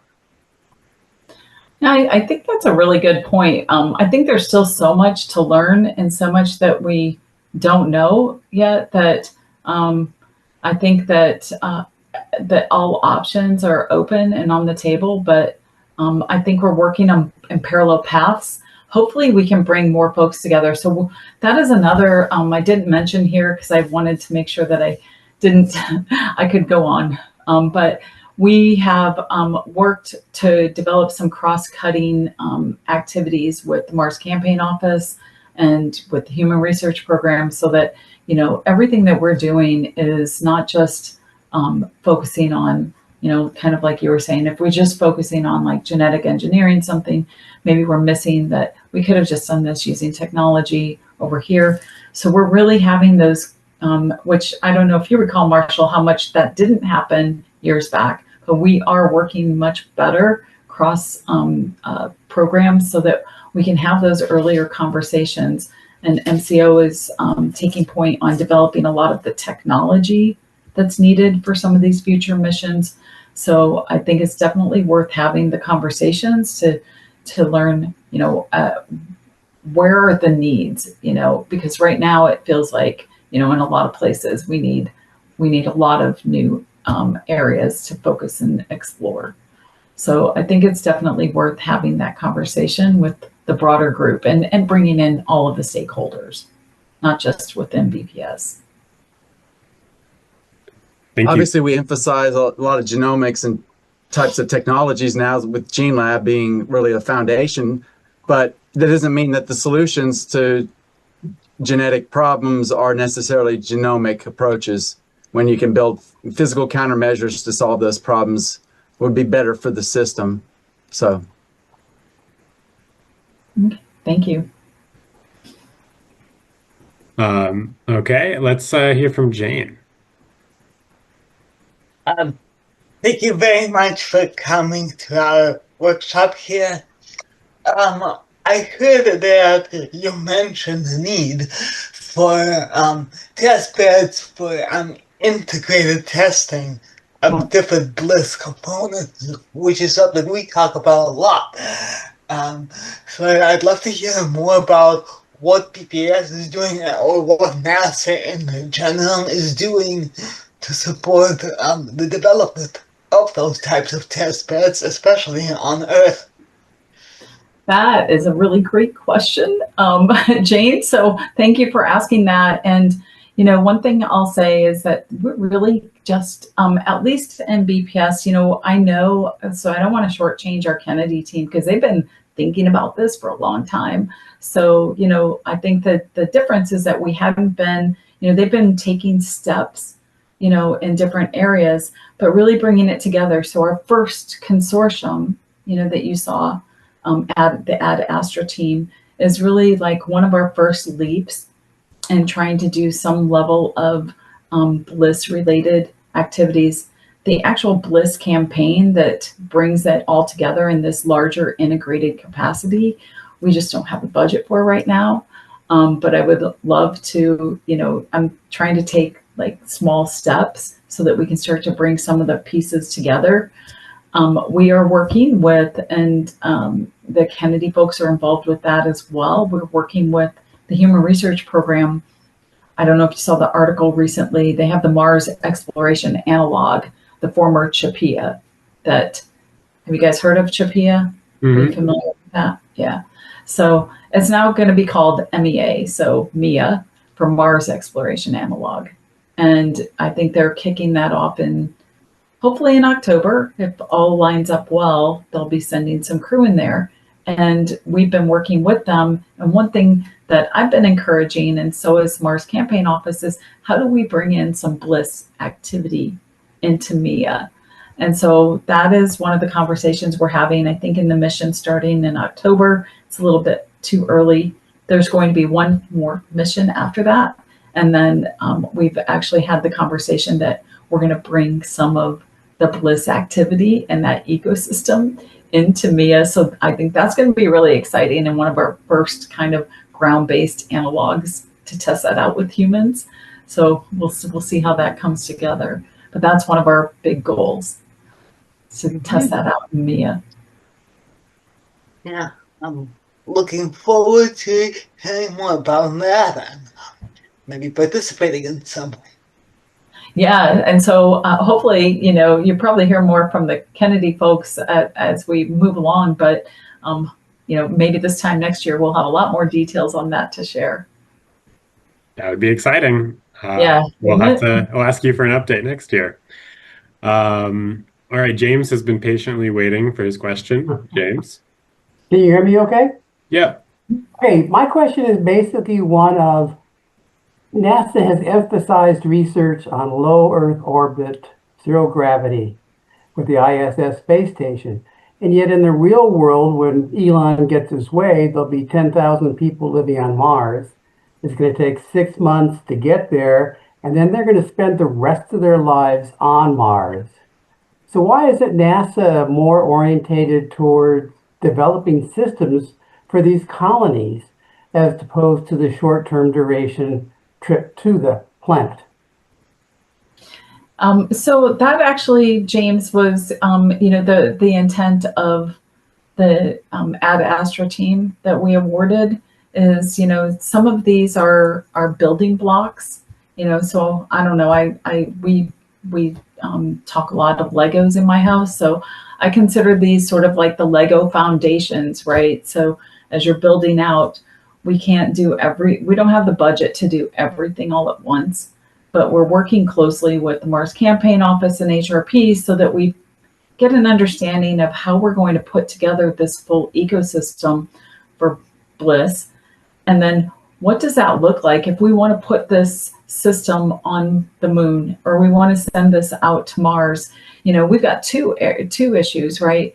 And they're very different. So what we've learned in zero gravity or microgravity has been informative for our transit to Mars. So everything that we've learned on the space station is enabling and informing us for the transit. Okay, so we're pretty knowledgeable in that area. There's still a lot of gaps that we need to close, and we have some hardware that Mars Campaign Office has been supporting in order to actually grow those crops during transit.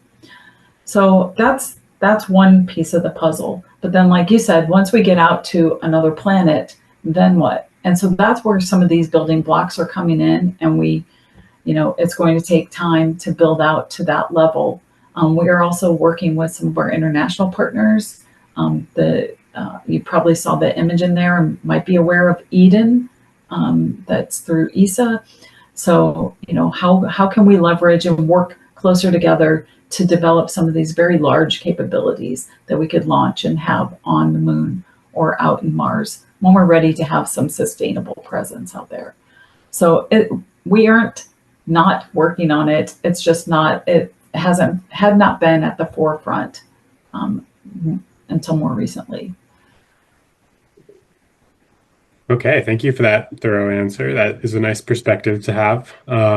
We've got time for a couple more questions. So, Frida, what you got? Well, I want to thank you for a great talk.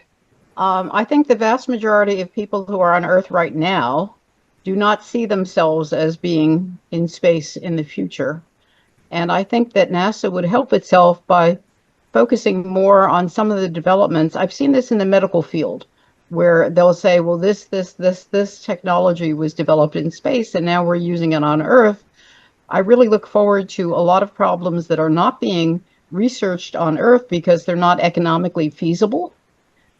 Sewage treatment, for example, we go the cheapest possible way, but the economics are very different when you're talking about transmitting food to Mars forever for a huge human population.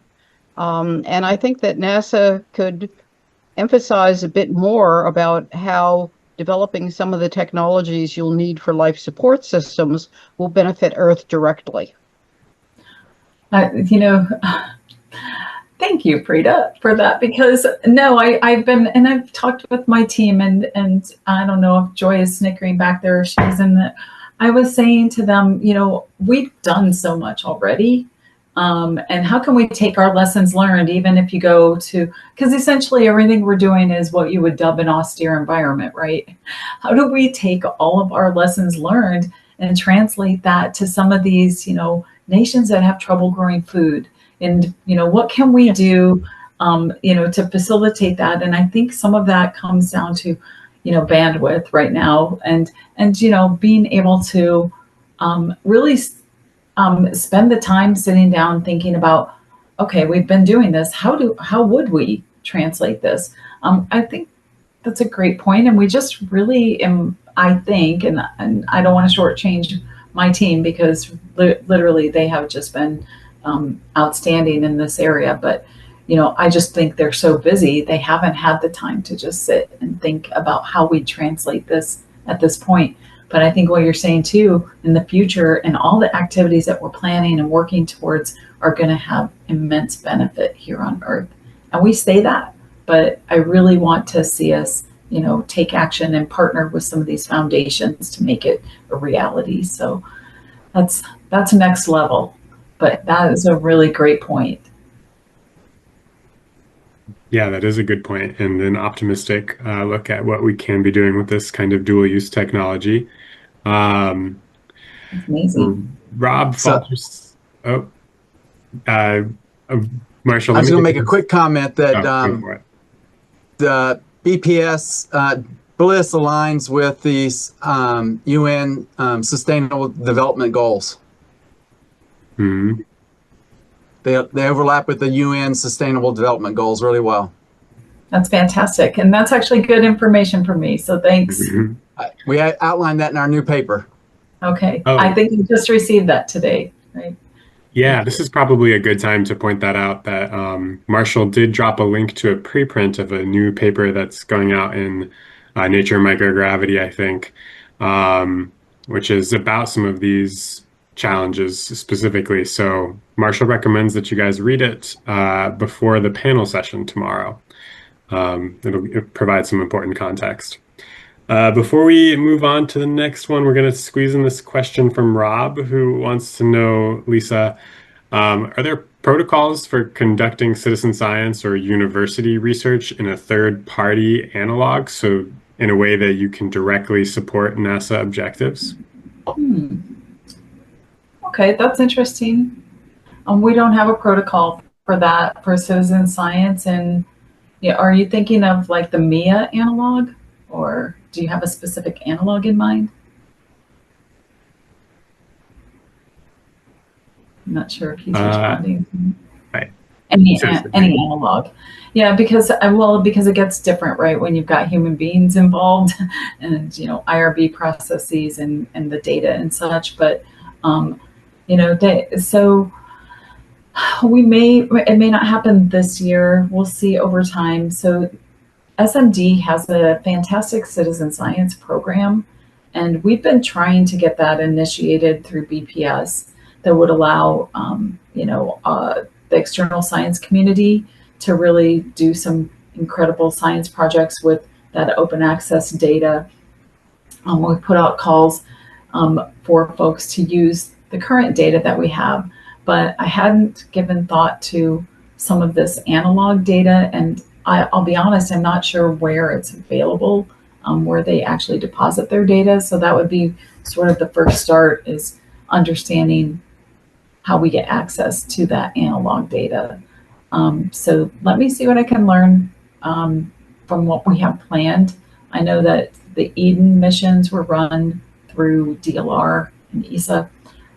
So I think, or Joy will correct me if I got that wrong, but I think that, and the CHAPIA missions were through HRP, and those were human oriented. And I don't think that there were any remarkable outcomes that would be of benefit to this team, but I think there's some value to the data when we can determine what the appropriate analog facility is that you'd find beneficial for citizen science. So it's not off the table. We just don't have it identified yet.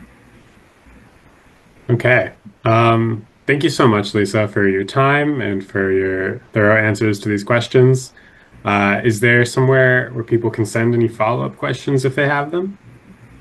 Yes, I can put my email in the chat for you. So feel free to reach out if you have any questions. And, yeah, happy to connect. And, this is really exciting. I think I really, really appreciate what you guys are doing here and helping us, drive this area. It's going to be incredibly important for NASA as we look to sustainable presence. And if we stay on track with our current mission plans and timelines, it's going to come much sooner than we were originally thinking. So we definitely, it's exciting. We need all of this support from these experts that we can get. So thank you. And Yeah, thank you again thanks. for the invite. Yeah. I love to hear that it's coming soon. Thanks again, Lisa. We're going to go ahead and proceed right into the rest of the afternoon presentations here. We've got 2 more before the coffee break at 2:45 Pacific. The next person up is Shreya Masuku, who's going to be talking about closed-loop life support systems for long-duration spaceflight, their current capabilities and future directions.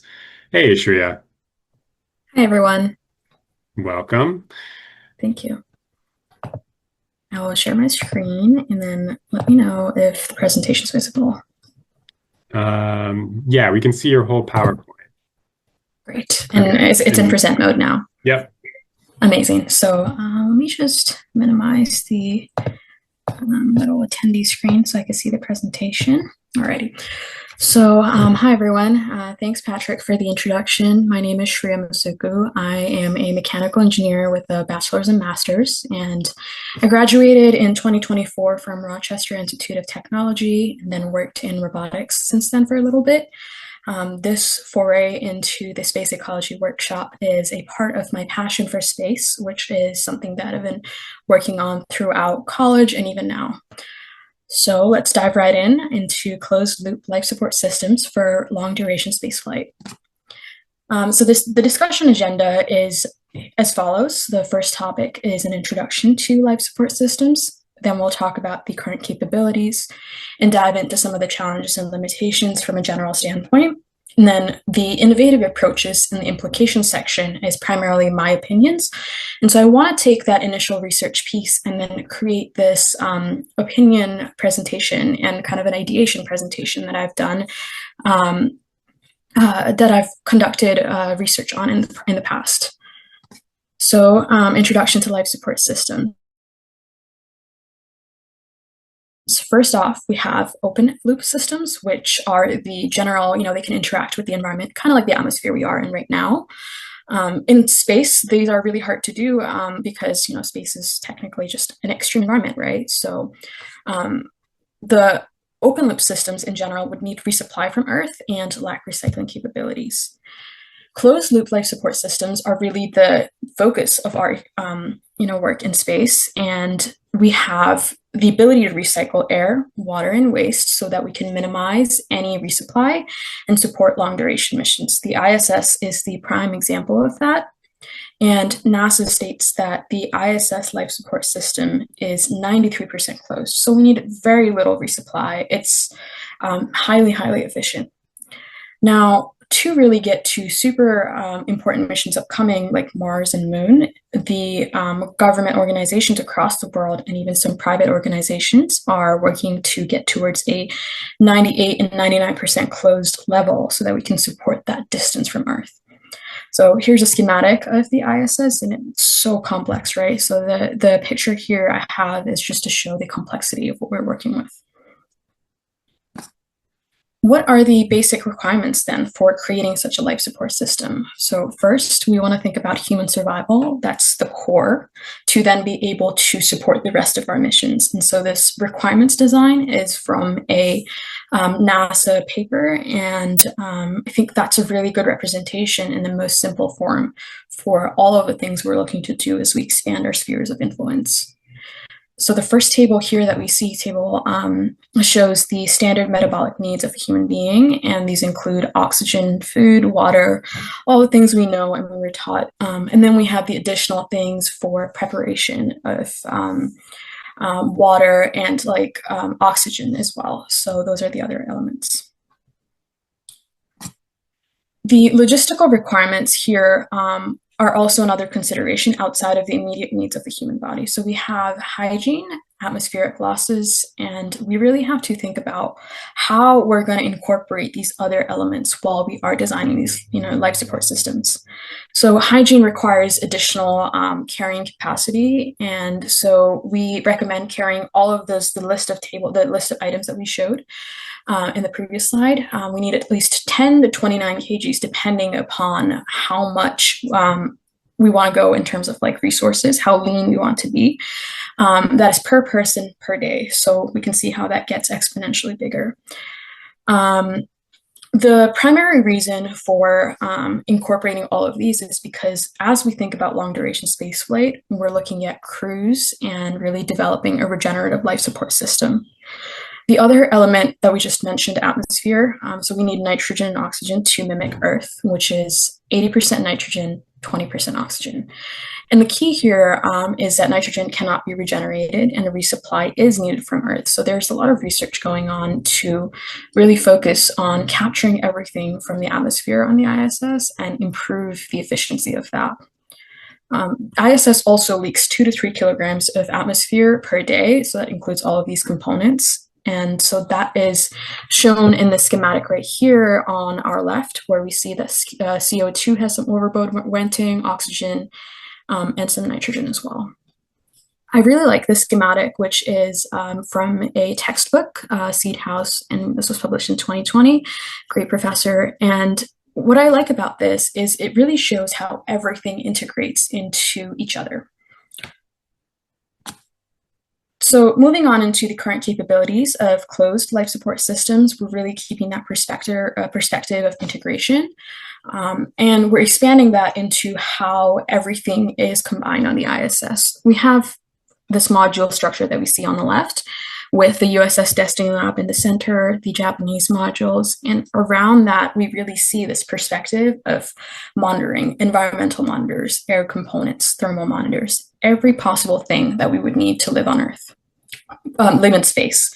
So essentially, the goal is to mimic life on Earth and take that to long duration space flight with these life support systems. And that is done through a lot of international partnerships. I really want to highlight that because everything we do is such a huge undertaking. And so, for example, there's the Italian Space Agency's module that really helps with ventilation. And then the Russian and US orbital segments have somewhat separate modules, but they have the same key components. So particularly, we have the atmospheric control to maintain temperature, humidity, airflow, and so on. Then we have the water supply, the food supply, sanitation and hygiene, and fire detection and suppression. So everything to go from basic life to preventing any injuries or accidents if they happen. So then moving on into environmental control and air revitalization, I'm diving into specific modules here that are very important for us, air being the first one. So this air revitalization system cleans the cabin air and plastics and human off-gassing and really makes sure through this charcoal bed filter that they have that this air in the ISS is ready to breathe, essentially.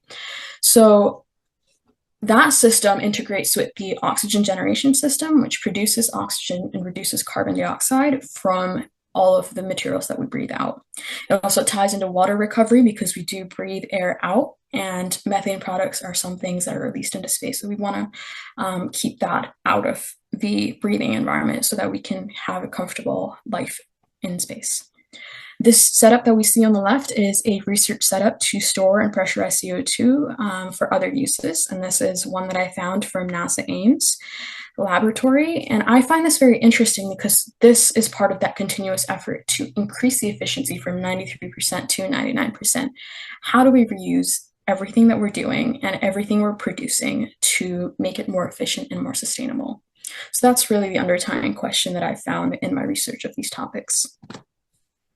Then moving on into water recycling and waste management in microgravity, the key themes here are environmental monitoring ties into atmosphere, which then finally ties into the water management aspect. So this system provides clean water from wastewater and recycles and purifies any waste we have from humidity, urine, and EVA suits. It also has a multi-filtration bed with catalytic oxidizers. So that's essentially recycling up to 90% of the water in the space station. And that's pretty impressive. I think that, that's something that I've heard from other discussions that we can consider taking back to Earth. And I think that's really awesome. Okay, so now kind of taking a slight pivot, we talked about all of the modules and some of the international partnerships. Here I want to touch upon what they are and what space presence is developing as we look at life support systems. So NASA's life support system on the ISS is the standard long-term and prominent example. Sorry, I don't know why the bullets got a little funky there, but Russia and China are really expanding upon that, and they have these modules as well, right? We have the Russian module on the ISS, and the Chinese in 2021 launched a core module space station that's their plan to expand their own space presence as well. ESA has a research on how to increase the life support efficiency, and I thought it was very interesting that they're looking at algae and other solutions to develop power and even create food and all of these other aspects that tie into human presence in space. We have the Japanese module, which prioritizes smaller missions right now and is really focused on international partnerships. And I think we see that with a lot of the recent missions as well, with their presence is growing. ISRO is also growing, and they're focusing on lunar and Martian missions with plans to expand human presence. So we have seen some work in the analog space where they have started to expand their analog research to see how we can make things more efficient for everybody. The emerging programs really are investing in these hybrid closed-loop designs, focusing on sustainability and reuse, but also increasing the ability to travel farther and faster. And so that's also where some private company presence comes in. I feel like we're in this awesome space race right now, seeing all of these developments and people and partnerships. All right, so now that we talked about the modules and the international partnerships, what are the challenges that we're facing and the limitations in the systems that we have? This is kind of an overview slide. This is so much information has to be combined in here. So I really focused on the top 3 topics that I was able to gather. And the first one is continuous operation. Life support systems have to be uninterrupted, and therefore it's really hard to make sure that they keep running if anything fails. On the ISS, there's backups to backups and several really long procedures that the astronauts have to follow for the maintenance, and that's supposed to take a lot of their working day. And so I think that's really a big focus of our mission, and we want to see how we can reduce that time and make things more reliable, which is the second factor. Minimizing the failure rates and ensuring dependable performance is another factor of development right now. And then fault tolerance. So if things do fail, how do we get them back up and running is one consideration. But then the second one is how do we prevent that in the first place? So with our advancing technology in robotics and astronautics and all of these amazing topics, I think that we're going to see a lot of progress in the ecology and life support space as well that will focus on these 3 parameters. Integration issues and resource constraints is kind of another side element of this reliability. And so we have to develop something that's compact and really incorporates the mass and power limits of our current rockets and transportation mechanisms to space. So now we're moving into the innovative approach and future direction section. This is kind of more an imaginative exploration based upon my research. So one thing that I've seen is developing is incorporating biological metrics into life support systems. We've seen the Axiom skin that the astronauts wear that monitors a lot of parameters. So typically the key ones from any emergency response or field training is airway, breathing, circulation, and body temperature. So smart monitoring of life support systems and crew health can be integrated further. And I think that biosensors tracking oxygen level, CO2, and humidity and habitats can really be integrated to improve crew performance. Like if the crew is feeling too warm at any point, these habitats on Moon and Mars, as they develop, can adapt to that and really set a comfortable temperature based upon the crew preferences. Kind of like what we do on Earth, right? But I think that doing that in space is a further challenge, and I think it's our next step after we deal with the reliability issues. The second element is data from plants and other microbes and other systems can be adjusted for optimal growth as well. So that's some of the greenhouse aspect that we're already starting on. And I'm really excited to see what other food that we can grow in space. So real-time biological feedback enhances system adaptability and reliability and the potential to respond to emergencies. One thing here is that I have a background as a first responder, and that's something close to me. I think that these biological metrics can extend beyond just monitoring and comfort into rapidly responding to any emergencies that happen. And right now we do have that, but how do we consider this for lunar, Martian, and other settlements as well? That's another aspect of integration. The second element that I touched upon a little bit is bioregenerative life support. We have plants, algae, and sustainability as really big topics that we are looking into, and extremely important to these is creative methods of storing and creating energy and food for astronauts. So the picture here we have is a photobioreactor from ESA, and that's one method that ESA is looking at for powering the astronaut environment in space. So anything on the ISS, any little modules and other systems that we may need to power can be made more sustainable through life. And so the other aspect of bioregeneration is that living organisms do help create more air and more food and really manage the complex interactions we have. So our goal to create life in space, I think, is very important and upcoming, and I'm really excited to see how these kinds of systems develop over time.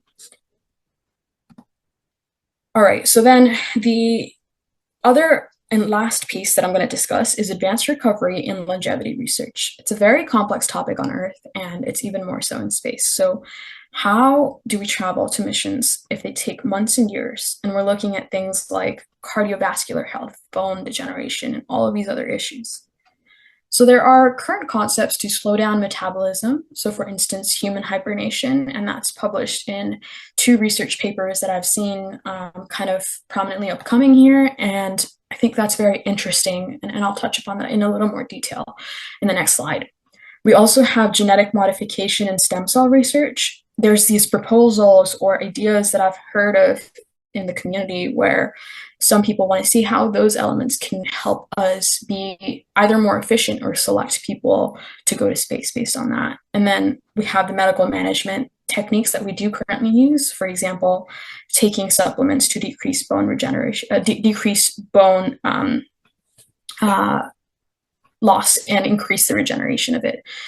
So all of these things raise ethical questions, right? Is this something we really want to go down? Like, where does the genetic modification element stop? And I think that that's something that we really need to keep in mind when discussing this topic. And so as I present the next slide, I want to emphasize that this is primarily a brainstorming activity that I did for a research project.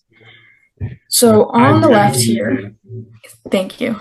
On the left here, we see this effect of hibernation and the adverse effects of space missions as they're countered by hibernation. So for example, DNA damages are countered by the hibernative effects in the pod. And then also, there's a lot of things we can do with the hibernation pods to monitor, and this is in theory, any situations that we may have, whether it's cardiovascular, immune, etc., and to ensure that the long duration spaceflight does not affect humans as much as it does currently.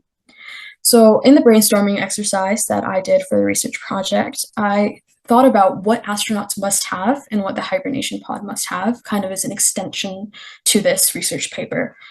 And the first thing I believe is they must understand vital signs, have continuous monitoring and understand the baseline for the person prior to entry, and adjust to the psychological effects as well, which is a huge piece coming out of hibernation. like imagine just 6 months are gone when you wake up, right? I think that would give me a little existential crisis if I was in that situation without any training. So that's a huge element. Training is a huge element of this. We also have the hibernation pod, and those must have regular data crew logs and also regulatory mechanisms to make sure any deviations are carefully monitored so that we can maintain homeostasis. All right, so last topic, the vision for human exploration and habitability, especially in the space elements that we're talking about. I'm really excited to look at what environmental adaptability technology we come up with, how we meet the minimal resupply requirement of life support systems, and how we create autonomy and resilience for the life support systems so that astronauts can be free to do other research. The idea here for these three parameters is that we're designing for Mars, Moon, and deep space missions. So I think that these three topics are the most important for longevity. And in closing, the requirements for life support, they have a huge impact on Earth. And so we want to consider topics like space recycling, international cooperation, and ethics. I think that greenwashing is a current issue as well. And considering the Sustainable Development Goals is one of the best ways, in my opinion, systems that take a long-term view of sustainability from the get-go. So this is my conclusion. We've talked about closed-loop life support systems, the need for continuous innovation, and integration of several approaches of sustainability and ethics into our designs. If you want to connect with me, that's my slide, and I have some references as well. Presentation available upon request. Thank you. Thank you, Shreya. That was a lovely presentation, and it's nice to have that kind of perspective from the technological and robotics side. So we appreciate you coming out here to share your story. I'll get us started with the questions. I am actually curious about, with your background in robotics, what parts of these closed loop systems do you think robots have a big representation in, or should be more represented in? Like, what problems can they solve? Yeah, I love that question. So my background in robotics is twofold. One, I worked at Intuitive Surgical Robotics, which was the biomedical side. And then the second was at Amazon Robotics, which is more warehouse management. I think that those two elements are kind of encompassing of the things that we as humans want to do. The first is to extend our human capabilities. So, for example, in the maintenance aspect, it's hard to maintain some of these things. They're heavy, they're inconvenient in often cases, and I think robots can help do that. They can do a lot of the holding and manipulation tasks. The second is the rote work, right? So Amazon develops packages for warehouses to kind of, a lot of ethical issues there as well, but like I think those are not really what I'm looking to address. I think it's more of the aspect of decreasing rote work for humans and really improving creativity. I think that's another task that we can really integrate here. Sure. We got a question from the audience from Rosa, who says that's a super interesting overview, Shreya, and Rosa agrees with your point about the integration of the UN Sustainable Development Goals and the risk of greenwashing. And Rosa would like to hear you talk a little bit more on that point specifically. Which SDGs are you looking at? Yeah, of course. So actually, let me share screen right back so we can talk about that. This is something that I am passionate about. Oh, sorry. Wrong slide.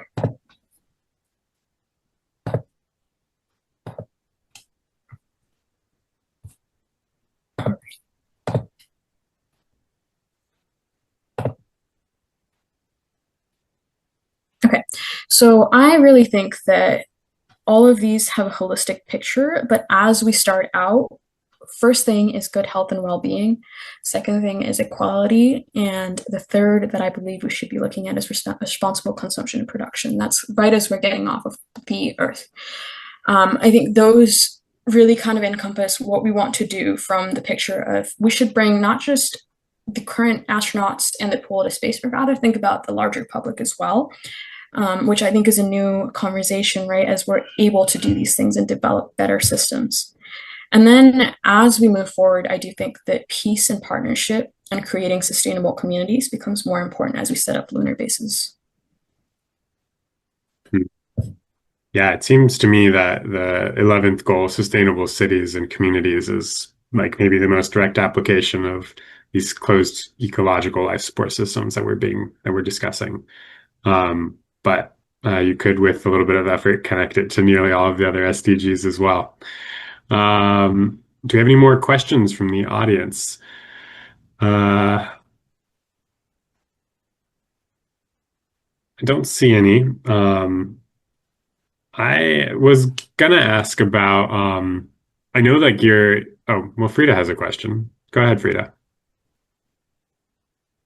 Well, until your talk, which was excellent, by the way, I hadn't really thought about the fact of losing nitrogen and oxygen as gases, and the fact that it's extraordinarily difficult to make a leak-proof, and none of these systems are really leak-proof, and then we're going to lose a certain amount of gases whenever we do any kind of a hookup.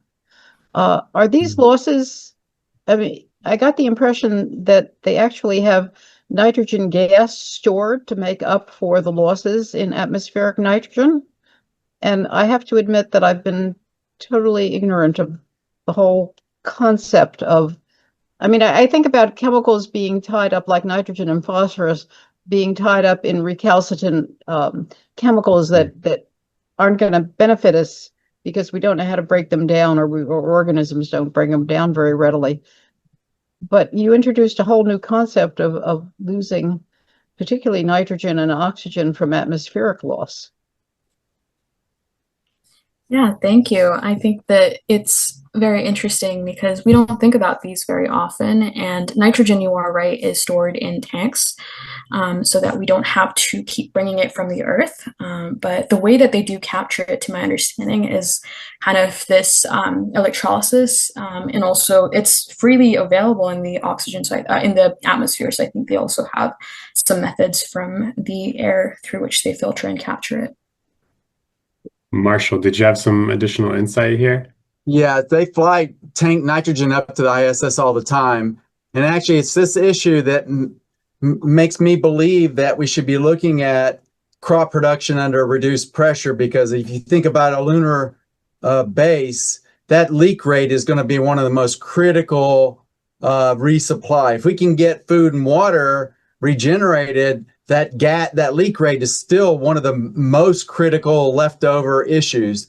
And yeah, the habitat seal and the pressure and leak rates are really important issues for the long-term performance of these systems. Certainly. Yeah, thank you. Yeah. Well, Shreya, I think we're going to move on to the next presentation now, but thank you so much for your time and for creating this wonderful presentation for us. And that's one of the issues now with the additional upmass on the ISS with the leak that's up there now. They're having to resupply more nitrogen gas. So much more of our upmass for ISS operations is just tanks of gas. Interesting. I didn't actually know that. But yeah, thank you, Patrick, for having me. Of course. It looks like there's some nice additional context in the chat if anyone's curious about the losses of air from the ISS. But we're going to go ahead and get onto the next presenter, which is Donald Kuhn from the University of Florida. And Donald, have you presented at all 4 of these space ecology workshops? Just 3. Oh man, you're missing Close. I missed the first one. I didn't know about it. Yeah, too bad. Well, I'm grateful to have you back for this 4th one. Donald is going to be talking about, I think, a really interesting and understudied aspect of these closed ecological systems, which is the energetics of the system. So please take it away.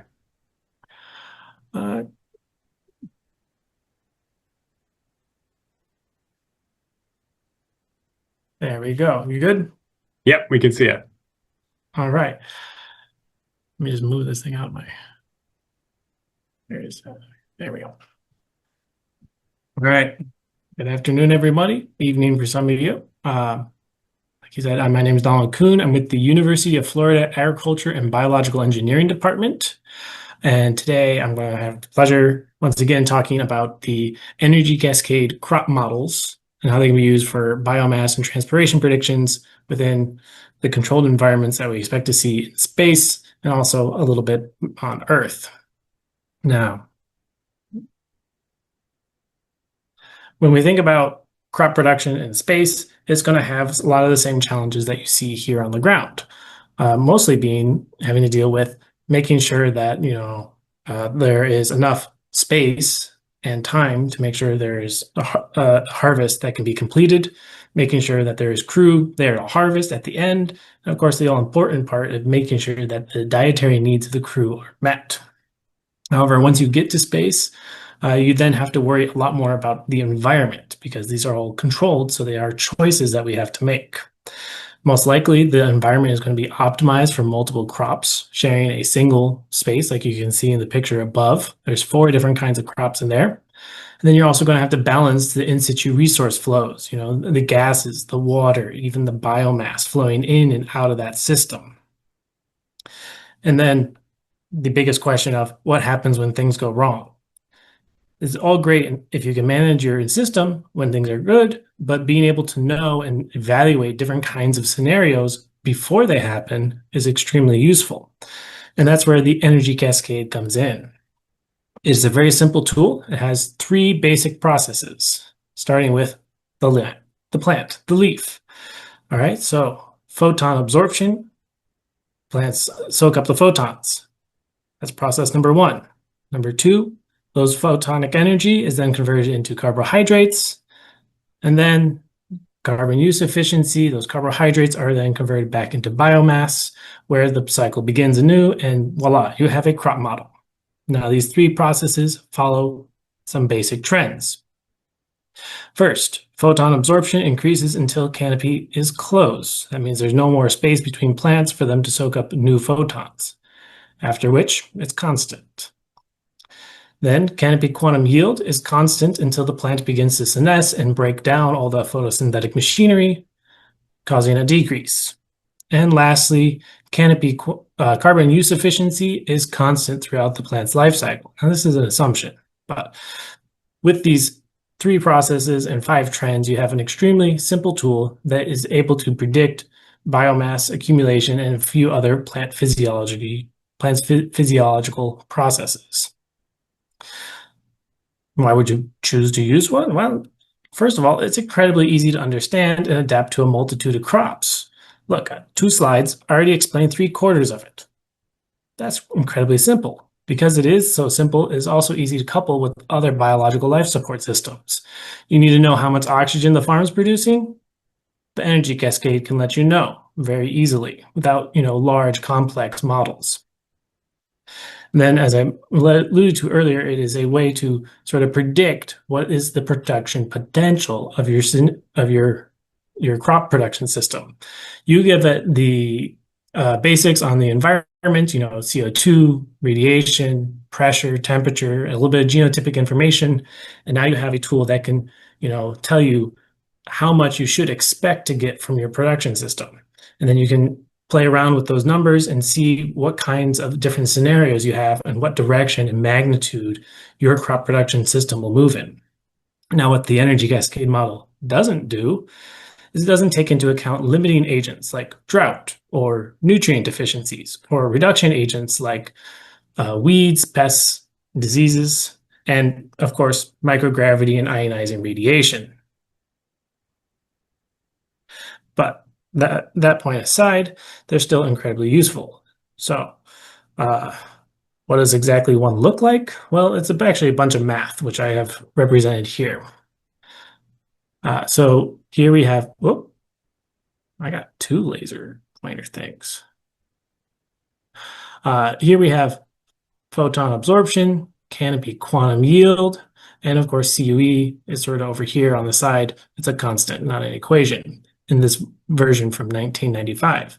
Those are used to calculate your gross and net photosynthesis, your respiration, your crop growth, and lastly, your total crop biomass. However, like all things models and modelers, this is never enough. So the next version was the modified energy cascade, which built upon the original energy cascade by Volk, Wheeler, and Bugbee by taking those three equations, sort of splitting things up. So now we have a dedicated biomass pathway and a dedicated transpiration pathway. Ooh, so we have some additional information on gas exchanges, how much water is being pumped into the atmosphere, how much oxygen the plants are able to produce. I'm going to show that off. Now, and then there's another version, Bashiri, developed in 2012, took the Cavazzoni model and really just added in a few extra components, not changing too much. That way we could predict nutrient and water consumption along with some more detailed information on the gas flows.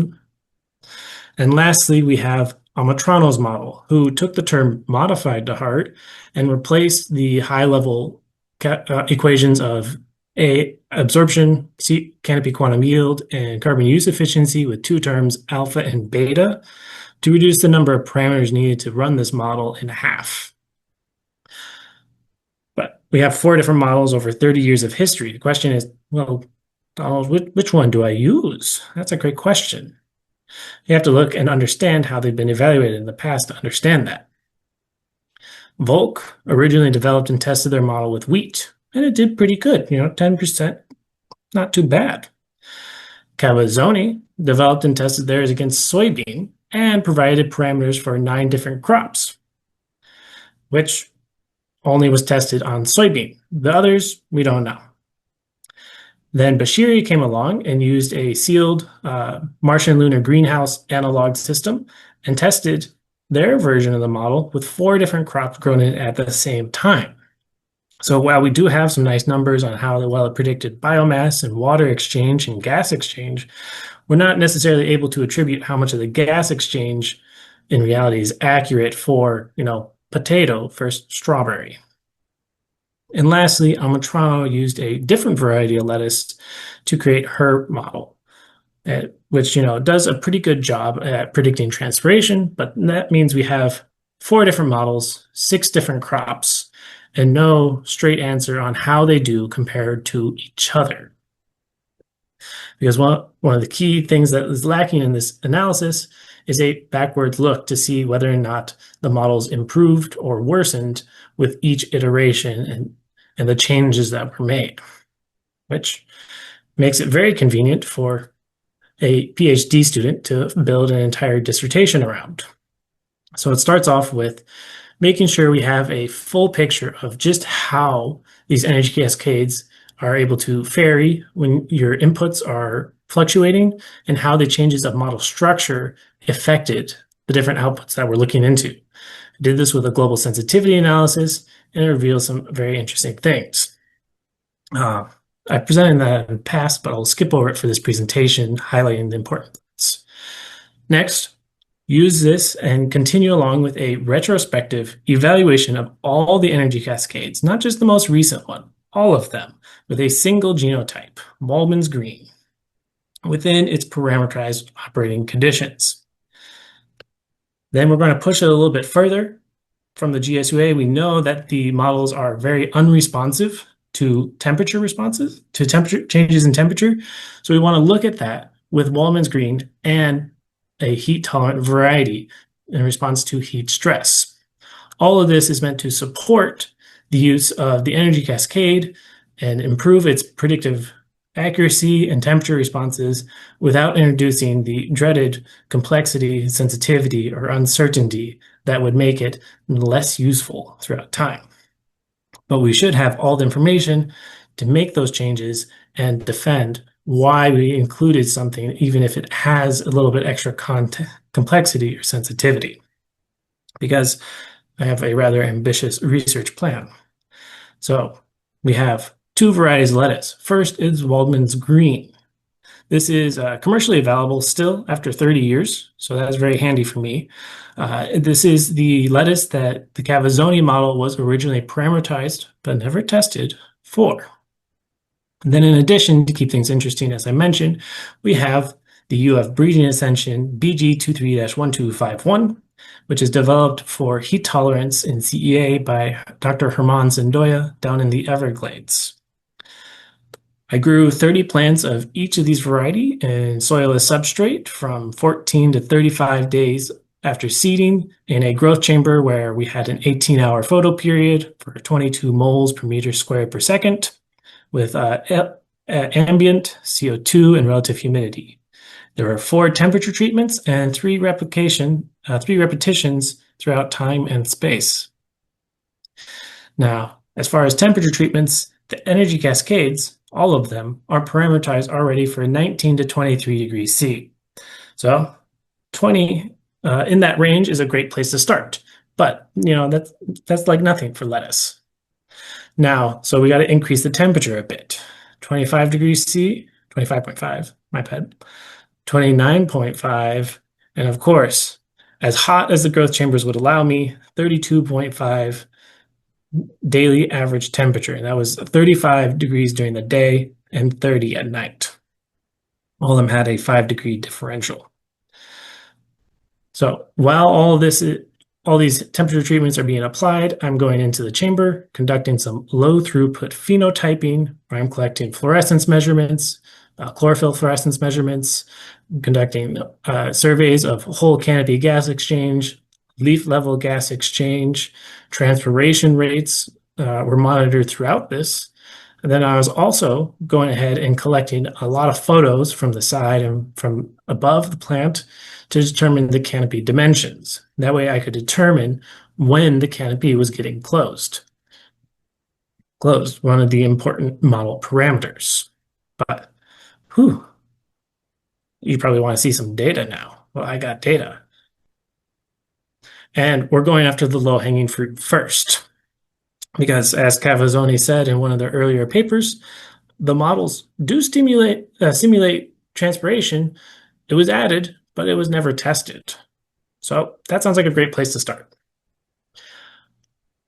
Now, what we can see here, this is all the transpiration data from the 4 different treatments and the 2 different varieties. It's a little much, but we can see that we have a max around 630 to 700 milliliters per plant. Here is your coolest temperature treatment at 21.5 degrees C. Then it increases a little bit. We reach our maximum at 29.5, and then a sudden drop off as we progress into 30 plus degrees C during the day. So that's very interesting. However, there is no statistical differences between the different varieties, but it is worth noting, especially in terms of, closed loop production systems, the practical difference of, 20 to 120 milliliters per plant would have a huge impact, especially as you scale up from, 10, 20, 100, 200, 400 plants, however big these systems are going to be. That difference, each liter is going to make a huge impact. But I also don't have just transpiration data. I have model predictions. Now, honestly, I'm used to this presentation being in October, so I only had time to get one of the predictions run. Check back in a few months, I'll have them all. So at 21 degrees C, the models actually predict transpiration very well for something that was never tested when it was added. All 3 of the models predict very closely to each other, and they do a good job modeling the WG variety. They weren't parameterized for the BG variety, so we'll give them a pass. If I had to rate this one, I'd give it a thumbs up. Pretty good. But what about the other all-important aspect of crop production? The stuff you eat, biomass. Well, biomass has a slightly different story. This one actually reached its peak at 25.5 degrees C. Here you can see our sort of control within the model's parameterized region at 21, 25, our maximum, 29 degrees, 29.5, and 32.5, which actually dips very low. And you can see from our fresh mass that we're getting, these are not small heads of lettuce. They are rather large. So there's definitely no limiting agents going on there, except for, of course, these are the effects of temperature. Now, in terms of predictions, at 21.5 degrees C, the model did not do quite so well as it did with transpiration. Here you can see by the end of the crop's life cycle, 35 days after seeding, that the model predicts much, much more, even on a dry mass basis, than it would expect. So this would be, equivalent to heads of lettuce that weigh 400 or 500 grams per head. If I had to rate the biomass predictions, I'd give that one a thumbs down.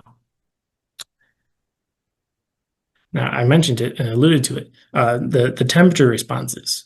So it doesn't matter where we set the temperature, these predictions will not change. Doesn't matter if it's 19, 21, 23, 27, or 35. And this is not exactly ideal because we know, indeed, it does make an impact on biomass production, but it will also make changes to the developmental stages of the plant. This is the BG variety here, and you can see it rapidly progressing and even almost finishing its entire reproductive cycle.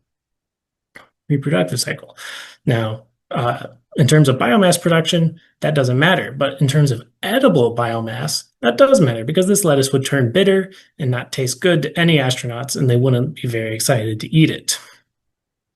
And this is one of the reasons that we're working really hard to incorporate better temperature responses, not just of biomass predictions, but looking into how can we better model these developmental changes. That way you can predict when a crop might start fruiting, such as strawberries or tomatoes. One of the things that we're doing to do that is I secured a collaboration with the University of Guelph, direct response of me presenting here 2 years ago, because Dr. Thomas Graham, he looked at this entire plan that I laid out and said, dang, that's a lot of work. He needs help. So I went out to Canada, where I got to use the PS1000 growth chambers to conduct response curves on net canopy carbon exchange rate. This is very exciting because it improves upon my leaf level and canopy scale measurements. These are the kind of things that you in terms of modeling leaf level, it has to be extrapolated to canopy, and my canopy scale attempts were not nearly as good as these chambers. In addition, it provides a much more granular response to environmental fluctuations. And of course, I asked to measure temperature. And it's worth pointing out that this is where the model currently works, within these ranges. With my research, we expanded a little bit like that. And with this collaboration with the University of Guelph, we expand it a little bit lower than the parameterized range, and we double up on my work, creating a very robust data set to help improve this model.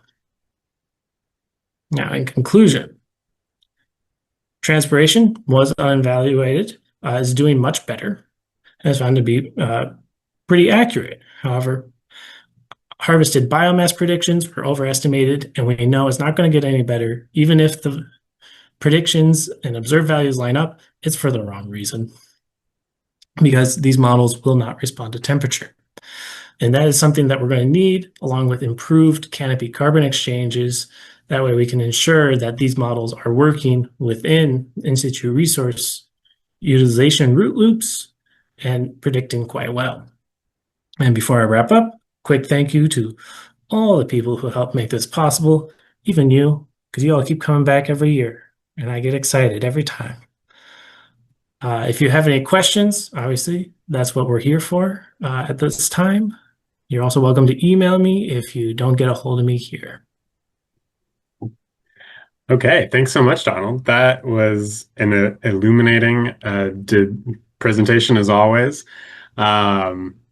Yeah, I echo Kai here. This one is so meaty. It's hard to dig into just because it's so rich with information. And I cut out a whole thing. Yeah, that's crazy. Also, I'm really happy to hear that the previous edition of Space Ecology Workshop helped you to actually advance your research. So that's an excellent example of the collaborations that we're trying to encourage here. I've got a question for you. And I guess I have two questions for you. And I see that you were trying to look at the canopy level as well as like the individual plant level. And that got me wondering, like how feasible it would be to expand this beyond the canopy level to, like multi-species canopies and including, I mean, basically getting closer to the whole ecosystem context. Like what's stopping you? Ah, well, for starters, I have to finish my PhD. But the real answer is it actually does pretty well. As I mentioned, that Bashiri model was developed and tested within a closed loop analog, and they had, 4 different crops. It was actually the Mars Luna greenhouse. So there was, tomato plants that grew up the sides, strawberries and potatoes, and then lettuce wherever they could fit it. And so they essentially broke that area into different planes where they ran slightly different versions of the model with different sets of parameters. And voila, you had a prediction of all 4 crops at once that you just summed them up. Okay. Yeah, that actually is a great answer to that question. So it is pretty feasible in the current within the current models. Yeah, as long as every bit and piece works, then the whole prediction works. Yeah, and that leads me to my second question, which is when you said that your project was ambitious, I was wondering if you're going to allude to this, but what would it take to marry the energy cascade model to like a stoichiometric mass flow model and include all of the energy transformations that happen in those chemical reactions? I don't think it would take too much, but it would add a great deal of complexity. Sure. The idea is a lot of these things are sort of the highest level representation of these processes you have. So if I can look that deep and get that sort of detail into the model, I will. Like the fluorometer I was using measured linear electron flow. I think that might be very useful because that's direct translation of how much energy is being captured and utilized. Yeah.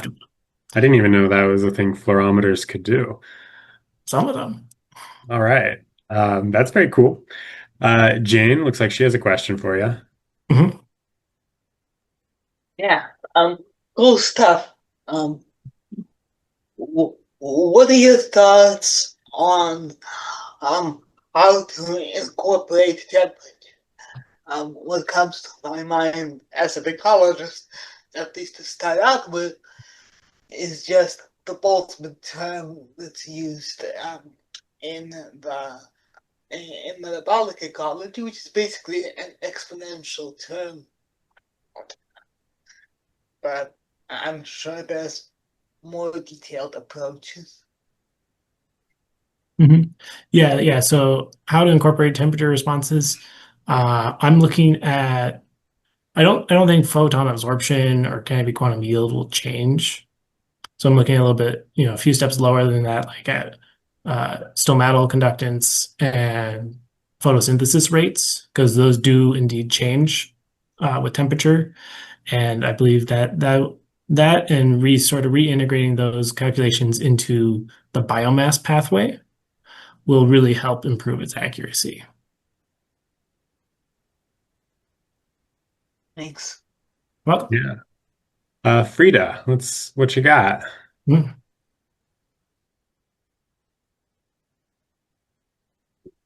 You're still muted.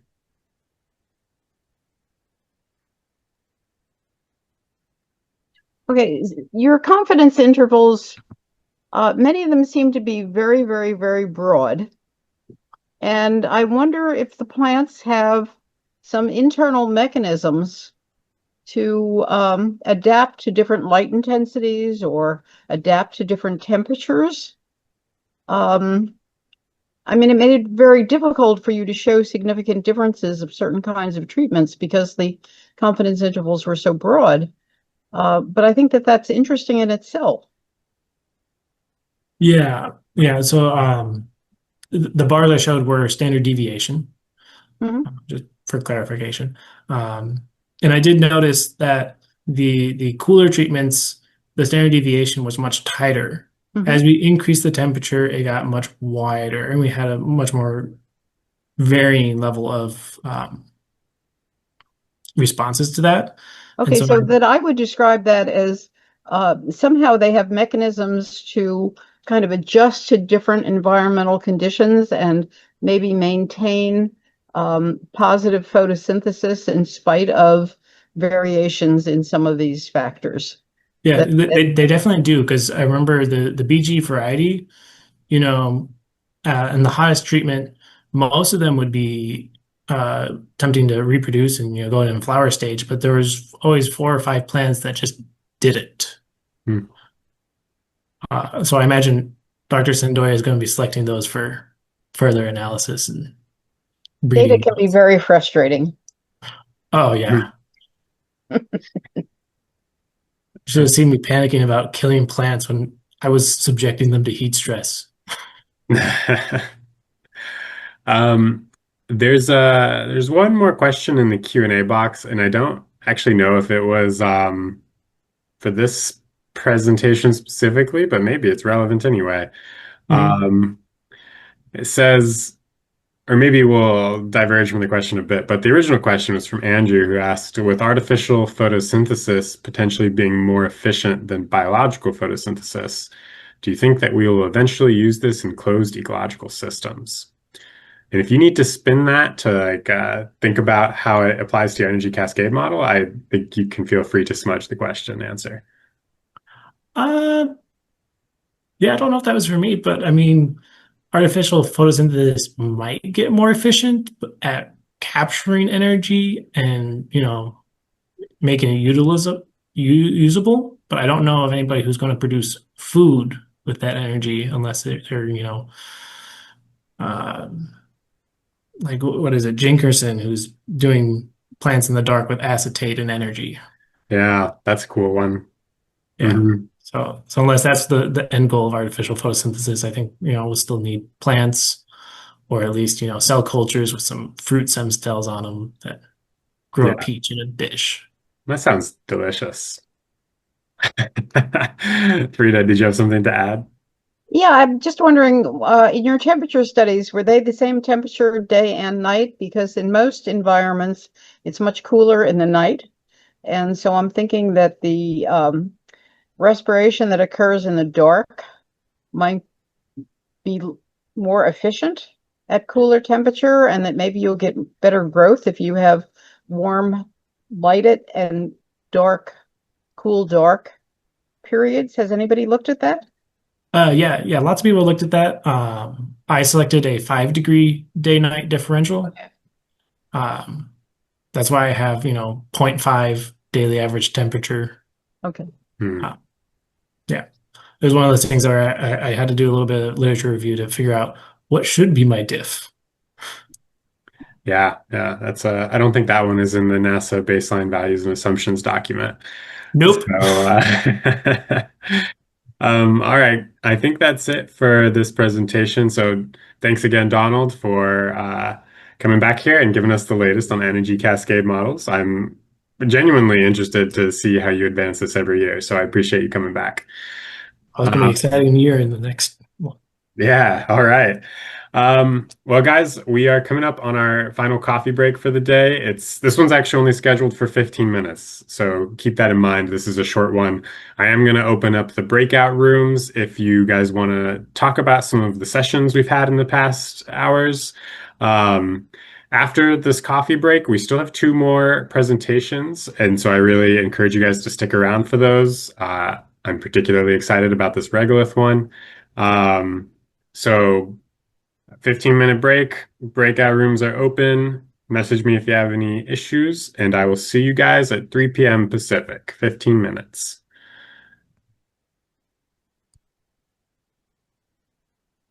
Man. All right, rooms are open. I'm going to the bathroom. See you guys in a few.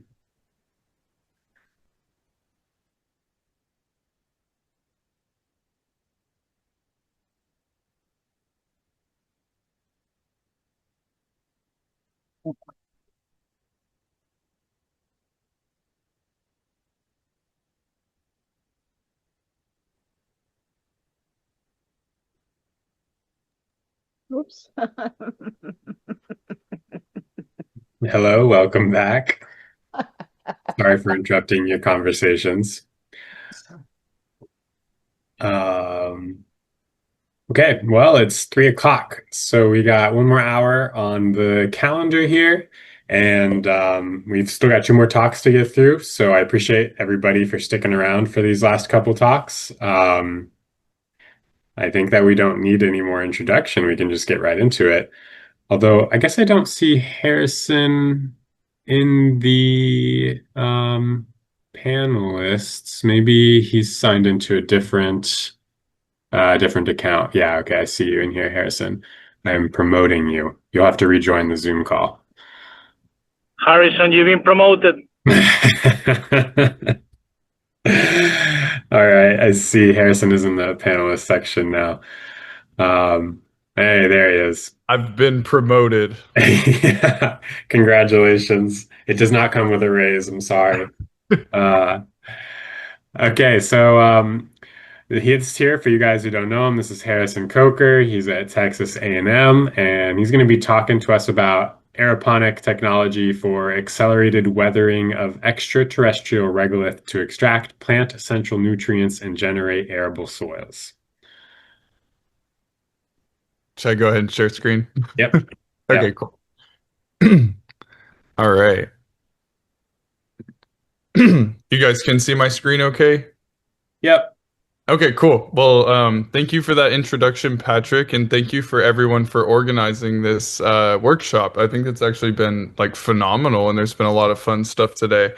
But yeah, so today I'm going to be talking about sort of my pipeline that I've been working on for preparing extraterrestrial soils for plant growth. But today I want to focus on Mars because recently in all my groups we've been talking about the moon so much, and I'm a real Martian myself, so I just wanted to kind of go over kind of specifically some of the Martian work that we've done.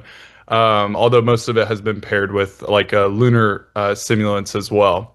But you know, one of the reasons why I want to talk about Mars is because there is a phenomenal amount of surface mineral diversity that we can utilize once we get to Mars. So for instance, this picture taken by Mount Sharp, or taken at Mount Sharp by Curiosity, is actually showing you like three different mineralogical layers and geologic depositions. So in this, we're seeing a lot of phyllosilicate clays in the foreground, and then some sulfate minerals in the mid, and towards the back, we're seeing a lot of like carbonates and other types of resources that we could select for either plant growth or for other ISRU potential.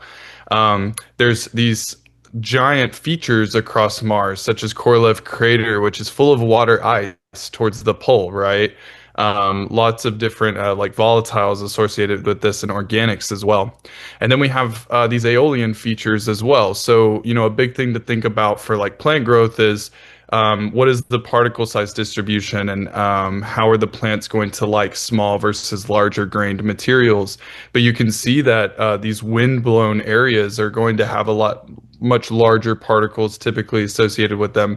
And so we really have a lot to select from once we get to Mars, and that's exciting, right? And we all need to think about Mars sample return, which is in jeopardy because it's going to teach us so much about what are the true resources, and did these soils ever support life in the far past potentially. And in general, we'll be able to get a much better understanding of what is the nutrient and chemical demands of these soils, right? So I kind of just wanted to talk about the aeroponic system last. And in the meantime, if we're going to be thinking about using Martian soils, there's a couple of things that I think that we have to really get through our minds. The first is that there's all of this toxic perchlorate in the Martian soils. So how do we go about remediating that before we ever really start utilizing it and harming ourselves or any other kind of organisms that we may put into contact with the Martian regolith? And then we're going to think about its accelerated weathering and organic matter accumulation, and potentially some microbial communities that can do things such as cycle nutrients and assist plants with growth. But this is just a picture with the company that we've been working with on the side called Starbase Brewing, where we're looking at different types of organic amendments, and we're getting some really stark and interesting results using some of the Exolith Lab simulants, which do not want to grow plants in my experience. But if we're looking at like traditional garden amendments, or like say like a brewer's spent grain or a fermentation byproduct, they can really support some like productive plants, right? So it's interesting that your inputs definitely matter. But for a quick outline, we're going to go over some perchlorate remediation of Martian soils. And then I kind of want to go into some surface investigation of mineral organic interactions. And then lastly, end with that aeroponic accelerated technology. And so kind of going back to this perchlorate kind of crisis on Mars, perchlorate is a very strong oxidizer, and it's up to around 0.5 weight% of the Martian surface. And so this is a significant amount that far exceeds thresholds for like even lethality if we were to really, really get in contact with it. But the important thing is that perchlorate is really deliquescent. And so salts want to grab moisture out of the atmosphere. And it's one of the reasons why we believe that we're seeing subsurface brine formation on Mars. So when we get to Mars and we're looking for waters in the soils, it's more than likely that we're really going to be encountering these super highly saline perchlorate brines. So we have to remediate them. And so part of what we're wanting to do is to say, what is the most simple and effective means for being able to remediate these perchlorates? And so we can look at things like thermal volatilization. So very simply, we take our Mars regolith that is contaminated with perchlorate, throw it in a furnace, and we can see that once we get up to about 300 degrees C, we've effectively baked all of that perchlorate off. And this kind of fits into some existing solar oven technologies that are potentially thinking about being deployed on Mars, either for energy production or for like some sort of propulsion apparatus. And this is pretty effective at treating rather large amounts of regolith as well. So this is one thing that we think is pretty effective. But perchlorate also doesn't really participate in the soil chemistry very heavily either. It doesn't really have much sorption phenomena, and so you can leach it with water very readily. And so just looking at this graph on the left, we tried out different solid to liquid ratios of our contaminated Martian simulant with perchlorate. And you can see that at that like 1:5 solid to liquid ratio, even at 2 rinses, we're pretty much almost nearly eliminating all perchlorate from the sample. And if we have like a distillation setup, which is definitely something that we're going to have, we can recover that really pure liquid phase water and then leave these perchlorate salts behind. The cool thing about that is that we can really actually pretty effectively separate those perchlorate salts. And so if we wanted to further combustion, or if we wanted to use combustion to reduce them, we can generate like oxygen as a resource as well, since that perchlorate is ClO4 and it has a lot of oxygen in it. And then lastly, we wanted to look at some biological reduction of perchlorate, which is basically turning that ClO4 into chloride and oxygen. And so there's a couple of different microbial pathways that could be responsible for this. This is a singular example from one microorganism, although this has been noted to not necessarily be the case across all microorganisms. But basically, perchlorate can be used as a electron acceptor in the pathway, and typically it has a lot to do with the abundance of nitrate and other ions that are available. But basically what I wanted to do, and all of this is in review right now, is to see on the left-hand side, how do we optimize the conditions for perchlorate degradation? And on the right-hand side, can we evolve a native microbiome to actually perform better to do microbial reduction? So on the left-hand side, basically what I did is I went out and in my parents' backyard, in our pastures, on the roadsides, and just got a really diverse microbial community. And then I shook that up in water and I used it to inoculate our contaminated Martian soils. And I monitored perchlorate reduction after like 4 or 5 days. And on the left-hand side, you can see that when I tested if a nutrient addition was going to help or hinder the process, there was really no effect, but that in an anaerobic environment or the lack of oxygen, we do see accelerated perchlorate degradation rates. And so kind of using that anaerobic environment, I was basically able to take that really diverse microbial culture that I had and then to add it to a bunch of different incubations.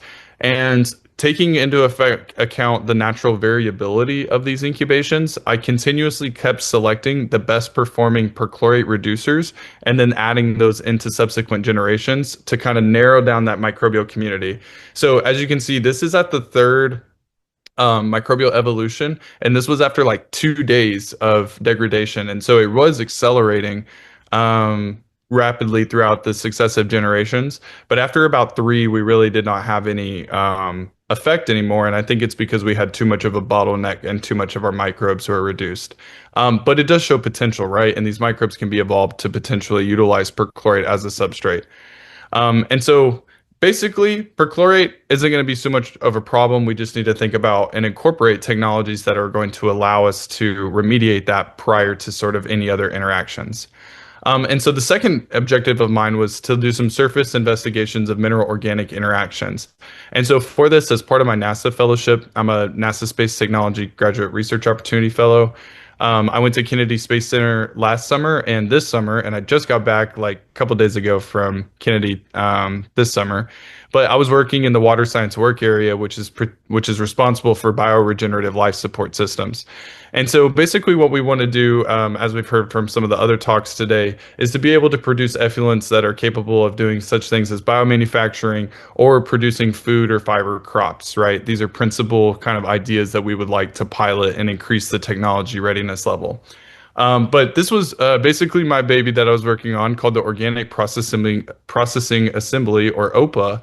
And OPA is a two-stage sort of mega bioreactor. So in the first stage, we have an anaerobic series of bioreactors. There's 3 of them, where our solid sludge or our solid waste are going to enter buffer tank, and then they're going to go through R1 and R2, which are our bioreactors, and then they're going to be filtered through a membrane and stored in a permeate tank, and then it's going to enter the second stage, which is a phototrophic membrane bioreactor, where we're going to see some of the more complete oxidization of those nitrogen species into such things as nitrite and nitrate.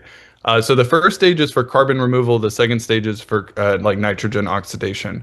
And what you see here in that red square is going to be our final permeate, right? So we go from solid sludge to this sort of like liquor that has a lot of these inorganic ions and other organics in them as well. The problem, this is not a very efficient system. And there's oftentimes going to be a lot of losses, such as like calcium, phosphorus, and magnesium mineral precipitation, along with just the general idea that nothing that we engineer is ever going to fully recycle these elements. However, for elements that we're really going to have to supplement, such as carbon and nitrogen, it is super important that we really trace what is going into our ecosystems and what is coming out of them, and then be able to transform those into something that's useful, right? And so as part of my work there, we just wanted to say like, hey, if we take that solution that's in our red square there, that final effluent product, and we are wanting to know, can we fortify it with our regolith sources to see if some of those minerals that are precipitating and some of that loss can be boosted back up by surface minerals? And is it possible to just study some of those interactions so that we understand how regolith is going to interact with our very like analog fluid streams, right? And this was one thing that was pointed out in the decadal surveys as well, as just being of fundamental importance to understanding how astronauts are going to be responsible for altering the regolith and how the regolith can be used as a potential resource. And so sort of looking at our effluent versus our just a Hoagland's nutrient solution that we would typically grow for hydroponic crops, we can see that phosphorus, zinc, and potassium all exhibit some sort of like characteristic isotherms, which basically means that we can model pretty easily the way that they're responding to the mineralogy of our Mars simulant. In this case, I was using Exoliths Labs MGS1.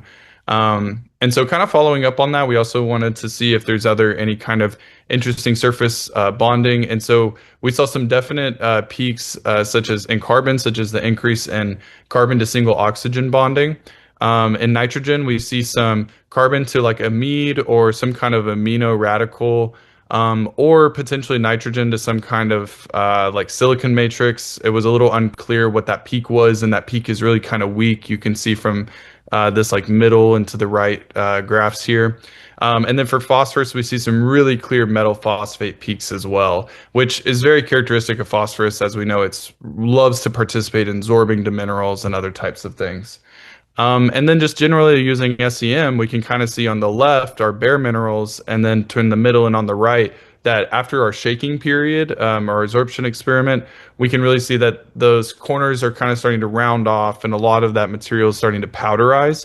And so this is really an effective way for us to break down the regolith very quickly. So a lot of people talk about like regolith being super sharp and dangerous. And one of the things about the moon and the Mars is that they both have a largely basaltic underlying mineralogy, and they do very rapidly start decomposing under aqueous solutions. And you can kind of see that here. There's a lot of peppering, I would call it, of like nanoparticle sized pieces of these regolith materials just absolutely falling apart. What I want to point out is that in the Exolith Labs MGS1, you can kind of see in the top right picture what is a diatom. And so one of the things that they wanted to use in some of the technical papers was a opal A, but that was very expensive. And so instead they used diatomaceous earth. And so very important to know. I was kind of shocked when I saw it, but yeah, there's going to be crazy things in our simulants because they come from Earth, and we are trying to simulate places that we think have no life at all. We'll see once we get there. But right, so we know that these minerals are pretty highly reactive to organic solutions and these inorganic solutions as well. And so this is what I proposed for my NASA fellowship, and this was actually the first experiment that I did. But this is our aeroponic technology. So real crops have huge root systems. Real crops produce a lot of biomass. These are some of the aeroponic experiments that we've done in our lab unrelated to space, but you can see this is wheat. It has huge roots.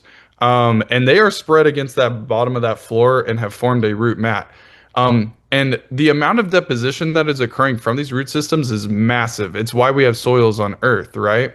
And so during my master's, as kind of just a preface, we were doing a lot of metabolomics on root exudates, or basically all of that carbon and nitrogen and sulfur and phosphorus that's coming out of root systems as organic products that the plants are using either to leverage nutrient acquisition or to communicate with microorganisms in the soil. And so we developed an aeroponic system that was capable of regulating the amount of mist that the plants were receiving. And we were doing this so that we could study the effect of drought and non-destructively sample the same plants over time. So on the left, you can see our well-watered control plants just growing, growing, growing. And on the right, you can see our plants just getting progressively more droughted as we supply less and less irrigation to them over time. Basically, what I want to say is these are cotton, but look how big these plants are, right? These are huge. And we got a lot of nice metabolomics papers out of this. If you're interested in that sort of stuff, the FTICR instrument was really amazing. But all of this kind of went into my head and made me think, like, in space, we're going to have to deal with so much carbon efflux, right? Like, we can't just grow our plants in these small little bags and just say, oh, hydroponics is going to be the solution. Like, that's not it. They will foul these systems. They will accumulate huge amounts of carbon. And if we're serious about plants being a supplemental food source, we really have to think about recycling that carbon somehow. So it came to me on a walk. Why not in a recirculating aeroponic system that's sort of already attenuated to a reduced gravity environment? Why not just stick some of that regolith or that surface mineral inside of the loop so that once the plants are misted and they drain through the regolith, all of those organics are accumulating in the regolith and sort of accelerating the development of that soil. So you can see in the figure here, I grew some wheat in the greenhouse, and I had a couple of different treatments. And the picture below the wheat was the monstrosity of my little PVC filters. And so what I was doing is that each bucket was a sample, and it had about 6 plants growing in it, and they were misted. The root systems were washed off, and then that fluid was actually pumped through these PVC filters containing a Martian regolith simulant, and then they were recirculated back into the system. And so all of that carbon that otherwise would be going on to like foul the spray nozzles and to clog and reduce the longevity of pumps was actually just getting stuck on this simulant. And I grew these plants up to maturity. Once they started heading out, there was really like no effect of adding the Martian simulant. And then all of that waste biomass that we're not interested in consuming ourselves, I added that residue back into the Martian simulant, as you can see in the bottom right. That was really before it had fully composted, so it's still looking super funky. But basically, plant performance in aeroponics, I used a sand as like a positive or a negative control, and then our control was totally not even recirculate, or it was recirculating, but it had no filter material. But you can see there was really no effect on plant productivity by adding in the Martian regolith. So a lot of people say Martian regolith is toxic. Well, it depends. In this system, it was dissolving and being interacted with, but it did not negatively feed back to the plants, right? You can see that the controls were a little bit higher, and that's probably just because they were continuously provided with a fresh nutrient solution. So that is the unrealistic sort of like like heavy demand scenario. When we go into SEM to start looking at like, okay, what happened to our simulant after this kind of period? On the left, you can see again, these minerals are really sharp and they're very crystalline, but on the right, they really smooth out. And then we get all these beautiful little bits of organic matter accumulating in different balls and other shapes. Oh, sorry, I thought I had another picture, but they're really just like all over the surface, and it's super cool. So there's a lot going on here, but basically we did an extractable elements analysis using a Malic 3 extract, and we can see that as we go from our unmodified to our aeroponically augmented, or just being recirculated in the aeroponic system, to then being composted with that recirculated material that has the organic matter residue, we're pretty substantially increasing the amount of potassium and phosphorus, and those are big macronutrients for plants, right? But importantly, one of the things that we see is that phosphorus, again, really likes to stick very heavily to iron oxides and other things in the soil environment. And we were able to utilize synchrotron radiation to sort of look at some of these different availability pools. And what we can see is that from our unmodified to our composted samples, we see a big increase in the amount of like more freely available phosphorus species. And so it's really shifting the access to nutrients by these plants, right? Overall, you got 5 minutes. Cool. Overall, the dissolution of these elements, we can see that there was a lot of iron and calcium and sulfur and silicon and aluminum, which in this distribution here is really beautiful because all of these are plants' essential nutrients, right? Even aluminum and silicon in small amounts are very necessary for plants undergoing stress. And even sodium too. And so, while they're not necessarily incorporated in ideal nutrient solutions, that like a real terrestrial based plant needs these type of things to overcome stresses in their environment. And so we're really fortifying that by accelerating the weathering of these elements. And as far as the mineralogy goes, we really only showed that gypsum was leaching. That's a calcium sulfate, which kind of goes back to support the calcium and the sulfur loss that we see here from our minerals. And so all of this doesn't really mean anything unless we can take out the plants and actually grow them in pots. And what you can see here is just a little potting study where I took out our filter material from those PVC things and I compared them to our unmodified controls. And you can see this pink line here was our MMS2 or Mars Mojave simulant, and it pretty much killed the plants within like a week every single time. I repeated this growth experiment 4 times. And what you can see from our augmented MMS2, or this kind of like forest greeny bar, is that the plants were growing just fine, right? And so it gave them the capacity to be able to grow, right? And look how beautiful the rhizospheres are, right? Those other plants would not even form roots. They were being burned off. But here we can see this is how soils develop, and it's beautiful, right? We just need to be able to get there and allow these plants to really grow up into their regolith. And so if you're interested in some more of the details from this sort of study, I was able to get this paper published at the beginning of the year with my team, and there's a lot more of the details, especially the technical side. Kind of following up on that, I just recently did an experiment before leaving for Kennedy, and then I just got back and processed it. But some of that wheat root exudate that was circulating in the system, I just took some of that organic material before it actually entered the filter, and it is highly organic. And I just shook that in a bunch of different Martian and lunar mineral matrices. And the ABCs are 3 different Martian simulants, and our gray bars are root exudates, and our blue is water. And I was so surprised to see some of the differences in some of these elements, and how the water typically led to more dissolution than the root exudates themselves. So this is some really interesting data. It's hot off the press, and I think I'm going to keep following up on it to see what's going on. But basically, again, like these minerals are super reactive and they're going to lead to a lot of nutrients. But kind of just as a general thought, pot experiments kind of stink. And when we're doing our regolith-based agriculture, I just want to say, like, this is some lettuce that we're growing in some of the groups that like Borjan, Rachel, and I are in.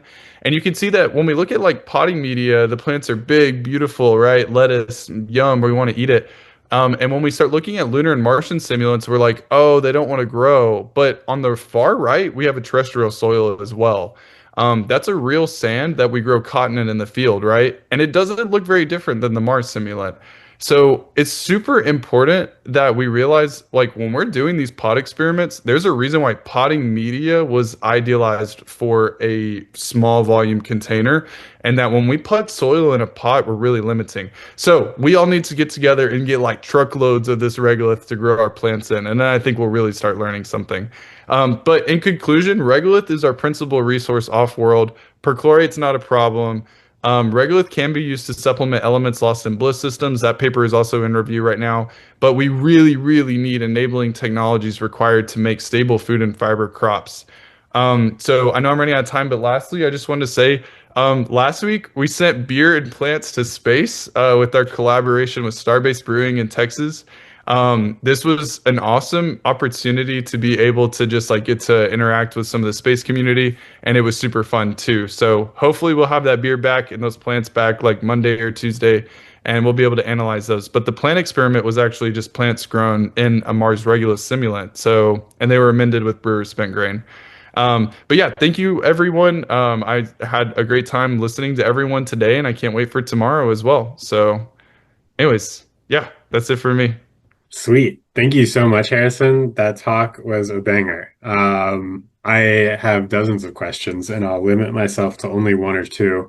But so kind of like the premise of this talk is you can use aeroponics to weather Martian regolith. But of course, if you have weathered Martian regolith and you've begun the transformation into soil at some point, the aeroponics might be redundant. So I'm curious if you've thought far enough ahead into like maybe operationally, like what would such a system look like if you're building soil or building regolith into soil using aeroponics? Do you eventually transition off of it? What do you think? Yeah, that's an excellent question, and thank you for that. I foresee us supplementing. I foresee taking this regolith if it truly does not alter our plant growth compared to our model systems, and using it as a way to supplement our nutrient fertilizer payloads. Once we do that, I only grew our plants for one growth cycle, which for wheat was about 3 months, and at the end of it, I took it out. It seemed to be an effective amount of time, but also it could depend very much on the density of your plants per, the volume of regolith that you're using. So I was using somewhere close to like 2 kilograms per like 6 plants. But I just want to like remind everyone, real plants have huge roots and they're constantly like depositing around 50% of the carbon that they're taking up in photosynthesis. Yeah. And all of that is what makes soils on Earth. So this absolutely was a preliminary study, and we need to keep kind of looking into like what soils productive. Yeah, okay. We have some questions from the audience as well. Kevin was curious. Um, he he said that you showed the phosphorus and potassium absorption data, and he had some questions about how much absorption there was and whether or not it was enough to impact plant growth. And then also, how did that compare to Earth soil? Yeah, thank you for your question.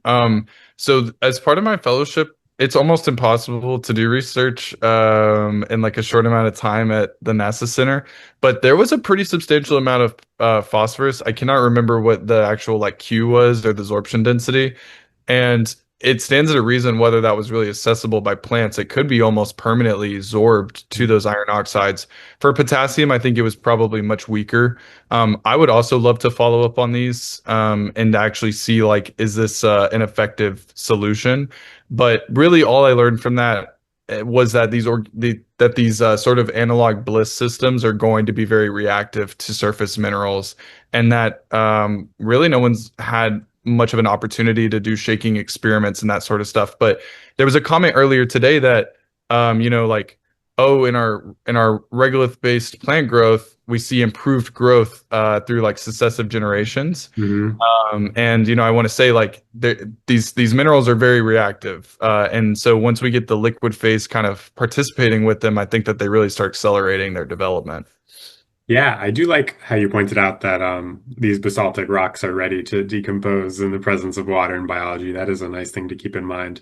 Yeah, absolutely. Yeah, they're ready to go. The moon has a lot of glass, and that's pretty low reactivity, but the anorthosite and stuff, it's ready to start transforming. Heck yeah. Jane, I apologize. I don't think we're going to have time for your question, but I encourage you to type it into well, I guess not the Q&A, the everyone chat box. And Harrison, if you wouldn't mind looking through the Q&A and also the general chat in order to answer a few questions. We're here at the very last presentation of the first day of the Space Ecology Workshop. Yeah, thanks. And I'm here introducing Bryce Meyer, who has been around for the past few years as well. He's from the National Space Society, and he's going to talk to us about artificial intelligence and networks for small settlements. So please, what you got, Bryce? I'm trying to share. Let's see. Put it up on here. Oh, darn it. Let's see. Did I do the share yet? Sorry. I think I'd be good at this since I teach from Zoom, but yeah, I'll get there.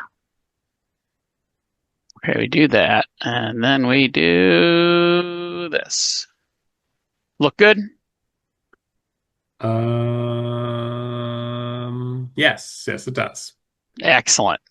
And yeah, I'm not going to go deep into AI, and I'm not going to go deep into the biology stuff either, since everybody else on this call is well qualified probably for both.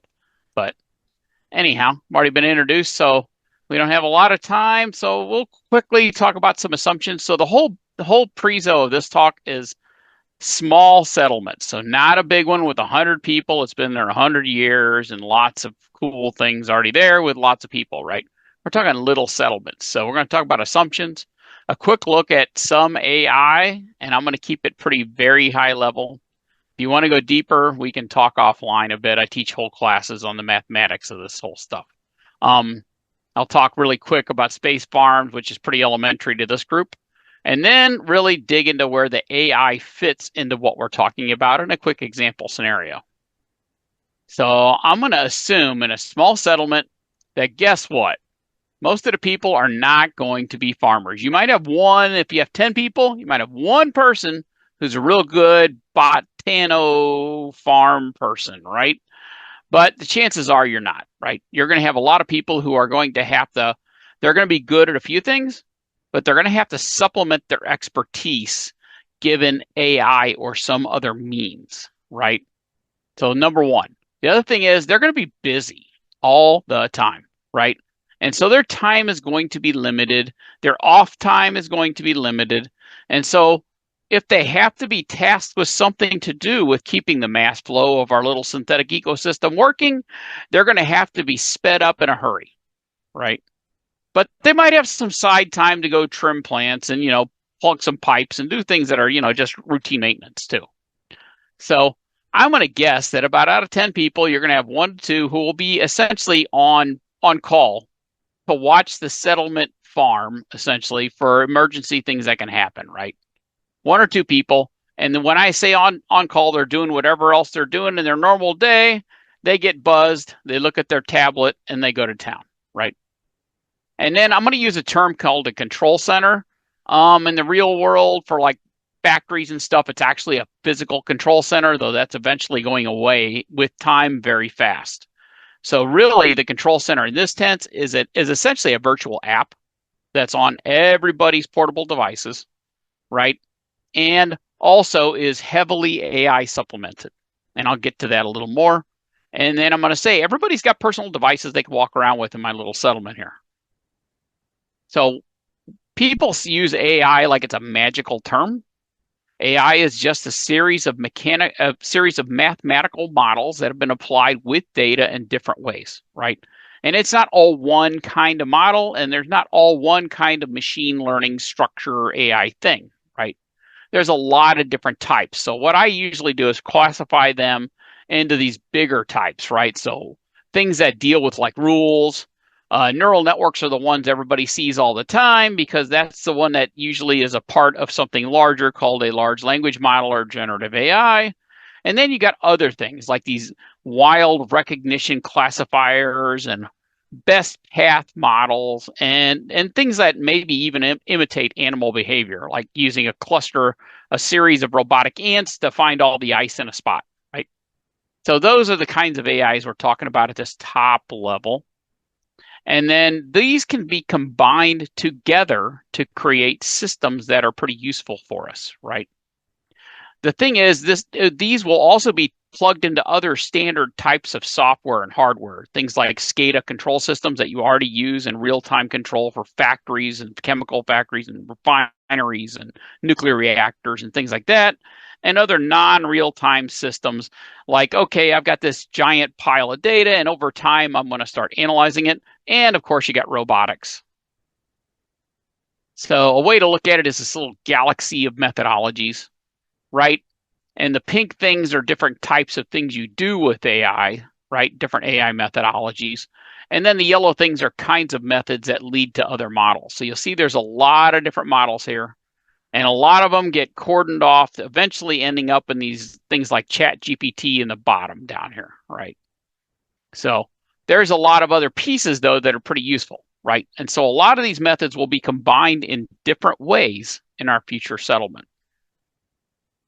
So if you're going to do those same models and put them in a nice little table, and by the way, I'll provide my slides to everybody, so it's not like you're not going to have to memorize it right now, right? You can talk about the fact that there's models, and some of these models lend themselves to things that we're going to find useful in our little synthetic ecosystem, right? So for example, I might use something like an evolutionary model to find ideal layouts for my farm today, right? I might use some kind of regression model to take all the data from all the temperature sensors and find where the trend's going, right? I might have artificial pollinators flying around my farm and I have to control how they go, right? Or maybe I'm just controlling some sliding arms or something like that, right? So every model that we have, every type of AI mathematical model can be combined with other models to perform a use that we can do to get our mass flow perfected over time, right? Not really perfect, but at least keep it from killing us. And so if you look at it from sort of a perspective like this, right? You have a habitat at a high level. You have the farm and mass recycling system over here on the right. And then you'll notice that there is a bunch of systems that will sit and act as the interleave between these. And it doesn't mean they're physically separated. The farm could be just another piece of the habitat, right? In a small settlement, it might just be another room, right? Or it might be a room with an airlock, or it might be something like that. But these mass flow and energy systems are going to be dispersed everywhere in the settlement, right? You're going to have little tanks in different places.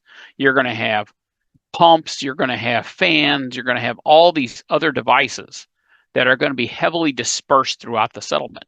Sort of like in your house, right? You have a lot of devices that are spread throughout your house nowadays, and you probably don't even notice the fact that they're just everywhere, right? Just like an office building or any other factory, right? So a lot of dispersal here. And you'll notice that there is a mass plug because, hey, yeah, it's already been pointed out once.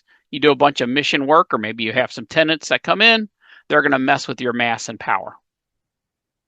So as a result, it's a constant battle to even get close to something that looks like a balance, and it ain't going to really ever be balanced per se.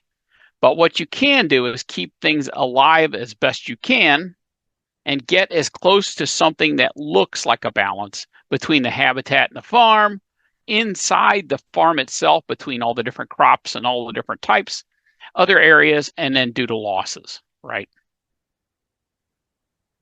So it's hard to maintain. It's essentially totally unstable, right? It's like sitting on top of a triangle here, and trying to hold that stability is exceptionally difficult.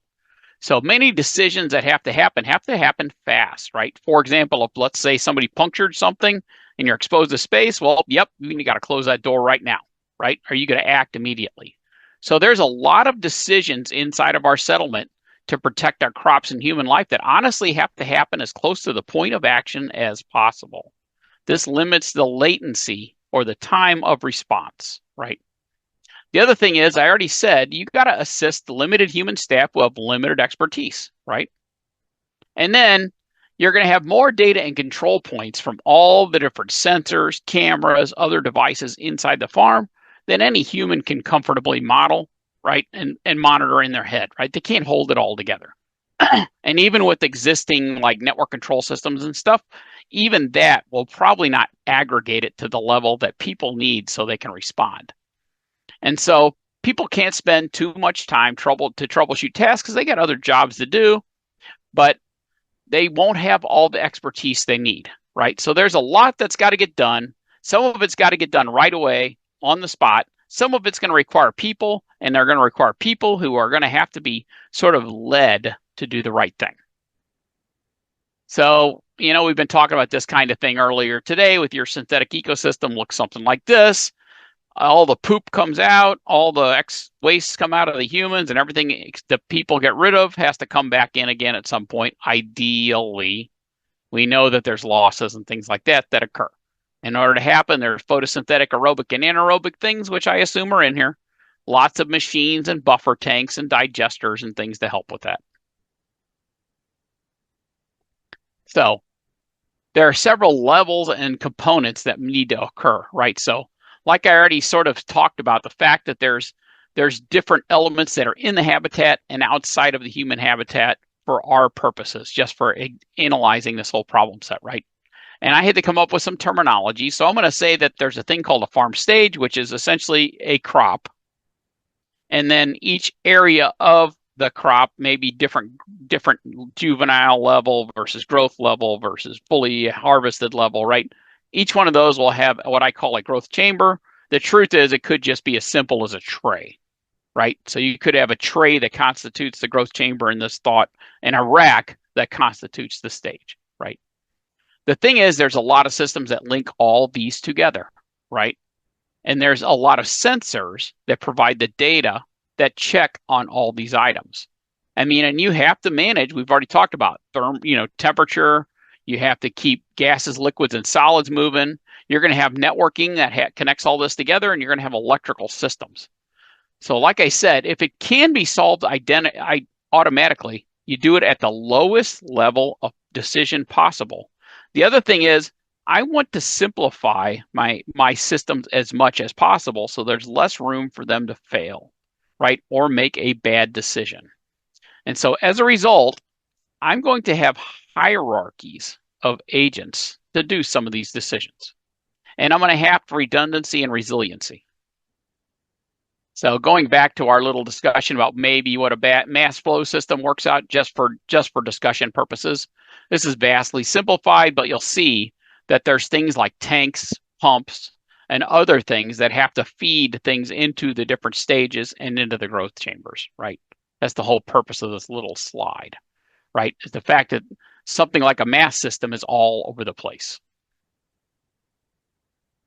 So AIs are then part of the chain of action that occurs, right? So for example, if you have a crop like a tomato here, right? You'll have lights, you'll have fans, you'll have pumps that go maybe to this hydroponic bed down below, and you'll have a series of sensors that check on them, like cameras, maybe thermometers, maybe chemistry sensors that are inside this little liquid area down here, right? And inside the loop that controls these, so there's controllers for each one of those elements, and there's a series of responses and actions based upon their state, right? So it comes in, gets processed, an AI system decides what the state is, then decides if there's any response due at all. So that's the immediate system that's nearby. But long term, it will log all that data and then process that long term, provide later analysis, right? So that's the concept here, is that you have some level of local control and some level of hierarchical control that goes longer term to analyze things over time. You're going to have a lot of networks that connect these together. I've divided them into a series of LANs, as I show here. You want to get nuts, you go, oh, well, this is a 10 dot space, this is a 192 space, so I'm not going to go into that. But the gist is that there will be several networks that connect these together with a combination of both wireless and wired networks. as a result, you could have something like this, right? Where you have a series, you have the chamber and this crop status. And over here, you'll see that there's a series of sensors, and this is a very simplified diagram for what reality would probably look like, right? So you have a series of sensors. These go into some lower level systems that are smaller AI processors. Some of them are just straight programming, honestly, as opposed to artificial intelligence. These go up and boil up the different levels in that hierarchy, right? So you'll see that this boils up to the chamber level. The chamber level boils up to the stage level. The stage level boils up to the farm level, right? And all this boils into the control center. And if there's something that's immediate, it skips this hierarchy and goes straight to an alarm system, right? But that means that there's other systems that are sitting along here. And in addition to that, you have management systems for each one of the types of mass types, plus communications and electrical management, right? This looks like a lot, but honestly, this could be implemented on a few boards. It wouldn't take a lot of processing power to implement a lot of this, right? A few boards here and there, a few Raspberry Pis, and you've got 80, 90% of this. The reason I did it like that is so I could walk through a scenario. So for example, let's walk through a scenario. Scenarios are very useful for engineering anything, right? Whether it be software or hardware. So for example, we start here. The crop status AI receives a status from its little sensors, and it says, hey, my crop's starting to die here. It's not looking good, right? It might base that upon imagery analysis. It might base it upon other things that it's measured from its sensors, right? And so it sends a message to that chamber one manager, right? So that's back here. See, chamber status, chamber manager. The chamber one status AI receives the status from the sensors also, right? And then it also receives messages too, right? So it's going through, does its all crunches, checks the light in the chamber, checks all the devices in the chamber to make sure all the devices are working. And then all the devices are working great except for one pump. And so chamber one manager receives the crop is sick, and it receives a message that, hey, the pump's dying, right? So it receives both of those messages. This system has its own series of AI rules and structures in it. And it says, okay, pump one's not okay, and I got to do something because the crop's sick. So first thing it does is tries to fix it itself, right? So it reduces the flow using pump one, increases the flow to pump two, right? Then what it does is it waits a little bit and checks again. Well, guess what? That didn't fix anything. Crop's starting to look a little sick, or I say 5 minutes, but it could be a day, right? Depending on how plants operate, but we'll use 5 minutes because I can. And as a result, the crop's sicker. Pump two is at maximum, and it didn't fix anything, right? So the pump one issue affects other pumps. We need to replace pump one. So this manager AI, following its rule set, and again, following its artificial intelligence structures, right, that have already been trained into it, right, for this particular kind of purpose, goes through and says, hey, we have to replace the pump, right? And it's got to be done pretty quick. So it goes to the stage level. Stage level AI says, hey, yep, it's got to be fixed. Pump's got to be fixed. I've logged the issue. And this is something we need to escalate up to the farm manager AI. Farm manager AI receives a message about the sick crop. It goes through and goes, hey, it goes to the supply manager AI. Turns out, or maybe it's just a database, we happen to have that pump, and I know where it's at, right? So it found the pump that's closest to that very chamber that needs to be fixed. It knows that we have to replace the pump. This could all happen in about 5 minutes and 10 microseconds, right? Because I waited 5 minutes. Rest of this decision loop is very quick, right? So now supply manager AI sources the pump.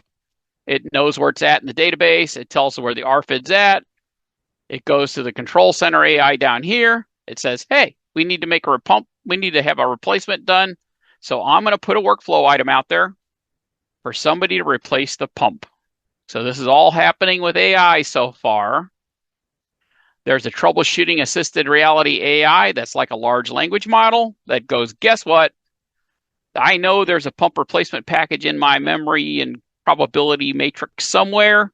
I'm going to use the real data, and just like a large language model or generative AI you have already, and something like chat, right?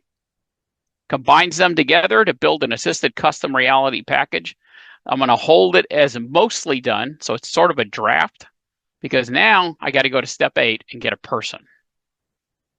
Step 8, we get to the control center AI. Guess what? Whoever the sucker is who's on call gets paged. They now have to do something, right?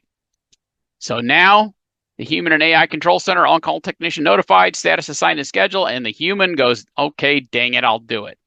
The second the human says that troubleshooting assisted reality AI customizes the rest of the package for that particular person, their habits, how they think, whatever language they use, how their culture has influenced their language, right?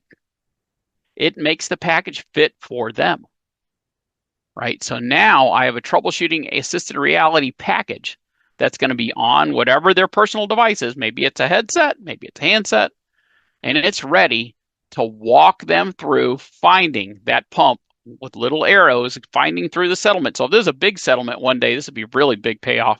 In a small settlement, they don't have to walk too far, right? But it shows them exactly where it's at, which exact pump they have, sort of shadows it on the display. They grab it. Guess what? I go through and find that pump. I take it to where it needs to go. And then the AI walks them through exactly what's required to plug the pump in, make sure it works, do all the tests on it, right? Notifies the other AIs that are in the crop area. Does it work? Yep, crop's recovering, right? Pump is working. Pump 2 back to normal flow. Status recovering. All the pumps are okay. And guess what? Humans released now. So the AIs are back going to normal status or working on whatever's next. Humans off call now. And guess what? They go back to the bar and get a beer. So that's sort of how these AIs work together. So these AIs are working through this structure right here. And this was just a very arbitrary structure. And like I said, over time, maybe long term, I say that, okay, for these tomatoes, maybe I got the wrong pump.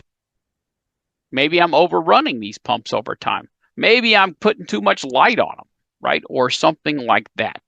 So those kind of log analyzing AIs can help us over time optimize how we grow things in the farm, or at least deal with some of the weirdnesses that occur, because it's just going to be all over the map all the time. And somehow we have to deal with this sort of chaos to get some kind of a loose balance, or at least not waste everything. And so in my little talk, I just said the AI is a catch-all, right? It has a lot of technologies in it. We're just going to pick some of those technologies for what we're doing, and a lot of them already work now. Right? This is not something that we're going to be coding from scratch. A lot of these things already exist. They already exist in the chemical industry. They exist from refineries, and they already exist in Python libraries, for criminy sake, right? I mean, a lot of this I could have students write, right? And so the mass flow is all over the map all the time. We've already talked about the fact you have losses. We're going to have pipes bust. We're just going to have things happen. People are going to come in, people are going to go, you're going to open the airlock, you're going to do excursions, things are going to happen, right? Maybe the nitrogen all gets fixed in the roots, who knows? AI is not the only computing method for the settlement. There will be more traditional systems that these AIs are interfacing with. Traditional SCADA, traditional process controllers or microcontrollers, right? Those are in the overall structure too. But again, these are things that we know how to do now. These are not things that are science fiction, right? And like I said, the whole purpose of the AI is for the human farm ecosystem. It's just a tool to try to balance this crazy thing that goes up and down all the time, right? So in the past, you had a lot of stuff you had to deal with. Now, given the fact that AI's come along so far, we've now got this extra little tool to apply to this complex problem of balancing all of these inputs, outputs, and getting everything to work. So that's all I got. Okay. Well, thank you, Bryce. I really enjoyed that one. Oh, thank you. I think it was,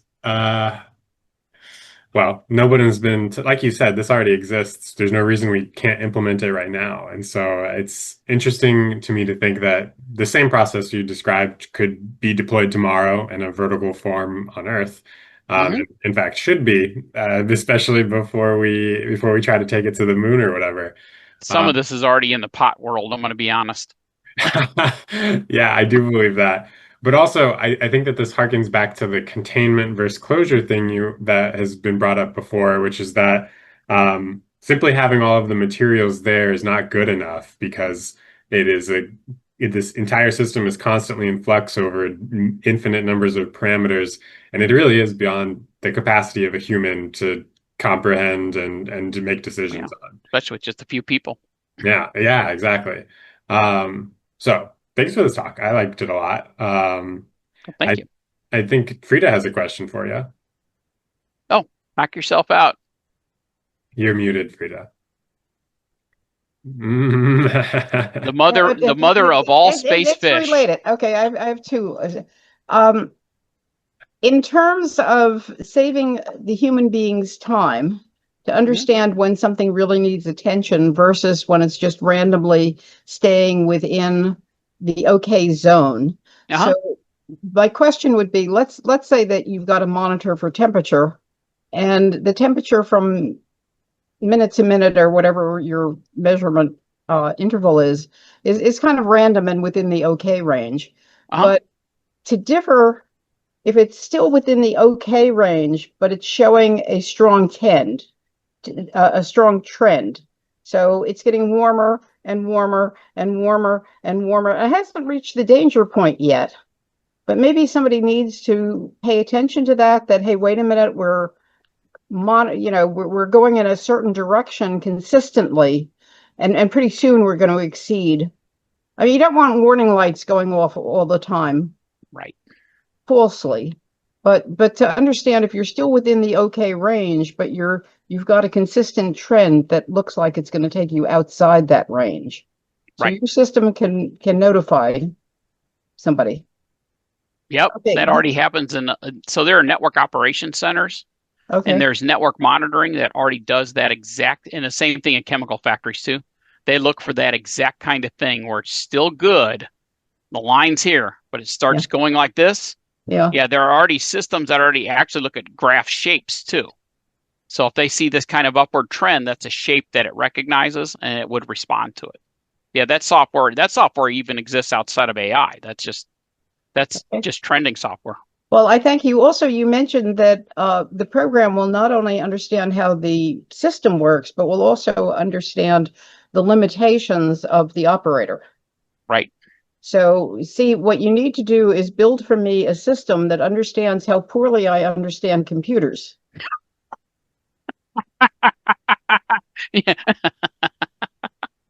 And so it will tell me before I'm going to speak that I should, turn on the audio. I do it all the time. I teach 2 or 3 times a week, and I do it all the time.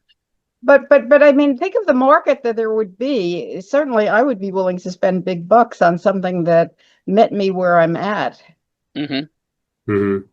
Yeah, and there are AIs that are actually sort of working that direction. That is something that the large language model AIs are starting to work towards.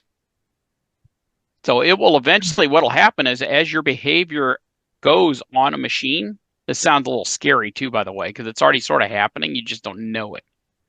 But they can collect enough data from how you use the machine in front of you to figure out what it should be telling you.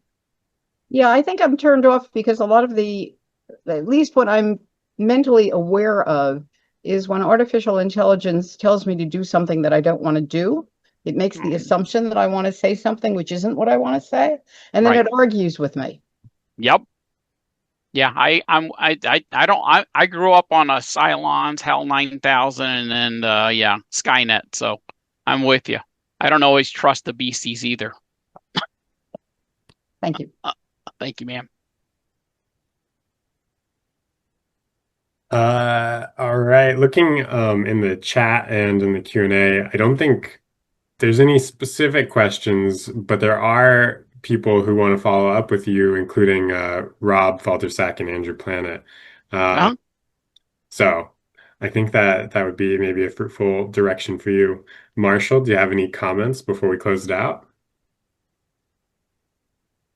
Great talk. I was just going to ask a quick question if you thought about other types of sensing in terms of sensing related to genomics, precision medicine, precision agriculture, microbiome analysis, those types of capabilities in terms of feedback and control for ecological systems. Wow. Yeah. I mean, I know for the medical side, I know people who are already sort of working that direction because medical is another thing that people are not going to be trained on, right? We know the fact that people are not going to be trained on a lot of medical stuff. This is already happening in the services, by the way, too, right? For the old school, you get self-aid buddy care, and then your buddy loses an arm. What do you do now, right? Versus in space, yeah, you're going to have your training. You might have some communication, but you're going to need to have a lot of expertise in medicine just to handle your day-to-day work. Now, as far as the genomic sensing, I mean, if you can come up with a good set of sensors, I mean, there's no reason you couldn't have AI analyze that data as sort of like log data and track it with the existing sensor data you have and do comparisons and see that maybe this gene pays off better for this particular crop, right? That kind of analysis could occur, right? There's no reason you couldn't have that kind of data and fork it in, right? You just have to have a way of collecting it. All right. Really interesting conversations. Thanks for the additional questions, Marshall. We're right at time. It's 4 o'clock here in the Pacific Northwest, and I guess everywhere else in this latitude. And so we're going to close out this meeting for today. I hope to see all of you guys back here tomorrow, bright and early at 8 a.m. This is utterly fantastic. Really high quality presentations today, guys. I'm very grateful for all of you for sticking around to the end to show some respect for these later presenters and also to participate in all the conversations. So as a reminder, this will all be recorded, including the general chat log, not your private messages. So we'll be able to post it all and look at it later. With that, enjoy the rest of your evenings or late nights, wherever you might be. Thanks again. See you guys tomorrow.